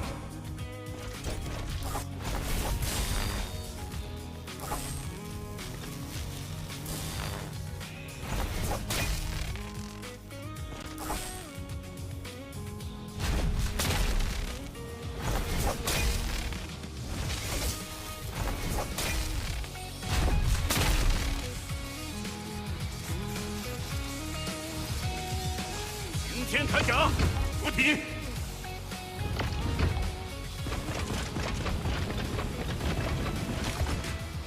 位老家的车马上就要开了。我沉默，并不代表我对你没意见。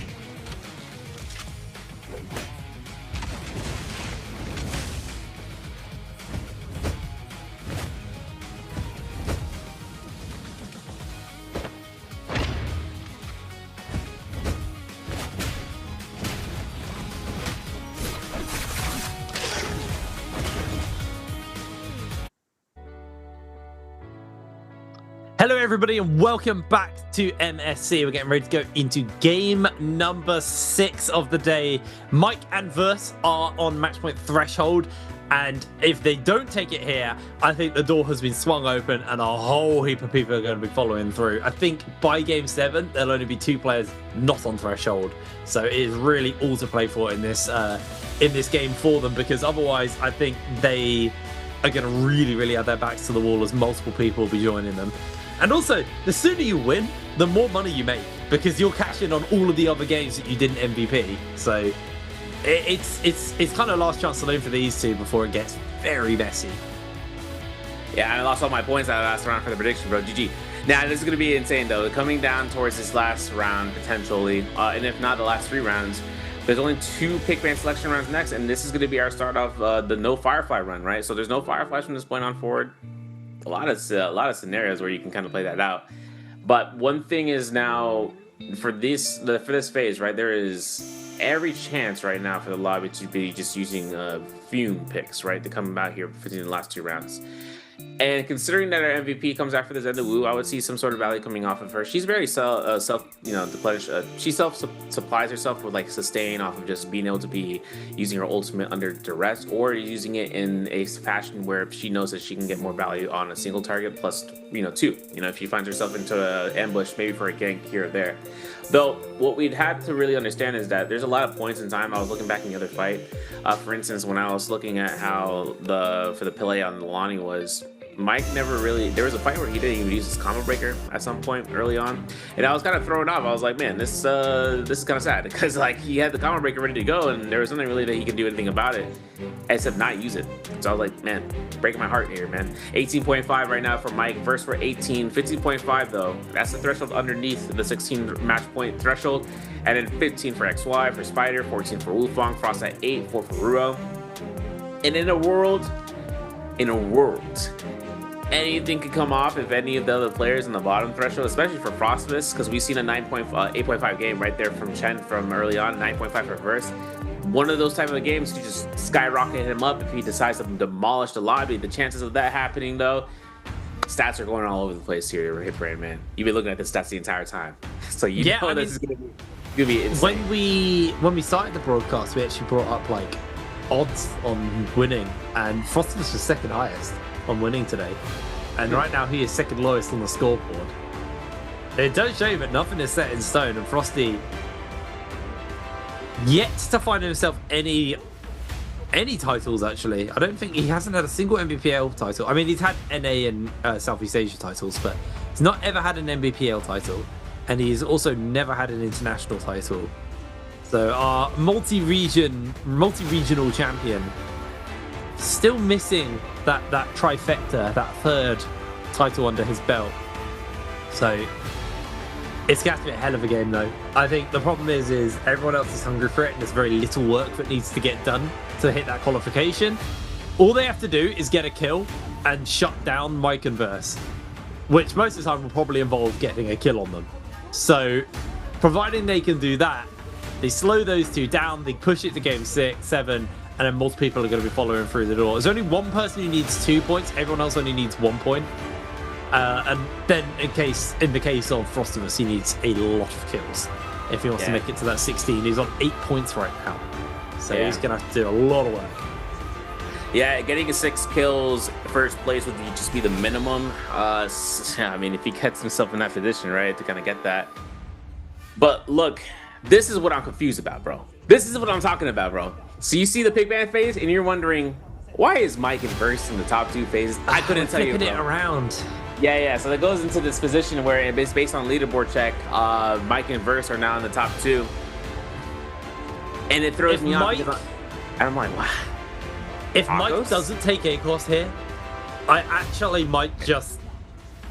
I'm gonna lose it. I'm gonna lose it if he doesn't take A-Course here. Yo. I know he's scared about being targeted, but like, it's literally his best hero. This is his last chance to actually put some significant, well, not significant points on the board. His last chance to MVP without being absolutely giga contested. He's hovering the Zender. I'm not overly against the Zender, but I can't believe he hasn't played A-Course once today. In the finals of an international tournament, he hasn't played his hero, who is also arguably the best hero on the patch. Bro, the fact is that if he does have to go through into next round, that's the last time. He gets the bottom again. The only problem, no, don't do it, bro. Oh my god, this guy is on his A game. He doesn't care, man. He said, yo, before the rework, I want to show you a testament to my skill set. I'm like, okay, I gotta see it, man. This is the last time we're gonna see the Cicada inside of the pro play, potentially, before the rework, hopefully. But besides that, actually, to Mulch, oh my goodness, giving it to XY of all people, man. This is going to be an upset, but for Spider getting the Xiao pick, having that to lead into potentially, and I say potentially, giving Wu Fang a run for Kylan, right? This would be an honest to God, like best case scenario right now for Wu Fang, right? For his Kylan, I mean, this is one of his primo picks. If he gets a chance there, since he already double picked Octos, he's been giving that chance so many times, man. He's like, all right, I'm running out of this.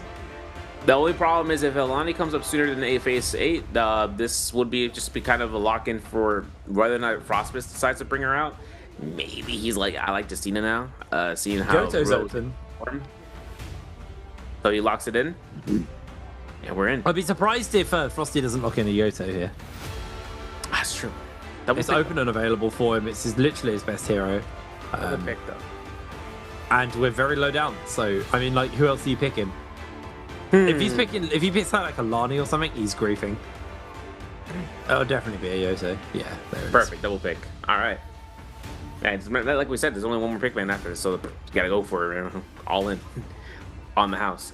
Also, might just be his last chance to play the Yoto as well. Yeah. The odds of him getting it again is quite low.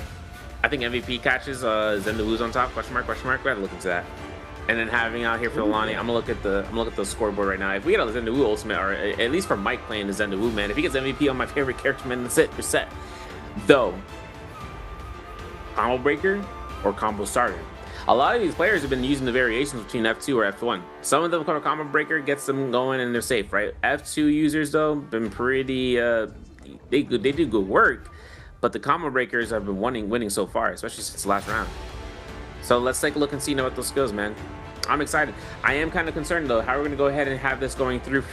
I honestly, Hitbrain, I'm gonna be upfront, I'm gonna be transparent. I don't know why they flipped the pick bans after the first match point threshold, man. I didn't think that was a thing. I guess it is, because I was like, why are these guys in the last 2 phases and then all of a sudden shot up to scoreboard checks? Like, throw me. I guess it's a they this way at least get the opportunity to play some of the better picks. I actually like this. I think it's quite a good system, but I don't know why Mike hasn't played ACOS at all. He played ACOS in the martial arts tournament and then hasn't picked it since. And the martial arts tournament does not count towards your picks for the day. So very interesting to see that he's evaded that pick the whole day.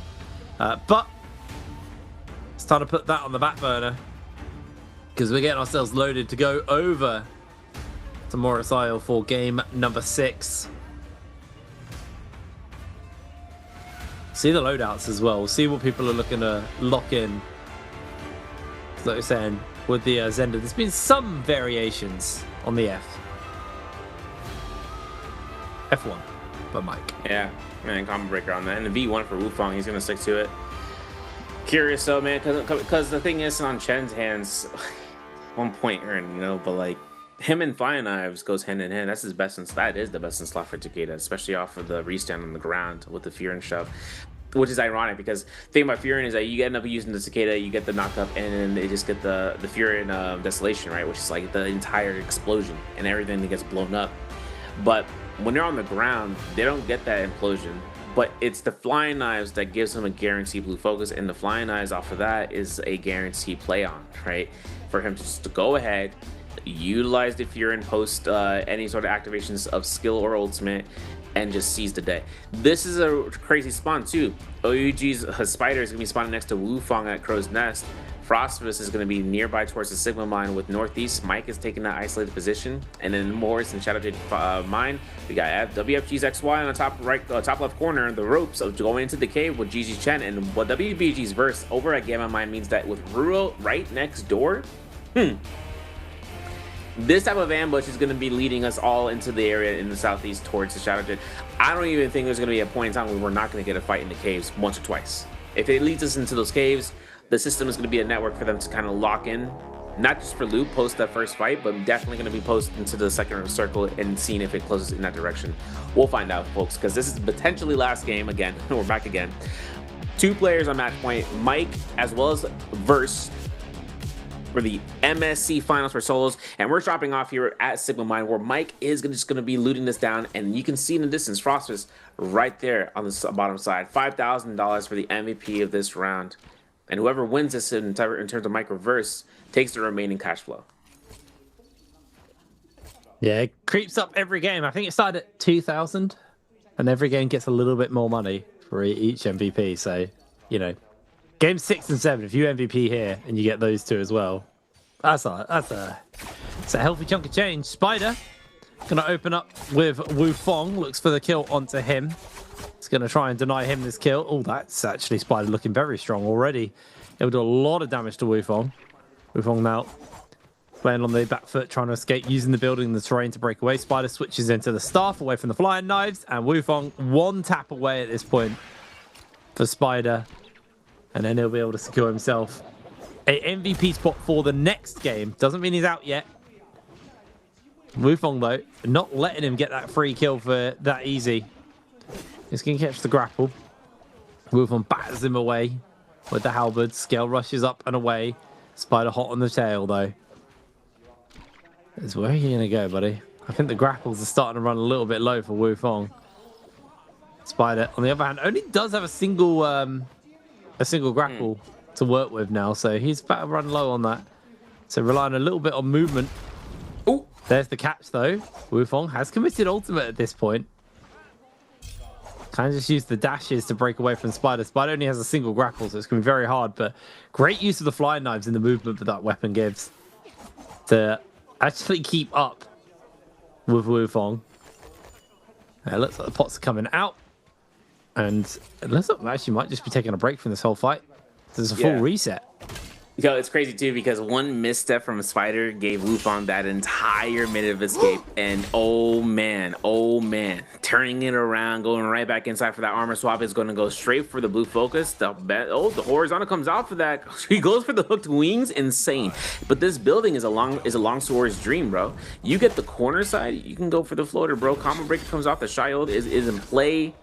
This is like I was talking about, man. He held it too, so he didn't even have to worry about the second slash. This is the second shield throw, though. This is actually all 3 shield throws. Wait a second. Wufang gets caught. Jump LMB. I see Salaks. I see the fruits. That's for defense buff. If he doesn't pick it up, though, he's might have forgot. But this is now going to be another position here for Frostmas. XY getting him off in the kills. Second elimination. By the way, XY did get the first kill on Verse. So Verse is on reset. Ruo, though, taking the ambush right behind him, and we're still on this position, on this house.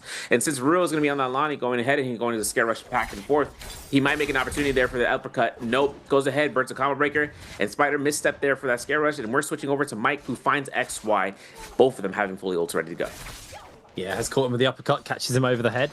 Nice chunk of damage out of Zhang Yuan. There's the parry, there's the follow-up. Zhang Yuan's low. Can he secure the kill? This is purple armor if Mike can get it. Quick dodge away, gets caught by the wisp. And now we're in that infinite combo where you just get to wisp on loop. Mike is going to chase, gets a clang off, gets away from that second wisp, catches him with the grapple. And there's the ult. There's going to be the kill.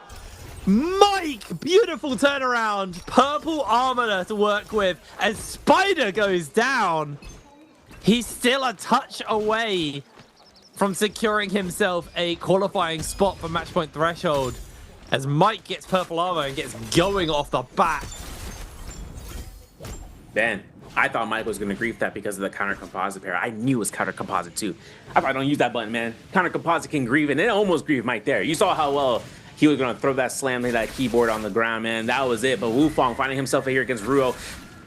Penitent on this move, man. Looking for the LMBs, looking for the RMB releases, going for the clinks. Does get hell checked on. One clink, one jump RMB, doesn't even need it, and Ruo goes ahead. 2 eliminations back to back. This is now going to give Ruo a little bit of a lead on the front, but at least for Spider here, who is right next door, having that purple armor purchase and having to see towards Mike with his first elimination, goes into his Rumyang with Fury, right? This is go down towards where he enters this. He's got purple weapon.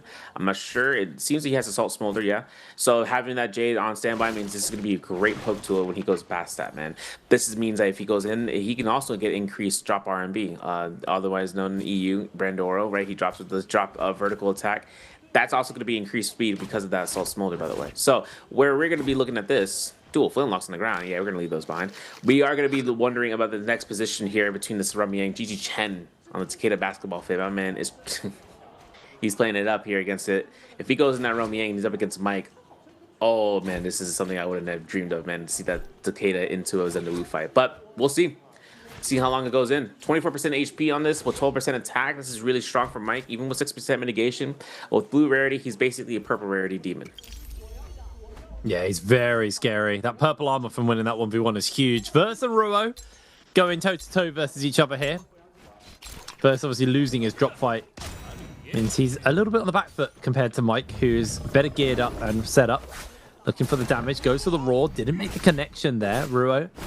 Just take a little bit of heat there, catches him the uppercut, but instant F out to safety from Ruo. Does not want to get himself caught. Catches the ball though onto Verse, and Verse getting juggled around. Is going to now try and get that Tiger's Leap off. Is going to miss that first one, unfortunately. Does have another one charged up and ready. Ruo also with a ball ready to throw. Looks to try and find the catch. Oh, over the top of the pillar from Verse. Lovely little catch there as the ult just times out. Now the ults are on cooldown. Quick F to break away, combo breaker away from that action as Verse is still on the advantage. There's the parry, there's the riposte. He's lost his weapons. Switching into the flying knives, catches him with a grapple tech against the edge though. Both of them low. Verse though is the one on the biggest back foot. Trying to break away, see if he can find a pot. Not going to be given that window, but does catch the scale rush onto Ruo and now catches him in the uppercut. Gets the pistol shot in for a little bit of follow-up damage. Ruo still in it, but he's one hit away. F's off to safety. Is he going to pot? No, he's not. Verse gets caught by the uppercuts, and that might just be the turnaround. Ruo! That was beautiful! Dude, Oh, Go Fine Eyes as well picked up there with the Sunwing slow shot. This is now interesting because you saw both of their BPM was at 160, bro, even like 157 at least. And having that kind of catch was kind of predominant for that, you know, for the roar. And then all of a sudden, the combo breaker. I just wish there was a ranged weapon to come out there at some point, but apparently Versus didn't have it there. Mike winning his Rummy Yang though. Golden Nunny's on the build, man. 2 eliminations. Let's get that replay. I know he's at the shop, but let me see what happened. Tuna boxing out there. But beforehand, Wufong, Common Armor, Kylan. All right, we're throwing. Listen, this is going to be a chance right now for the LMBs. Jump LMB comes out there on the Kylan. I mean, once this combo breaker comes off, it's going to be a scare rush attempt. There's going to be the Kylan ultimate real early. Zenda Wu doesn't even care about that, bro. Boom, shot. Boom Shakalaka into this hits. LMB, because he gets the stagger. Jump LMB comes off, and he's going to be waking up there, but there's no sustain. Remember that. The mark isn't confirmed for it, but he does get this knockback stagger. Goes for a right click again, and still continues to see that pressure of the bow shots. Even though the bow shots were used pretty much on Spam Haven from between arrows 2 and 3, giving Wufong the seal might have been everything Wufong would have wanted, because combo breaker aside, Mike still has it, and he still has a spotlight to mitigate through that R&B, even with 4%. Yeah, that was beautiful from Mike. Really, really nice. But like you're saying, bit of a grief going into the realm of Yang with grey armor. You're very squishy. Now Chen, catches onto Mike, catches him with the uppercut. Mike has to use the F to break away. It's going to look to try and catch. Not going to make that connection onto Chen, but Chen now gets caught by the grapple, and they are chasing on for this Takeda. He's got depletion as well. This could be the end of the run for him. Mike is caught up. Frostivus is also in the area. There's going to be ultimates getting popped here. He's actually cut the uppercut onto Mike. Mike needs to be a little bit careful. Throws down the ultimate now as Chen is going to be taking a lot of heat. Does throw out those Fu Ren shoves. Catches the uppercut onto Mike. And Mike is low. Mike is down, but he does have the Vermilion Bird to Mike. Chen will fall. Ruo securing the kill. Ruo 3 kills in as well. 4 kills in, excuse me. At the bottom of the table. Are those his first 4 kills of the day? That can't be right. Upset. Nah, this is probably his 5th kill, I think, XD. But here, listen, verse Rummy Yang, Rummy Yang depletion, getting chased out. It doesn't seem that Mike would want to spawn over here. There's no soul altar. Even if he wanted to, man, this is Immortal Temple, baby. This is going to be a hell of a push here if he tries to get an elimination or just changes and focuses someone else. Spider almost catching the R&B, though, would have been very scary. This blue armor isn't going to really go much places here, especially when this is going to be a catch-up from the backline 2.0. Avoided with the combo breaker, though. And since that's going to be up to Ruo here on a gold flying knives, man scaled up beyond the comparison. I mean, the flying knives itself is a weapon. But we're switching over to XY as Wufong, still on common armor, still on those blue dual halberds.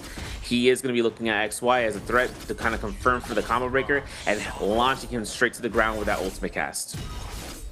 Yeah, Wufong just he's using his ultimate to stay aerial and away from that potential infinite from the Temi, but he does get hit regardless. No ultimate available. Grey armor again still, so down he goes, taking out Frostivus. Slid in a little bit too late, but Zhang Yuan now no ultimate available, so this should be a bit of a freebie for Frosty.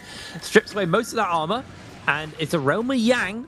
Is Frosty going to send it? Yes. He's more interested in the kill onto Zhang Yuan from the Realm of Yang. But he does get hit by the Wisp, and that might be enough to scare him off. But Verse is also playing chase. Verse only got a couple of seconds left on his depletion. He needs to find some hits at the very least. Is going to tick it up. There we go. Starts adding to the timer.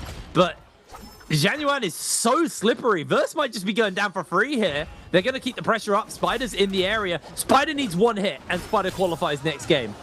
He is so close, but Verse does get hit there. There's going to be the kill. Spider's qualified finally. And now it looks like Frosty is on the run. Frosty wants to get himself towards the Realm of Yang and get himself set up for that one. Mike also doing a very similar technique here. Realm of Yang is the goal.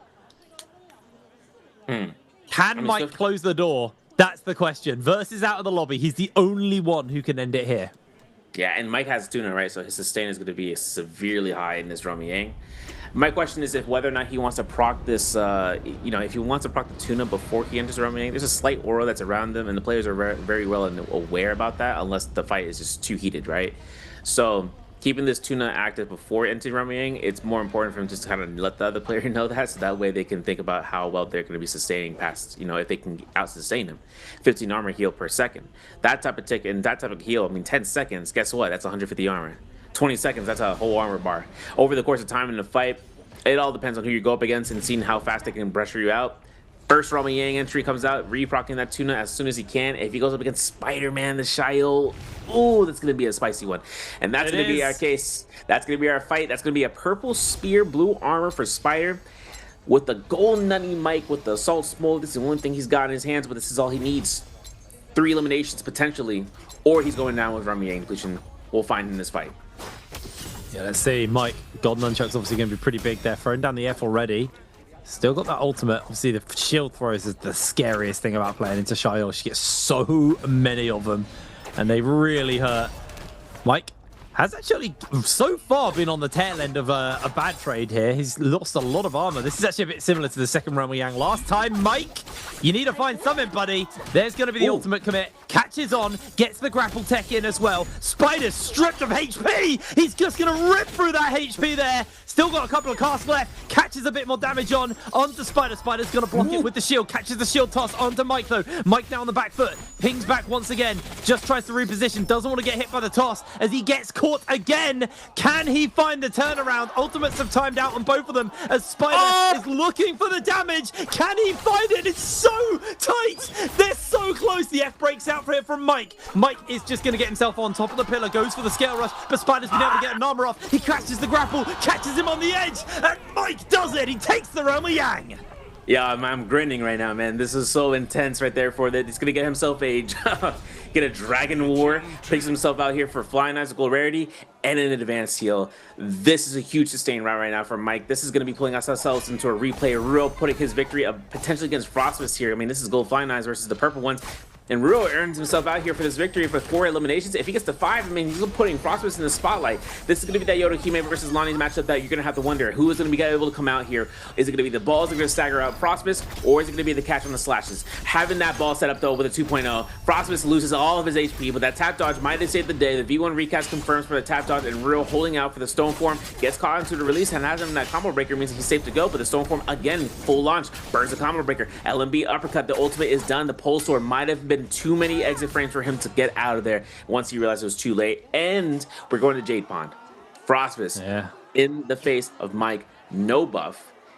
Mike was in the heat of action there. He not paying attention maybe towards that kill feed. If he doesn't know, he doesn't know. But for right now, Ruo is going to be the only one knowing that Yodohime is going to be on a timer. And XY as well is going to be just working around here, just saying, hey, how's it going? And as a tumult, you got to wonder, is he going to be the focus of the lobby at some point? Because he is such a threat in the endgame. They are sending it on to Mike. I think Januan knows that Mike is the one on the Zender here. The whole lobby has just decided to turn on Mike. Mike's just going to play defensive right now. Very interesting. You know why? Boom. Phase selection in the phases, he knows there's 1 or 2 players. The Akos is banned and the Zendawu banned. And one of those 2 are going to be the ones on that pick ban. And he gave the whole lobby that idea. And to kind of go off and like, hey, yo, focus this guy. This is the interesting part, though, since this is still a circle where there isn't as much as much shadow corruption. Having Tuna and having that heal over time for free for resource management means that he can go ahead and scale the entire circle, maybe even all the way towards Sun Cave, since he's already over there at the Jade Pond. For everyone else, though, now it's going to be a moment of time between the buffs running out and for Mike to hit a complete curve. This means he went from like the 270-degree angle of that circle down all the way up to 20 degrees, which puts him near to the tower, at least to make sure that he doesn't get vision on by any sort of players or any pursuers. And in this case, you can see them potentially even lurking around there. And he saw a smidgen of a person, and he walking right back into the zone. They are really hunting him as well. They know that Mike is the go-to. But eventually the attention is going to have to turn with Frosty and Spider. They need to pull the trigger. Mike has been able to get back into the zone. Restock on some grapples. He's got 30 of them. And I think Mike's quite happy to chill out. But the problem is Mike doesn't want to go too aggressive because he knows he's going to get lobbied. But at the same time, he needs to get the kills because Ruo's having a pop-off game. 5 kills. Mike has to secure kills and first place here. There's still plenty of people left in the lobby. I think his biggest threat right now is Spider and Januan. Those 2 having a lot of heavy stagger is really going to cause him some grief. Once those 2 are down, I think Mike is going to be a little bit more freed up. So his hope is it's these 2 who are the victims of the Rama Yang fight, or the depletion fight from the Rama Yang. And this is really unique. This is really unique too, because you know in most other games you just see people go ahead and go for headshots, right? But this is going to be the case scenario. Time is of the essence right now for the Yang Depletionists to go into full aggression. Ruo finds his throw, and the restand on the Wisp throw. This is kill confirmed for the horizontal, and Ruo gets the 6 eliminations. This man is going to be going on to 10 points, 10.5 points in this game, the 6 so far. And Mike needs to make sure that Ruo does not get another elimination, because even with 2 eliminations there, and if Ruo gets second place at the 8 points, 4 is not going to be enough to make sure he can go off on top. Yeah, that's the thing, is he doesn't know that Ruo is absolutely crushing it right now. And it's crazy that someone at the bottom, but Zhang Yuan is, again, the moment he sees Mike, it's on site. Ruo's going for the cap, but Mike is just going to get some damage off onto him. They both are fighting over, well, each other, because everyone else is just capping for free. Mike is very low here. Has got that tuna, though, so you can just get in the building, tuna up. He's nice and chill, but everyone else is going to now get hit by the depletion. Zhang Yuan, it's actually feral how mad he's going for Mike here. Mike can quickly pot up. He's got the healing. The cannon shots are coming in. Ruo's trying to put some damage in. Mike has actually had the attention thrown onto him. He's trying to break away from this one. Does have the ultimate, but the shield toss from Spider is going to make the connection onto him. Mike's going to have to commit ult at this point. He needs that movement. He needs to break away. Again, Tuna, all he needs is a brief respite where he can go heal and it'll be A-okay. But the whole lobby wants Mike down. They got the depletion on. I think Mike has actually been able to break away nicely here. Should just be able to get himself some healing. He's using the tower as best as he can. Using his ult in the movement. There's the pot coming out from Mike. Ruo did try to catch in. I don't know if he interrupted Mike. I think he did interrupt Mike on the heal, but Mike is still healing up. Zhang Yuan is actually so gone his money. This is an infuriating playstyle when someone is just hard focusing you and ignoring common sense for the game. Mike, he can't play around the tower for long because the zone's catching him. He's hit by the Wisp. Zhang Yuan catches him once again, but Mike has not been fully focused and finished up yet. He's still in with a chance. Again, goes in, potting. Zhang Yuan's hunting. Mike should be able to get some healing in. Has got the alchemy to keep his armor ticking up, but Mike needs to find a place to hide. I don't think this tower is doing him any favors anymore because he keeps having a pot inside the zone.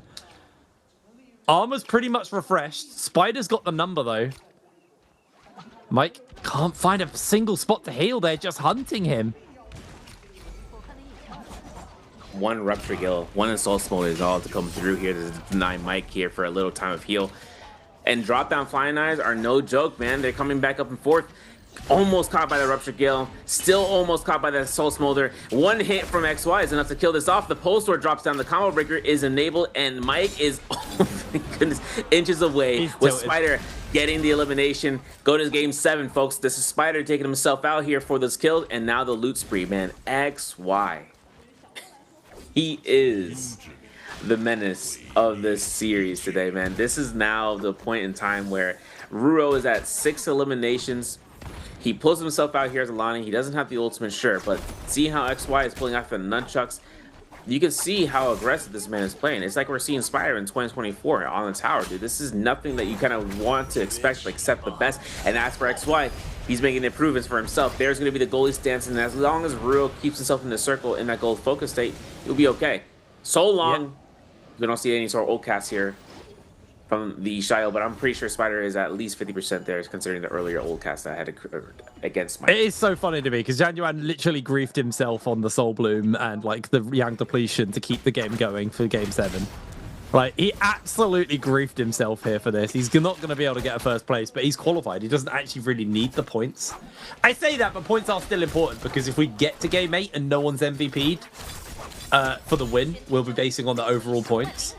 But Zhang Yuan, 14 seconds left. Is going to try and find that pistol shot here onto Spider. Gets caught by the shield throw. He is too low. There's going to be Ruo securing the kill. I think even if Mike didn't get griefed, I don't think with Ruo playing like this, Mike was going to be able to get the MVP. So coming down to our last 1v1. I mean, is there a world where if Ruo gets his kill, he qualifies into game 7? I don't think so. 12. No, he'll go to 13. He's going to be close, but yeah, not enough. But, hey, I mean, pretty good. We go up to 12. And having the 12 points there for this, I mean, Spider burns the Mortal Defiance because his combo breaker breaking off. Gets the hits. converts in terms of Dragon War. He wanted to confirm for it, but there's going to be the horizontal. Oh, gets a fair amount of damage off. And a 2.0. Spider. I think it's kind of crazy. I think it's kind of crazy though if he ends up Breaks pulling away. himself apart. Yo, Spider making this look easy, man. Look at this, man. Get the advanced heal, get the tuna. Honestly, speaking this out here. I'm not even sure if Ruro's looking towards his grapple bump because of the disengage. Also, by the way, that one is a full disengage count, but there it is again. Doesn't get the execution. Ruro pulling himself out for the F1. Combo breaker comes off. 1 LMB, not enough. Even with this grapple bump into the blue focus, the old cast is already ready to go. And now Ruro's gonna have to face the fury again of another Shy ultimate. Thing about it is that now he has a shield block throw. Ticking time bomb, man. Gets himself out there. Tap dodge number 1 though. And even if he holds into R&B, Spider comes out here with 5.5 points in this game. Takes himself out, but Ruro takes MVP as a result. Really, really nice. It's definitely a Ruro MVP though. Here in game 6, and we're going the distance. First time I've done a finals in a while where it's actually gone beyond game 6. Normally they're actually quite quick when I cast them.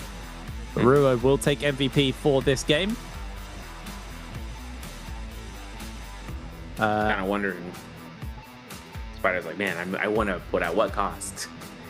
And someone made a good point. I mean, like the pick band selection, when we end up polishing over the pick bands, yeah, you look at this in the spot of like, if you're in the first phase, the next person's gonna know exactly who to go after.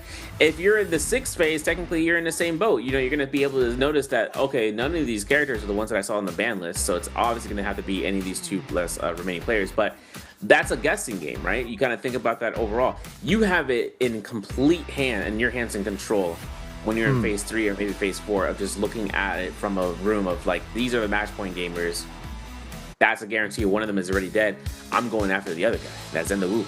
And that way you can look at it from that way. And it's tough because he got the extra sustain jades. He had the tuna, he had the advanced heal. Mike just needed 1 heal over the course of time, but that pressure on XY with those nunchucks kept putting him on to the point where the lobby started looking into it in the same exact manner of fashion, since he knows they found out and they were like, yeah, let's do it.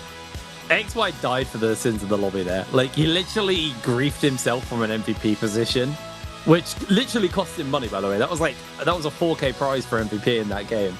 And he cost himself that money because he was like, we need to keep this going. If I don't grief Mike out of the game, this ends here, and then no one gets any more money other than Mike. So a frustrating position for Mike to be in, to be fair, but ultimately that's how the cookie crumbles. And now, wait, Ruro did qualify. Wait, is the whole lobby qualified? Negative, half the lobby, top row, and look at Chen, man, 0.5. He's gonna get 0.5 points, man. It's a Oh, I see. Sorry, they're -4. I see. So 4 players have qualified. Okay, cool. I really misread that graphic. So we got Verse, Januan, Spider, and Mike all on MVP. I am surprised to see the amount of players who didn't make it for him. Also surprised to see that it's Frosty at the bottom of the standings. But that's how it is.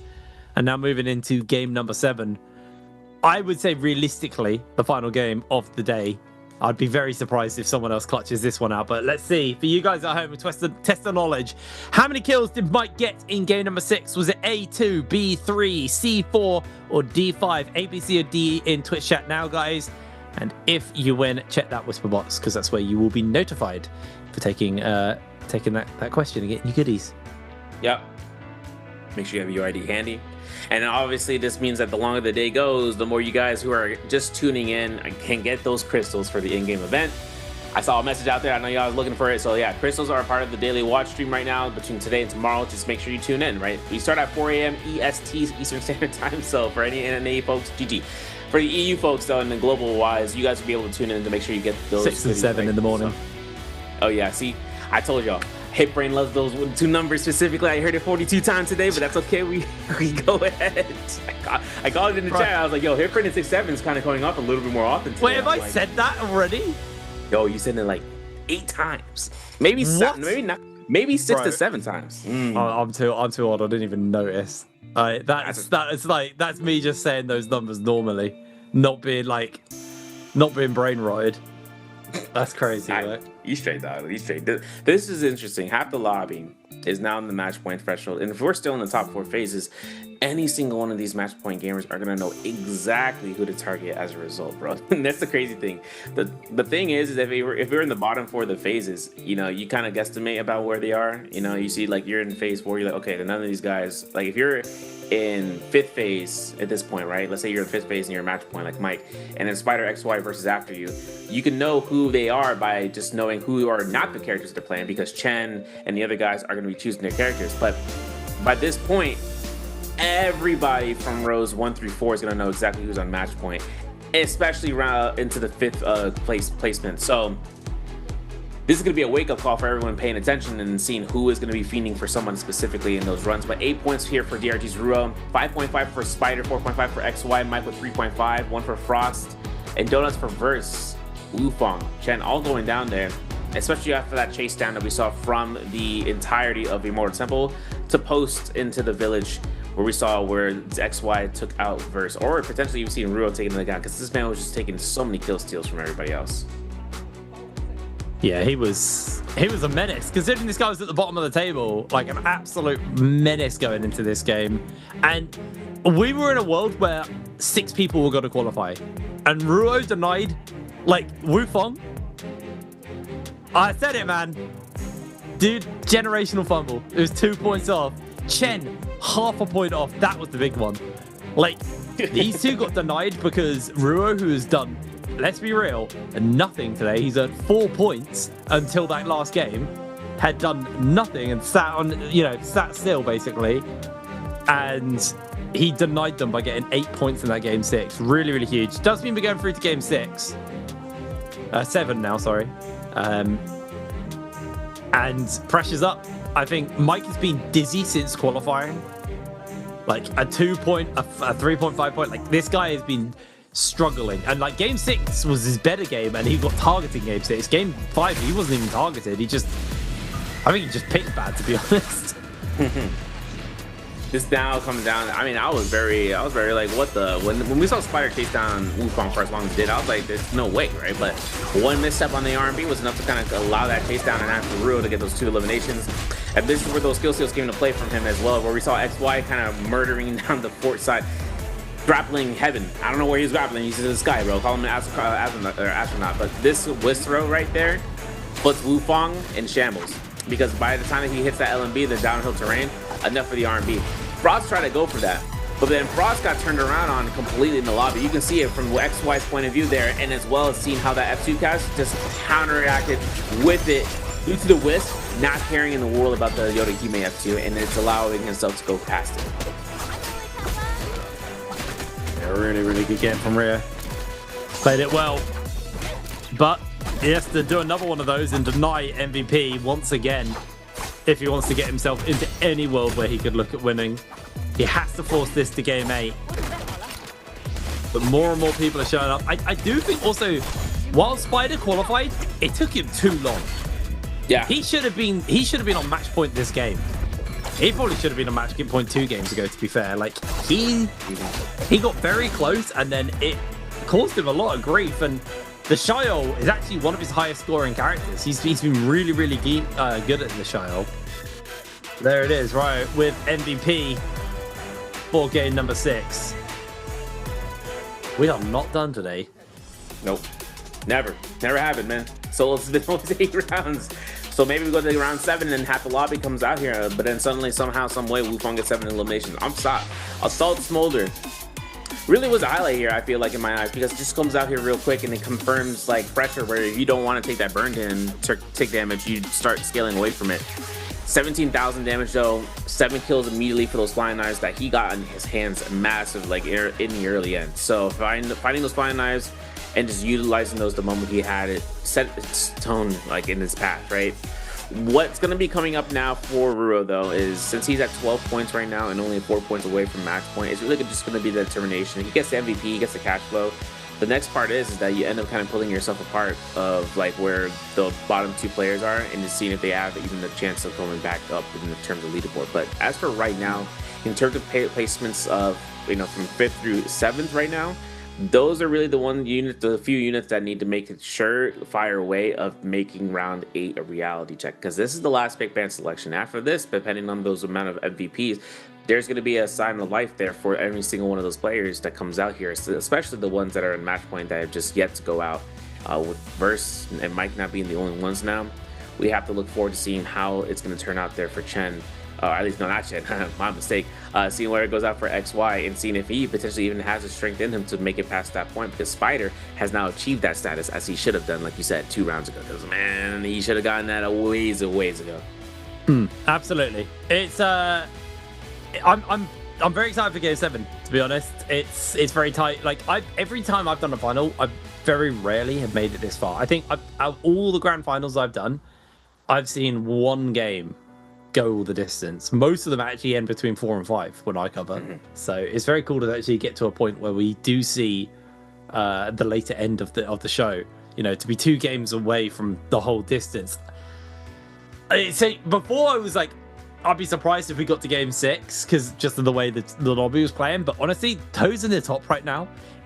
For a lot of them, it took a long time to get to the top, and for those who got there quick, they've been so lost since getting to the top that I think it's harder to grief now, because you know there's half the lobby are on match point threshold, so you can't just like target grief like we did in the last game. But I'm like, how do you bring this back? What is the game plan here? How do you how do you translate these wins when these guys have been really struggling to do much of anything? Like Mike, honestly, that was the best he'd looked in a while, and he got 3 kills and then got griefed out the lobby. You know, maybe when he hasn't got, you know, a Teddy just literally throwing themselves into danger to make sure that he gets knocked out. Yeah, man. That XY was a menace for that, man. I was like, wow. Like, the nunchuck chase down the RMBs, not stopping, not pressing all gas, no brakes, right? But hey, listen, the play is this now. I mean, it was a high risk, high reward move, but not playing on Akos might just come in clutch. I mean, this is now his game 7. This is his first phase selection. He's still having first place. Akos is going to be his next phase pick, and in this case, it will come without consequence, man. And I hope, right? Because the lobby is, and this is the part though, everyone's going to know it. Everyone's going to know it's him. At that point in time, whoever's in second phase, in this case for Spider, he's going to be the, oh, I know, like, that's going to be an easy no-brainer. Next is going to be XY, and he's going to see the 2 bands and say, oh, Akos, that's going to be Mike. Like, that's going to be a read right there, since Spider can't double pick there. So then you're going to have Verse going through there, and he's like, oh, that's confirmed. The whole lobby's not out, bro.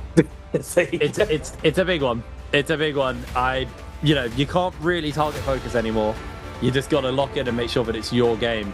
Mike, I don't know if you're going to be able to get ACOS, but please get ACOS. I can't believe that you've not been able to play that at all today. We'll have to see. We'll see what the hero select looks like. Yeah, man. Yeah, and the thing is that the hero select is going to go through with this, you know. The lies and the prize right now is whether or not the MVP comes out on top from the top 4 or the bottom 4, because if anyone decides not to go ahead and choose any sort of optimal heroes in the first phase selection, that's just going to bring down these, these personality picks, man. Shooting Wang Li is something that you gotta see the guy succeed on with a couple kills. Oh, my dog just woke up. Hey, how's it going, dog? So here's the problem, right? We go ahead, we pull out here in terms of the selection pools. For XY, Mulch, not even available for him, man. Can't even go for it.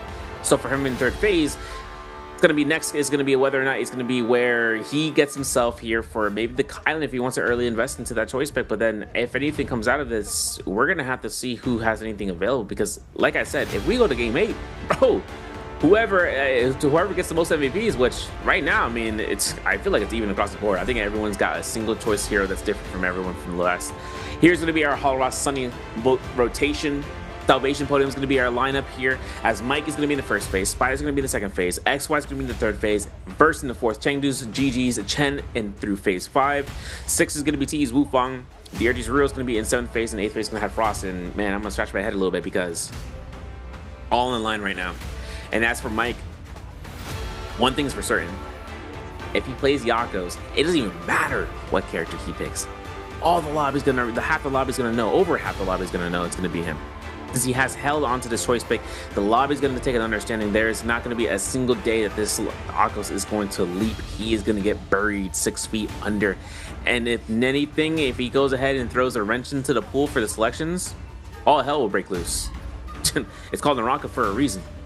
Having this going out here, has that Kylan and swaps right towards it. He needs a siding, man. I mean, the Kylan has been such a dominant force. If he goes into the Kylan matchup, that will be that wrench we were talking about. So for him to reach into the Kylan pool, this is going to be the lock-in for everyone else to realize where they can keep himself sustained. All right, what happened here? Did Mike have a falling out with Akos? Is he banned from playing Akos or something? He wants face customization for Akos, or for Kylan, bro. He just wants it. I honestly, I'm genuinely flabbergasted by this from Mike. I don't know. Maybe he pulls the win out on the Kylan, but there's so many things he could have gone for there, and I don't think the Kylan was the top priority. Like, Temmie's been so powerful today. Temmie has safety nets, it has pick potential, there's so many good options available to him if we're starting to reach down the ladder a little bit. So I am genuinely surprised that he's done that one. The Yota getting picked up for verse, very strong pick there. Zhang Yuan on the Zenda as well, and then obviously the Xiao, the second pick here. But Chen, he still needs to get enough points. He's gonna go for Takeda. That's the double pick Takeda for him at the end of the day. I can't believe it. I literally can't believe it. This man went ahead for double Takeda pull. History's in the making. The last time we're gonna see Takeda again.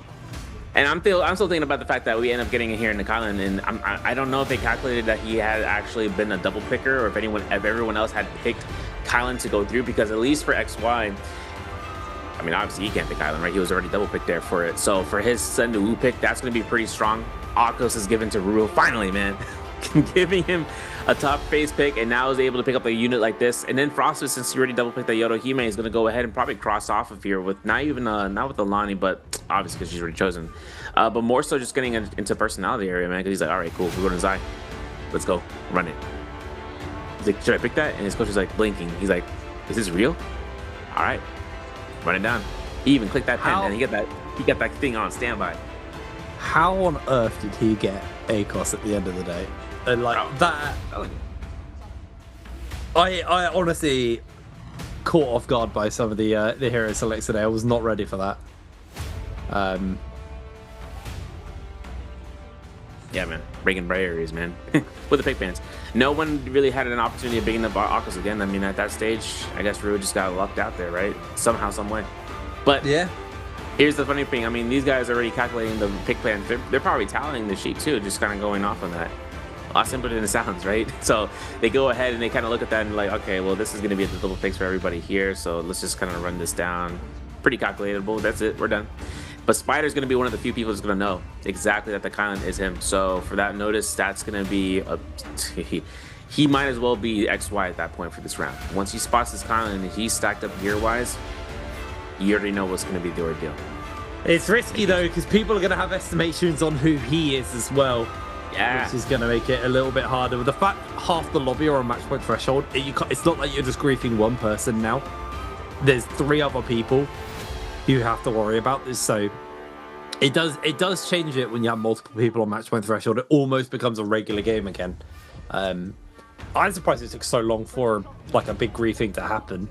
I do feel bad for Mike, because it is frustrating when you're in a situation where someone is doing something that almost feels nonsensical just to deny you, but realistically, actually, there was a lot of sense to it, because had Mike not been griefed, there's a chance. But right now, me and you would be turning our computers off and going to do whatever we're doing for the day. I'm going to sleep. Anyway, have a look at loadouts and what people are rocking. I don't know why I must laugh at that. Yo, wait. Man, XY, you trolling, bro. I mean, I'm okay with him going for F2 because he's a very, very just combo getter. Go-getter right there. Yeah. But what's kind of coming down to this is also just seeing where for the face value, if the Zendu gets herself the F2 and gets value, yo, Mike just clapped his hand here with his coach. He's like, all right, let's go. this op drop and Hallroth with Salvation Podium, I'm just curious if XY is going to get aggressed on, man. This is something that has to happen, and it's going to be Mike, man. It's going to be him. He's going to be the one person to contest this, and Plume Castle looks like a ranked lobby at this point, man. You got GG Chen, you got WBG's Verse, and you got OUG's Mike there, or OUG Spider there. Just kind of locking into the bottom right. T's Wufong is that Igneous man by himself. He has all those gold tropes to be available. As for Frostfist taken to the roller region, actually not the roller region, taken towards the Camel's Hump, Ruro is right next door to him towards it with Pinnacle Town. So if Ruro wants to kind of throw hands at Frostfist in that cave system at Camel's Hump, I'm okay with that. I'm okay with that, as long as it comes down towards some sort of value where it doesn't like be a griefage. But the fact that Salvation Podium is not going to be a spot, remember, no Fireflies. This is all going to be going off of starting Rage, with Game 7 being conclusive, potentially. Half the lobbies to match picks. Well, we are at the extensions of a finals lobby of the day for the mid-season challenge for 2026. Who's going to make it out here on top here, Brain? You're going to call it out here for this first fight, because it's going to be either an off-drop snooze fest or an explosive fight, and it looks to be an explosive one with XY right in front of his view. I think Mike wants revenge. He got griefed by this guy, not that he knows, but does get caught by the F, is able to break away from that one, has the fan, but it is versus a blue sword, which is stripping through his armor, gets caught by the uppercut, gets in, whip sword, absolutely shreds Mike, who is down. That is not the start he wanted, and Zhang Yuan gets a kill, and then he's going to get the golden weapon. Although Verse has got purple armor, and they're now going to be heading in roughly that direction, chasing Chen instead. So the plume puzzle not going to be the goal here for Verse. Although purple armor, golden weapon would be insane scaling to open the game on. No, for real. And it's crazy too, because now that he's finding himself here in a position, both the common armors are like, yo, take this guy out. He's like, all right, go. And look, even wait for that parry. He wanted that 2.0 to come out there. Versus looking for the LMBs that can connect it. No staggers. Spider's the only other purple weapon here. If they play a game of, you know what, they can literally have a 2v2 right now in terms of trade-offs between both of them, but this is going to be a split-off. Versus is going to be going ahead and backing off here. Chen's going to be almost obliterated completely because it's Takeda, bro. No combo breaker unless you're running V2. And then I'm finding a common armor on half value here. You know Spider's looking past this. One RMB, one LMB actually instead after that double the horizontal 2.0 charge. The elimination picks up the soul with a jump, and Versus looking for the toll check there, and even Spider was waiting for that release. And again, countered off here with the F1 means that he's going to be able to space up, but look at that. Oh, man, that would have been nasty. I would have been throwing something across the room if he got that. That was really nasty. Spider, he does not care about the armor side of things. He is going full send, but gets caught by the parry, loses his sword, but does have a purple spear to work with. Does want to grab his flying knives. Not going to grab them, though. Just get a massive chunk of HP lost. In comes Mike with a potential salty run back. Blue armor picked up onto Mike. Spider is going to be able to pot up. Grab himself his flying knives back. Verse with the ultimate now kind of just timing out. It's going to be a lot more exposed. Does give a window for someone to jump onto him. Haven't seen where Zhang Yuan's gone. Didn't see what golden weapon he got. Spider's just going to quickly head to the shop, grab some goodies, and then look for a potential chase onto Verse or anyone really. Ruro did get a kill off the bat as Zhang Yuan's jumped into the zone to go loot. He's playing very safe. Purple armor, golden weapon. This guy's scaled. Yeah. No, he is going to be coming down here for Verse, man. Whole check of the century right there against Fist Plates. And as long as Wufong pulls himself out against that stanchion for the combo breaker, the palm lightning effectively from Spider allows for a parry and a riposte into a kill steal from Mike. Dropping in from the rafters below. This is now going to be himself in a 2.0. Mike finds the riposte, gets the 1.0, burns the combo breaker, and the purple armor is still on the ground here for Mike. He's going to find this opportunity just go for another 1.0, and he still finds it for the catch. The combo breaker, though, used. Spider was waiting for that and still having the time to escape. Meanwhile, Wufong still on top of the building, just look for the loot off that body. Purple armor is picked up from Wufong. Yeah, and I was thinking about, I was like, yo, are we gonna allow that? Oh man, Mike is heated, bro. He is going right into his face. Finding a jump LMB across the stairwell, though. Love to see it. R&B hell check, and even Wufong was ready for that blue, and then having the combo breaker switching right back to that blue. Spider somehow cycled all the way around here. It's going to approach the scene and looking for the LMB uppercut grapple bump extensions, and Spider making sure that whether or not the kill steal is going to be happening, he will confirm for it. And he is now currently at 2 eliminations, and he's not stopping with his throw. Oh, there we go. Mike's going to commit the ultimate. Is going to just use it defensively. Purple armor still denied. Spider's actually gatekeeping that as well, so he's not letting him get anywhere near that purple armor. As Mike is just going to have to give it up. Move on. Not really the greatest setup, unfortunately, for him as far as the gear goes. Did obviously lose that drop fight versus Zhang Yuan, which has cost him pretty heavily here. Spider purple spear. Although this is a relatively rough one to hold because Mike could come over and grief. He can just pop the no ult zone, the Forbidden Seal, and use that. Zhang Yuan, though, genuinely scary going into this first round with Yang with a golden weapon and that purple armor. Mike losing the 1v1 off the drop was incredibly rough for him. Versus making his way over to potentially contest Spider here. We'll have to see. Looks like Verse deciding the better of it, deciding he doesn't want to take that one. And honestly, right now, looking at the general score and where we're standing, it does feel like Spider is, well, Spider right now is the one leading the charge with the 2 kills under his belt. So he is the one closest towards that MVP position. Kind of curious in seeing where next is, who's going to be the first one, right? Who is the most ambitious player? Find out next time, right? There is no next time. Up to XY. What's going to be next is this. Blue armor against the gold spear. What will we do when we eat a blue focus verse? Because the moment an R&B drops in your face, man, you are now at white health. As long as Verse doesn't get caught by any sort of systematic right click from the ultimate cast on Zenda Wu and without combo breaker, he should be okay. But with these jump LMBs, he's already at a third of his armor. Add to the push off of the Yodohime. Pistol shots are kind of act in retaliation. And as long as Verse goes ahead for Scare Rush, he eats it up, he goes down, man. I mean, there's nothing else you can do about this, man. This is Gold Spear rarity. This guy doesn't have the mitigation to sustain himself. We're going to go right to the second round Yang. Mike versus Ruo. Ruo being the reason that there was no match point give opportunity for Mike, even if he tried to. But for the Kylan plays coming out here and having only this one elimination, and he's rocking blues across the board, Ruo being on purple means that this is going to be a scale out fight and just a skill diff. Here's the Yakos, here's the tap dodge, and here's going to be the play, right? He knows exactly how this character operates, at least to kind of work this up on Kylan. Post combo breaker is going to be only a set amount of moves he can do, especially without the ultimate being procced out here. 1-2 comes off of the Aka's ult cast, making sure that whether or not the leaps are going to be confirming. Mike utilizing all that stamina, and then by the time that he runs out of it, he goes ahead and pops ultimate. Now the V1 recast comes off for the pounces, but as long as Mike doesn't go ahead and throw this down to the curb, finding a level 2 slash, this gold is going to be avoided, and that's going to leave Ruo pretty much defenseless after the couple last seconds of his ultimate cast. Yeah, Mike.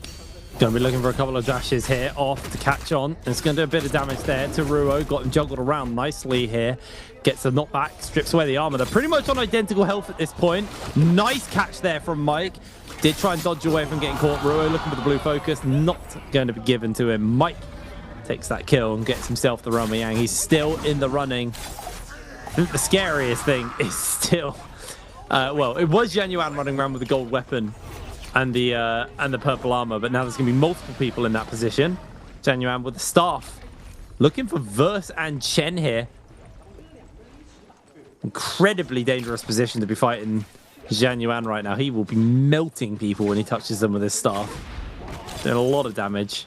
Also on that Zender as well, which he also does a lot of damage, so it's a pretty nasty one. There's a lot of tools to already shut down, and Chen on the Takeda, like you're saying, not the most great character right now in the overall standings, and everyone goes, oh, a Takeda, it's free, and they're just going to chase him around.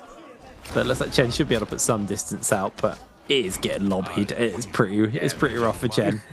Like, yo, take this guy out, man. He got that whole basketball fan. I don't even like basketball, man. What? Yo, listen, no grapples, dagger in hand, F3 to move forward there. It was kind of sick, I'm not going to lie, but the eyes are on the prize right now for any sort of match point gamer to get this +1.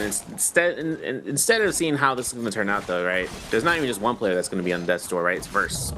He being one of the match point players, but also being as a Yodohime, having no ultimate, having 3 grapples, and Micah being healthy as ever, is looking to lock down Ruo, who, in turn, burns up the combo breaker. 1-2 comes off of here. He ain't holding for release. I see Spider with the R&B, and Ruo actually ate that, by the way. Even with the ultimate mitigation, it's at least still 200 damage. Hat dodge McGee comes out here for McGee and for Mikey, and of course, if he gets his slash comes off, this is a one-hit wonder. He glides, he kill confirms, he gets a soul bloom. That's a yoink. He waiting for the soul bloom for like 2 business days, and now all of a sudden, seeing how the lobby is going to be reacting to this, he decides to force his hand onto XY, which XY was standing still for a little bit comparative long time, but getting that blue focus, we now go into the gate side towards Metop, and he takes him for a ride. Mike, I think, wants a little bit of revenge for what happened in the previous game onto Jianyuan. Catches him here. It's a whole heap of damage. Mike is a little bit low, but Jianyuan's still the target. Dodging away. Mike, great little dodge there. Will lose his bird's might. Jianyuan somehow managed to shift the attention off him and just moves to safety. I can't believe he got away with that, actually. And the aura, but it was exuding, man. Listen, this is now 10's game. Apparently, somehow, some way, he finds Verse, and he even puts himself out for the ultimate for the Fury, but it goes past the wall. It's not something that you can shoot through the wall, which is kind of crazy considering Yoda-Hime, you know, kit. But regardless of this, Verse is going to be at a position where if XY gets a scare rush, I mean, he can deplete his whole entire armor heal that he just popped off on. RMB comes out here from this. Drop down from the blue focus veil comes into play. It gets a clink off. The jabbing has been revealed, at least for XY, to make sure that the lobby can come through for Wufang. That's a +1. And he goes in here. Chen making sure he can go down here. For one of the match point gamers, there was 3 remaining, 6 total in the lobby, half split. And both of the both of the non-match point gamers are pushing uphill. Chen needs at least 4th place if we're going to go to game 8 to make sure he can get to the match point. Otherwise, the fact that he's playing Takeda, man, puts a target on his back, I think, already. The moment he pops ultimate, the moment he casts his F skill. But this Romy Yang is going to be superfluous. Is that going to be the word? Yeah, we'll use it. This might be a play right now for him on Jade front. We don't know where Spider is on the board for that, but at least for Mike, this is going to be a lot of money that he probably has spent down, but nothing of gold rarity. Having an attack having an attack and mitigation of purple rarity, maybe having a assault gold there. I couldn't even see if that was the case, but for XY, the Zenda Wu is going to be the most sketchiest thing because gold staff with jabbing in this day and age, grapple bump, jabbing does 900 damage. You know, what can you do about that? Even with 24% mitigation there, as long as XY doesn't have like 16% attack, we should see some sort of play out there. Yeah, it's going to be a rough one, although Mike does find Jianyuan. Jianyuan catches him with the F, but Mike's still quite happily keeping the pressure up. Commits ultimate onto Jianyuan here. Jianyuan very low. Mike, this is emotional. That's what this is. They're just going to jump into the zone and fight each other here. Mike wants revenge for game number 6. I think I've got a sneaking suspicion he knows who is piloting that character, who is piloting this Zenda. Scale rushing backwards briefly here. Wants to just evade away on getting caught from the F. Remember, this is the no combo break variant of Zenda. So if you can catch him, you can bait that F out. But if you get hit by it, it's a bit of a different situation. Caught by the jabbing, like you were saying. It's getting really nasty here for Mike. He hasn't really been able to find much of an opening. Commits the ultimate, and now he's going to have to go aggressive onto Jianyuan. Slowly but surely getting through that ultimate, stripping away from those shots from the Zenda. Continues to chase forwards here, but this is getting very dicey. Mike is going to go for a heal, but he's not going to get given the opportunity. Catches onto Jianyuan. One more dash available to him, but he gets hit. And Jianyuan takes down Mike. This is the play, man. This is what you got to worry about. There is going to be the Zenda Wu on the cross path, but then Spider puts himself in a fight against Wufang, right? And it makes sense, but this parry, man, the damage. Oh, there he is. He goes down. Lonnie ultimate cast, but doesn't worry. He has Shy ultimate. Man, bow shot? No, that's BM. We are looking towards this from Spider's point of view. If he forces himself to get a shield proc, he could potentially make this back, but there is the bow shot, man. I'm telling you, man, this man is about to throw something. But now Spider has gold armor, has a prize fall, has a gold greatsword, picks up the quick charge thunder call. And since that Telluric is there, I mean, that's going to be him upgrading his flying knives as a result, which I would have thought he would have found a pistol before he decided upon doing that. That's just me. But listen, XY takes himself to the shop. He gets the purchase. He gets himself out here, Rupture Gale or jabbing we saw. And it's actually interesting. I said, oh, unless he has 16% attack, this man has 16% attack. He even has Juggernaut from the last before and +1 from that kill on to Mike. So, GG Chen, 0.5 points. Still no Yang depletion, right? So he's chilling out. But 4 grapples, he gets to expend those grapples. We're going to have a Forces of Kaviani chase down all over again. And this is not going to be the case. This is going to be right between that and Jin Armory. This location has a lot of those trees, a lot of those cliff sides. And Chen almost getting focused by here with having to pop out the Takeda ultimate. I'm going to be real with you here, man. Yo, hit it. Mike is full emotional. Look at him. He's just going for Jianyuan on loop. Every opportunity is on sight with this guy. He might get his revenge finally, but Jianyuan just turns the attention back around onto him. Lots of damage has been hitting onto Jianyuan. Spider can see this. And what I'm trying to get to is Mike is pretty emotional right now. Spider seems very cool, calm, and collected. He is slowly just farming up those kills. That might be the revenge here for Mike. He has been waiting for that. Down goes Zhang Yuan. I don't think Mike got his Soul Bloom, though. But I think the fact he just grieved Zhang Yuan out of the game was all he needed. I think that was like... That was a holy experience to him.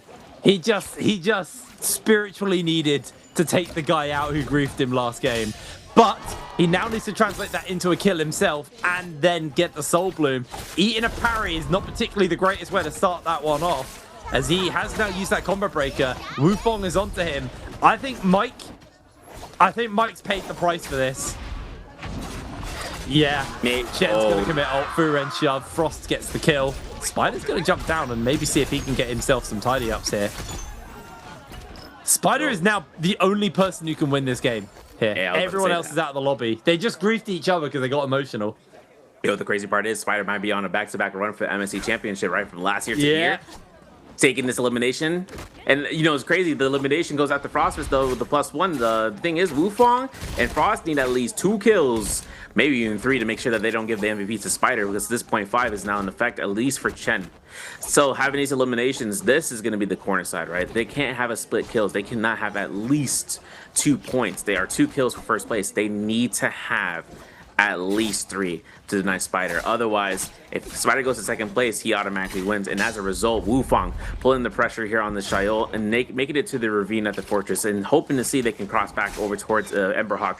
The Assault Smolar is going to be proccing off here over time here, hoping to worry about the blue focus. That could be the case. Spider moves uphill. As long as he keeps this wall terrain to his advantage, the White Tiger's prowess will do the rest of the work of heals. 4-to-7 ratio. That's going to be his healing berries to his armor powders. And as long as we go down towards this area, Wu Fong makes his approach here, able to pick up all those jades off of XY's body. It looks like it's that gold staff is in hand. Let's take a look and see it. That's Alani. That's probably his even better than what we saw from earlier. So now it's going to be a chance right there. R&B held it out here. Spider looking to try to go off in this end. Jump LMB, confirms with the stagger of the LMB again. And that's going to be a momentous push right here. If he gets a win over Wu Fong and he gets the elimination, he wins his tournament. Straight up. No questions asked. 5 eliminations. That will be enough. Wu Fong goes ahead. Almost walks right into the Moonbane. Stuck between Malcolm in the middle, but this is going to be a spot right now. If he can get himself out for a full reset, Spider as well, not having to consume all of his rage on his ultimate.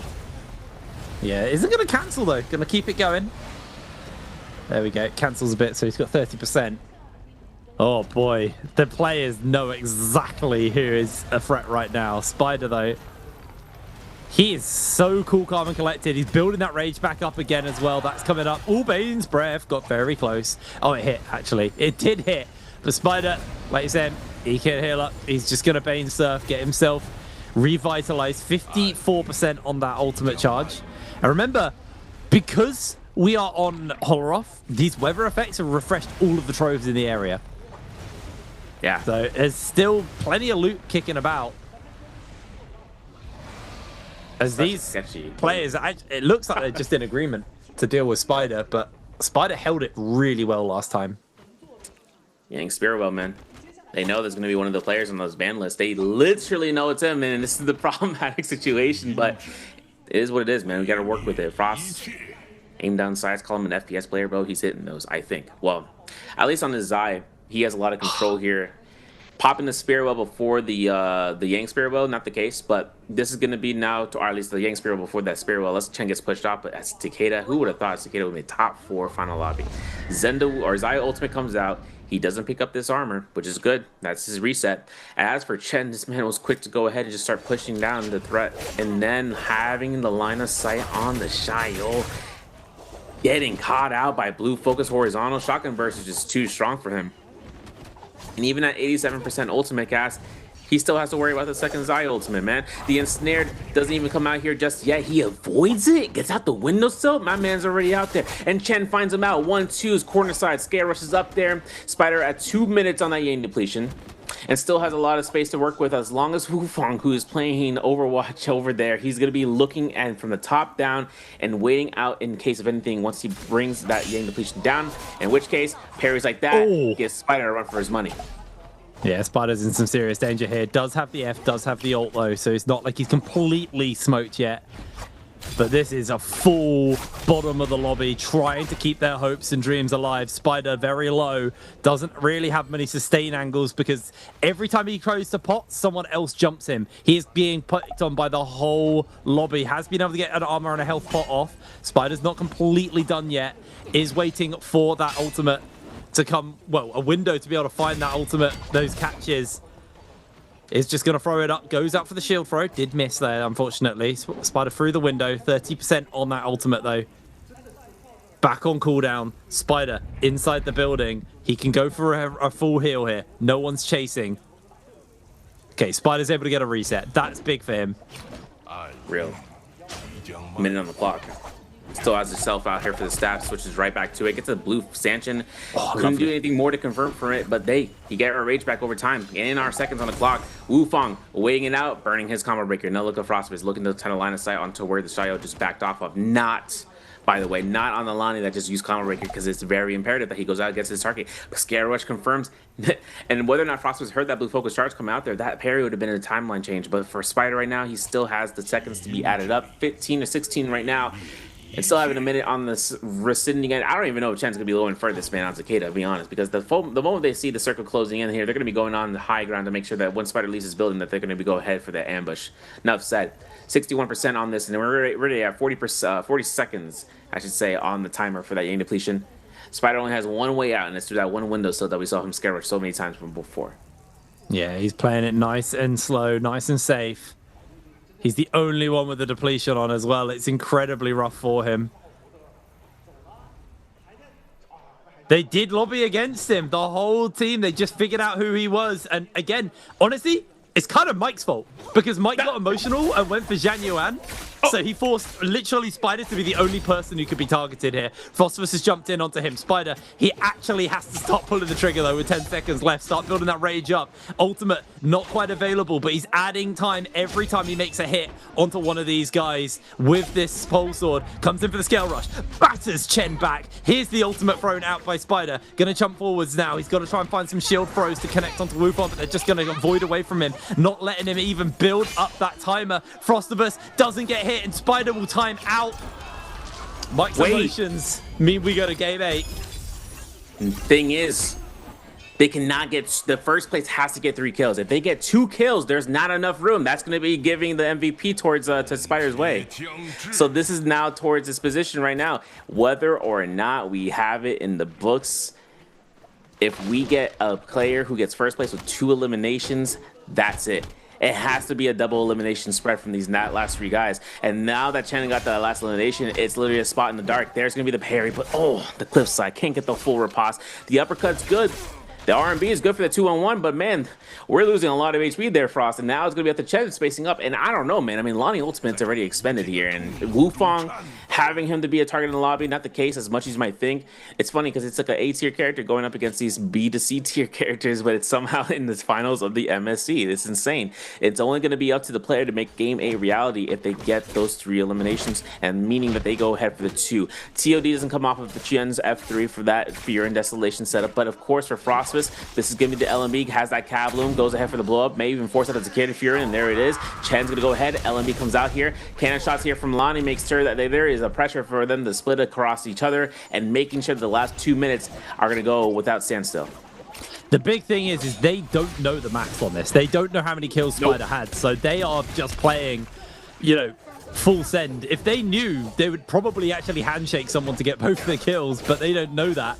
So that Chen gonna be getting caught here by Frosty. Frosty trying to find the damage onto him, catches him with a conal attack from the chain scythes. That's a lot more damage furling up. Chen with the dreadful whale makes a connection onto Wufang. Nothing too major though, as they are going to continue the chase. Chen again using that dreadful whale as best as he can, but Frosty is slowly but surely chipping away at that HP. Is going to just dodge away on that dreadful whale once again. Has now timed out on his ultimate, does have the F available. Frosty will be looking for the uppercut, but the cannon shots are coming in. Who's going to be able to secure the kill? Chen's had some healing come through, but it's not quite enough. That's going to be Frosty getting the kill. If Wufang gets the kill here onto Frosty, that's going to be Spider taking MVP. They do get the bot back though. Frostivus isn't done. Wufang's been able to reposition, but the difference is Wufang has ultimate. He's going to catch the ball onto him. Can this be the end? Will they have griefed themselves? It looks like they've done it. They gave Spider so much grief and then just handed him the dub.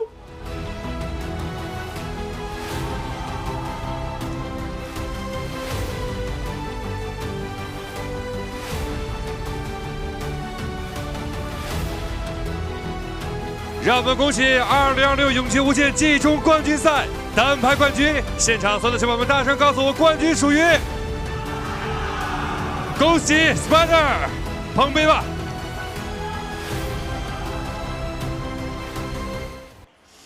经过了小组赛，最终在本次2026永劫无间季中冠军赛单排的舞台上 ，Spider 捧起了属于他的冠军奖杯。我相信，这也是全新的赛季、全新的赛制带来的属于 MSC 的魅力。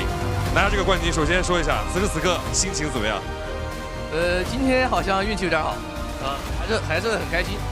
就没有什么话想对这个赛制说点什么的吗？我觉得这个赛制。今天关了可以接受，赛制很好。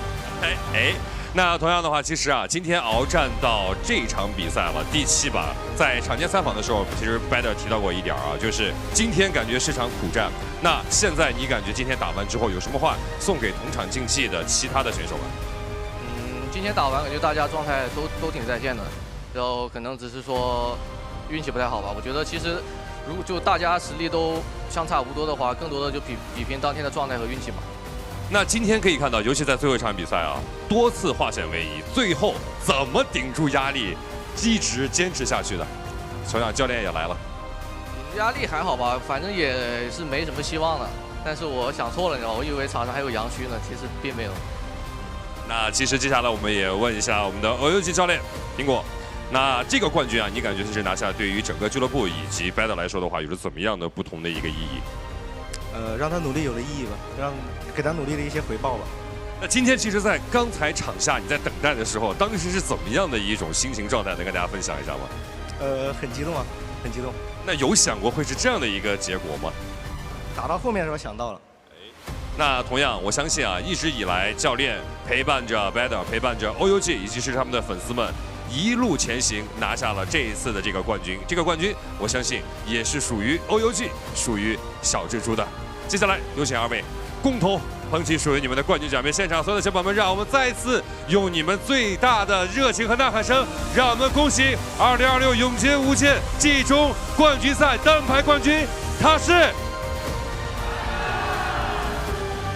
让我们恭喜 OUG Spider。Man, you know, it's crazy. I mean, who would have thought, right? Like, in a sense of the word, that this man gets another accolade.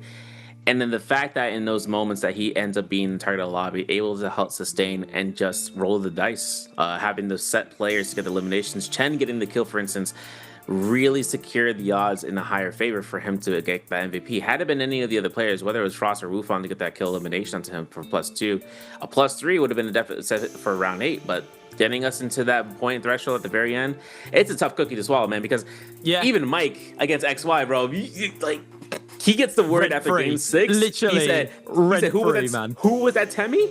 Oh, it's on. And then he goes into this next round, and then just Icarus, man, blew himself out in the fire. He goes down completely. Yeah, it's the fact that he took both of them out, so therefore, like, they could focus Spider. But obviously, we have the numbers. We can see the scoreboard in real time. They have no idea. So it just got to a point where, like, they literally griefed themselves. They spent half that final circle trying to deal with Spider. And then they were like, right, now I'm going to get my MVP. And they didn't realize Spider had done enough work to guarantee the win there. That was possibly the weirdest final I think I've ever covered. Like, final game at least. Like, the finals were amazing, but that final game was very weird. Like, Mike just super emotional. Like, it was like he just gave up on any chance of winning and was just like, he just wanted Zhang Yuan out of the lobby. That's all he cared about there. Like, that was super emotional. Spider played that very well. Really calm and collected. Yes, it's a hard situation when 3 people are 1v3ing you and they're just not letting you have any respite. There's not much you can do about that.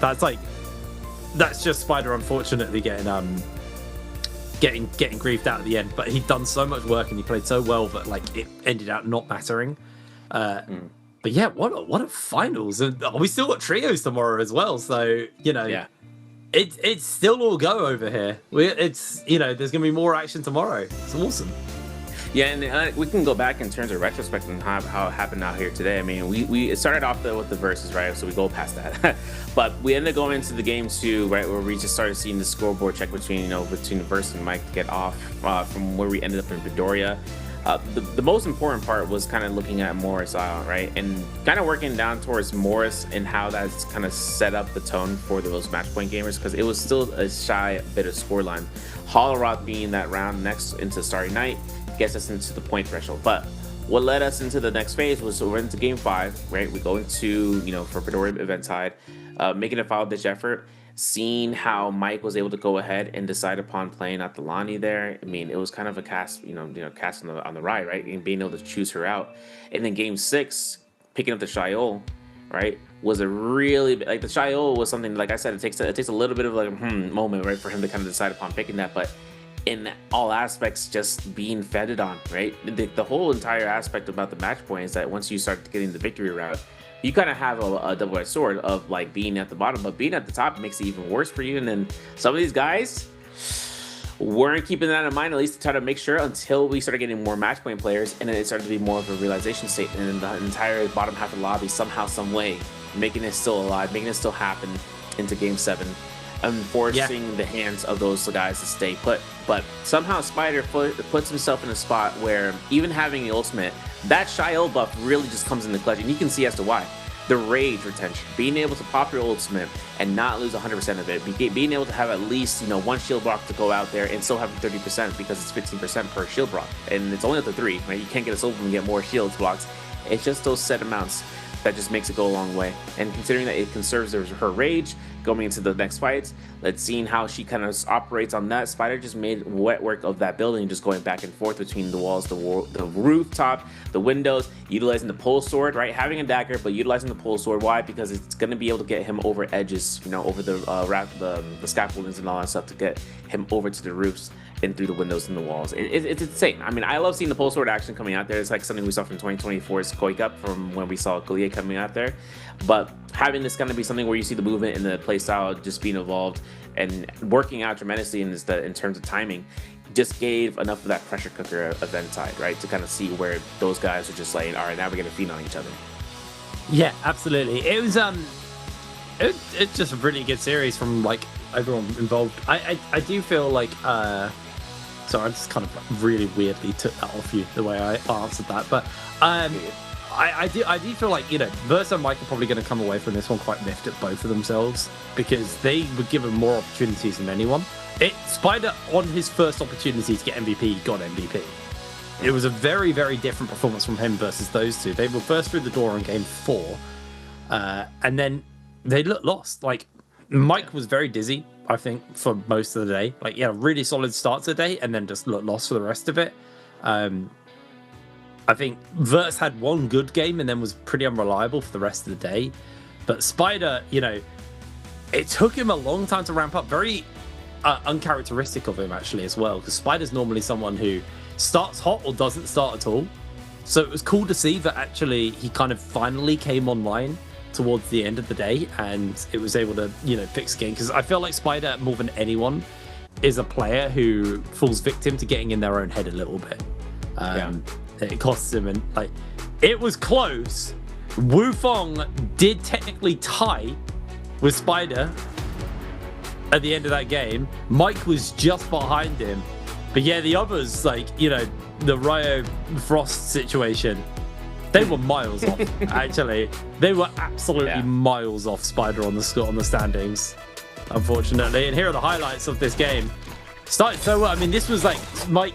He was too desperate for kills, and Spider played this really well, secured the kill. He was able to guard the purple armor to deny it from Mike as well. So it just slowed him down massively. The Zhang Yuan opening up into the first round again with purple armor and a golden spear. Like, what are you meant to do into that as Verse with just blue gear? Yo, you're done. There's nothing you can do. Yeah, man, the amount of chip damage, not even a blue focus is going to connect off of that. I just realized something too, bringing this back to last year, MSC finals in the last 2 players between Mike and Spider. Mike and Spider were playing the exact same characters from that time, by the way. We're looking at the Shiol for Spider, taking the victory, right? And then Kylan on Mike.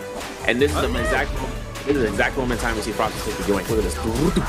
Just into that Dragon Slayer, rushing that down.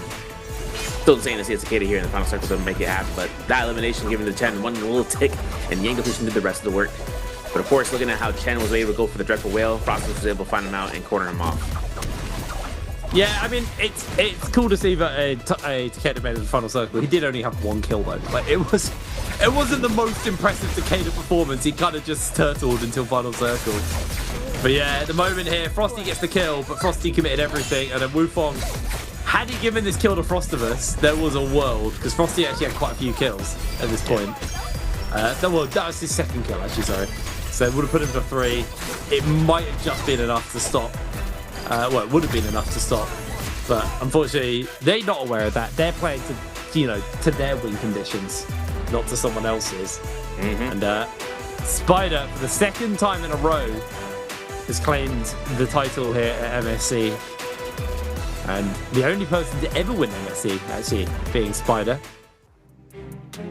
And continues his stream as you know, his streak as one of the top players in the tournament. And there we are. It was damn close. Yeah. It really was damn close between him. Wufong with the 4.5 as well. Could have happened at any moment, but Spider was able to put that little bit of extra damage in, had those little bit of extra, just better performance throughout the day, and he takes MVP. It's crazy to me that, you know, even with Mike going into, let's say he gets into top 4 somehow and he gets eliminated as a result, and the tie to the table would have been somewhere where the other players on the bottom half of the board were somewhere around there. The difference is that if he gets eliminated right in that response, he would have been able to kind of shift out in his favor because he's Kylan, right? I'll say Kylan does more damage, right, over time. So if there was ever a tight situation between him and Spider, there would have been the benefit in that regard. But the Fortress Kaviani was such a, I don't explain it. It really was like something that you gotta understand. Once you get locked into those corridors, man, you are going to be just feeding on it, especially if 2 or greater players are showing up there. But in our stat lines here, XY is the top of the board. Creme la creme, he's going to have 58,000 damage, 17 kills. And Spider below that with 54,000 kills. Mike below that.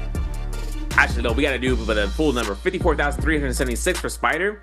54,290 for Mike. That's so close. Too close, man. That's a grapple LMB, basically. Yeah, that's a very, very close one, but Genuine will be taking the damage and kill title, but the ultimate title is over to Spider for winning MSC for solos. Genuinely very well played. To me, it's how often we see in both solos and in trios, when you get to that match point threshold, teams get in their heads, players get in their heads, and they start to overthink it, they start to worry. Then they start to tilt and get emotional when it starts not going their way, like we saw with Mike in this one. Spider got to match point threshold, and damn, he played it so calm. He had a perfect balance of like aggression and control. Like he never overreached, never went too hard. He just did exactly what he needed to make sure that he picked that win up. And I'll admit, it probably got closer than he wanted it to. Especially when he started getting lobbied. I'm sure he was sweating quite a lot there. But ultimately, taking that MVP, taking the title, and that's the first international of the year done, and the title was a Spider. Obviously, he wants to do it again. He got MSC last time. He didn't get J-Cup last year, though. So I'm sure he is looking to get MVP for this J-Cup coming up. But this is an easy question for you guys at home. What hero did Chen use in game number 7? Was it A, Syra, B, Takeda, C, Tianhai, or D, Viper? Only one of those heroes was played in this game, so it should be a damn easy question for you guys. Check your whisper box for this final question of the day. Insane question. It's gotta be Viper, right? Outside, no, listen, it's crazy too because we did, we'll go back into the past where XY did bring out the Viper, but he gets lobbied fairly quick, and Viper usually does get lobbied because of that F2 and all that. But besides that, phenomenal work coming out here for the finals. I mean, we have to do 6 days of the qualifiers for the players. Looking into MSC and looking in retrospect, even with the global competition coming out here from representatives from EU to NA to SCA to AS, seeing how they were able to kind of perform out and how to kind of track it out. But the CM players have such a skill set that's set up above the par, right? You're noticing these guys just have it all within to kind of memorize what happened. Even with Frostivus' performance today, I mean, you've seen it during the qualifiers where he going up against his peers.